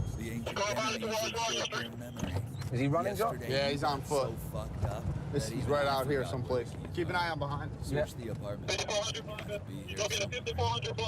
I scoured the houses looking for a sign of the two suspects. There, across the road. Just ahead, I spot one of them run in front of us, and he's heading into the bushes. In there, huh? Yeah, he cut across. He's on Royal. 2100, going back toward St. Claude. Stop, back up, go back! Come here! Get down! Get down! Get down! With Barbetti in the bushes chasing the suspect, someone needs to get round the side and head him off. Yeah, it's round the back. And the smell of tires. We're here. What it was. Great. Sit down. I'll brief you up. You got him back there? Thankfully, another unit is there to tackle him down. Otherwise, I'd have notched up my first takedown. What other way? What other way? You know what? Sometimes I get the so-called second thought kind of thing. That was the real stuff. Here. Sit down and just watch this shit. You know John that just said to me, every keep an eye out trapper behind. I in the look US behind, I has just this see him bull. run across the street behind us. $25 million. And he was going so fast, didn't he, little kid? Always reminds me of who we are. Killed him. You in got him? seconds. Helps keep me focused. They got the one, yeah. Yeah, Anyway. The one we saw coming. I saw him. I couldn't get back to that fence fast enough. I got whaled in the face with a tree branch. I just saw him out the corner of the eye. I was like, that was a good one. I said, look back and I saw him. Nowadays, I'd be fucked up big time for It was later revealed that the suspect and his accomplice had dumped the stash of marijuana after crashing. Good that you stretched up. The suspects were lucky to escape uninjured after the chase. And it was all over a small bag of weed and a stolen car. Anything and everything considering the business. It's estimated that 20% of all inmates in US jails committed their offence to obtain money for drugs. All in one person. You need dope. I learned that they go to any lengths to prevent the police from catching them with their stash, You shit your pants, even when the amounts are before you small. change your underwear. Straightforward. We're gonna start basic. In Los Angeles, the street dealers have learned another way to evade arrest when the police approach. Grab them, go home, and get your I was on laptop. patrol with Sergeant Ron There'll be Lopez clients right when one of the accompanying units Make them spotted sales, something I'll get suspicious. back to you soon after. Question? I have nothing at all. Two young gang members are selling drugs on a street corner. For these guys, the day's business is over. Totally safe. Even if a police do get Chris and Steve have come round the corner, two lads on the thing here, probably lookouts, bolted in here, so they've stopped running after them. This kid and this other kid were round the side here. As they saw the cops, he's gone bosh and smashed it into his mouth. And they tried to get him down and get it out like that. But in his desperation, the juvenile has swallowed his stash of crack. I think they're about to call the paramedics now because he's 13 and he swallowed it. So it's now turned into a major incident now. Yeah, he just told us he swallowed rock cocaine. He won't tell us how much though. He said he swallowed a baggie, but he's not sure how much is in there. He's admitted that he's took it now, but he still won't tell him how much. Normally adults can handle it, but it depends on the quantity they swallow. Can have a pretty adverse, make them pretty sick. The cops can't take any chances, and so the boy is taken to hospital in handcuffs as his surprised father looks on. Hey, you swallow some dope? I take that look away as an admission of guilt. My son ain't swallowing no dope. I don't care what you say. You can take it to the office, whatever. But I know my son ain't swallowing no fucking Get to drugs. work. Gotta go. We'll get to you later. His dad came out there, said to him, you swallowed dope, and he can't even answer his dad. He just looked away, which is so sad. You know, you can see the situation we're in here. Just in case you're Which wondering, ain't the best. dead drops He's are already hidden involved, drops. 14 years old, you know. So, you know, he's a victim of the gangs, you know, and hopefully if he gets a stomach pump, he won't do it again. So, we'll go on anyway. It was scary to see the lengths that these kids were going to not to be arrested. But I was also learning what a challenge it was for the cops to deal with this level of drug crime.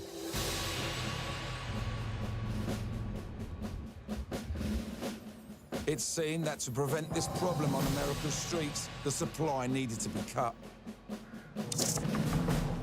In Laredo, Texas, the drugs are in transit to the lucrative city markets.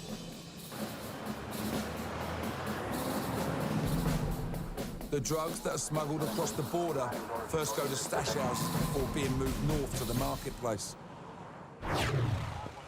Sheriff's cop Jesse Jimenez was on the scene when one's busted in East Laredo. We discovered some 5 kilos of cocaine, a little bit of marijuana.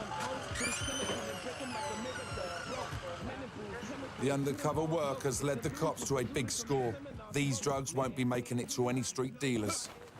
That is cocaine. Each one of these squares is approximately 2.2 pounds, kilo of cocaine. Street value? Here in Laredo, it's about 15,000 a kilo, and upstate can be, or up north, in the northern states can be anywhere from 30 to 45,000 a kilo. Yeah, then on top of the pantry. Usually they've been sent out from cartels in Mexico. That is marijuana. That's marijuana. You're looking at roughly maybe 7 to 10 pounds of marijuana. That was found up in the attic. Just verifying to see if it's cocaine.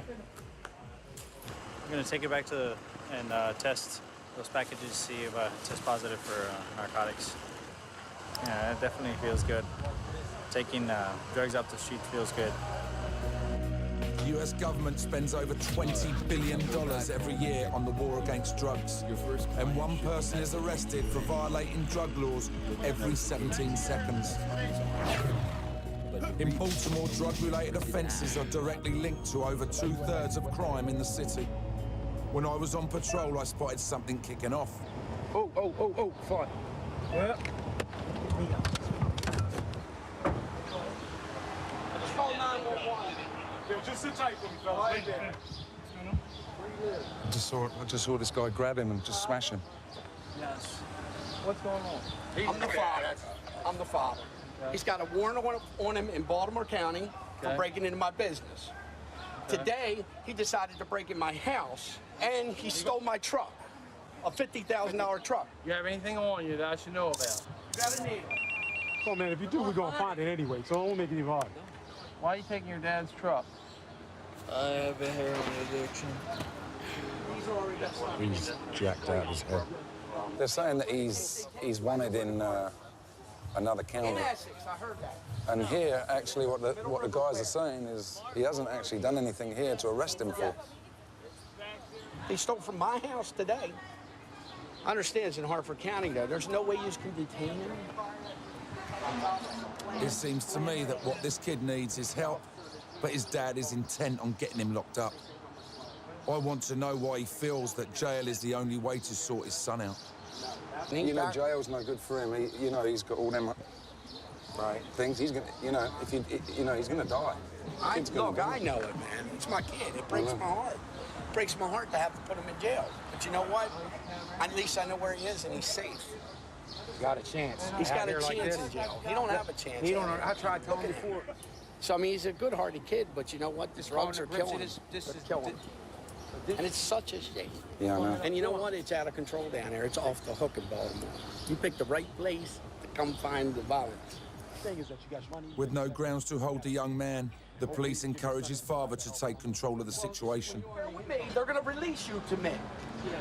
I'm putting you in Bill's truck and you ain't getting out because we're locking you in the back. I'm sick of living like this. Okay, I understand you're sick of living like this, but every time I try to get you help, you don't want it. The father now says he simply wants to take his son to the nearest hospital, hopefully to give him some treatment for his addiction. His son says he'll be happy to do that, and that's where we are now. Hopefully he'll go and get him some treatment. That would be a big plus.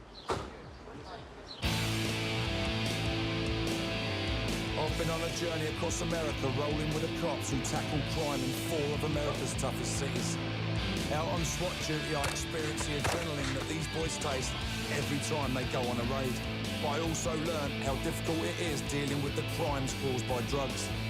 But it wasn't difficult to pin the blame for most of the crime on the gangsters who control the trade. And in South Central LA, the gangs are notorious. LA is home to 2 of the most infamous gangs in the world, the Bloods and the Crips. And their main business is the drug trade. The Bloods and the Crips are the city's black gangs. Added into the mix are the numerous Hispanic gangs. In the last 25 years, more than 10,000 gang members have been killed. The highest concentration of gang activity in the city is in the notorious 77th district, and that's where I'm headed. I'm going to be riding with Sergeant Ron Lopez deep into the heart of the 77th district gangland. Some gang members who are on parole have been spotted drinking at a house party, and they're breaking the conditions of their release. We know there's gang members in the party that are on probation and parole. They're not supposed to be hanging out together. It might not sound dangerous, but it's a potential tinderbox situation that could escalate into something far bigger. Other reason for breaking up gang parties is that it allows rival gangs to have a good target. A few blocks away, the cops plan their raid on the gathering. On the southwest corner, there's a lookout out there. He's dressed in black, the black cap on. So we've been seeing him up and down the street all night just driving around, so. We're gonna jam everybody up and put them all against the east side of the building. They're not taking any chances. All right, saddle up.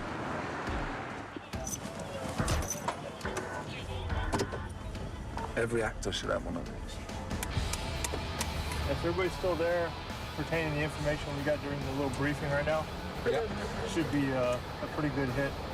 A lot of drinking, a lot of booze, a lot of drugs, possible guns.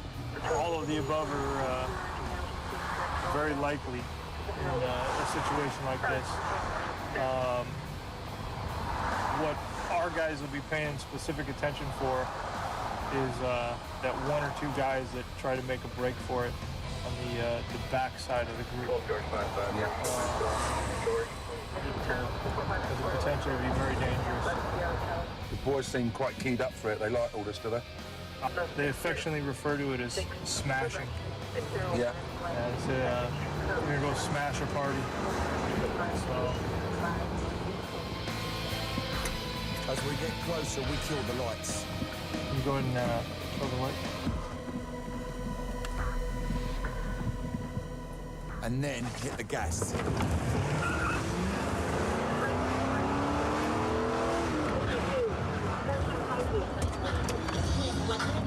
When I recite on the stage, step my exes with a brand new like a I can't grab the microphone and spit some shit that's known with no behind the Michelangelo's pop.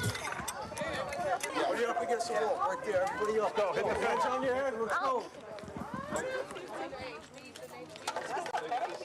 The party goers are lined up as the cops search the location for drugs and guns.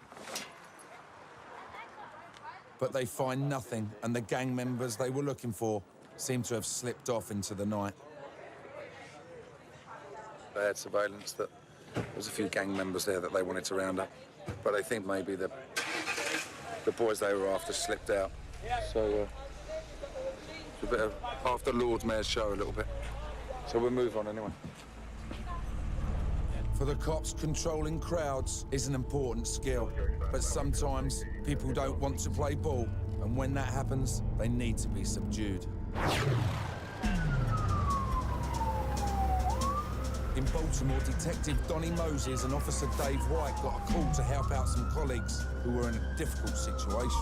Guy inside the house, tearing the house up, wrecking the house, and he has a knife with him. The officers are on their way to a domestic disturbance where a young man is threatening his parents.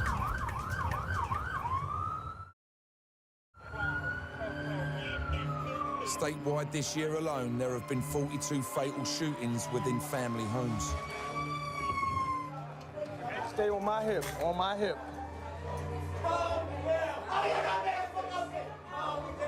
The young man is in the kitchen and still arguing, when without warning,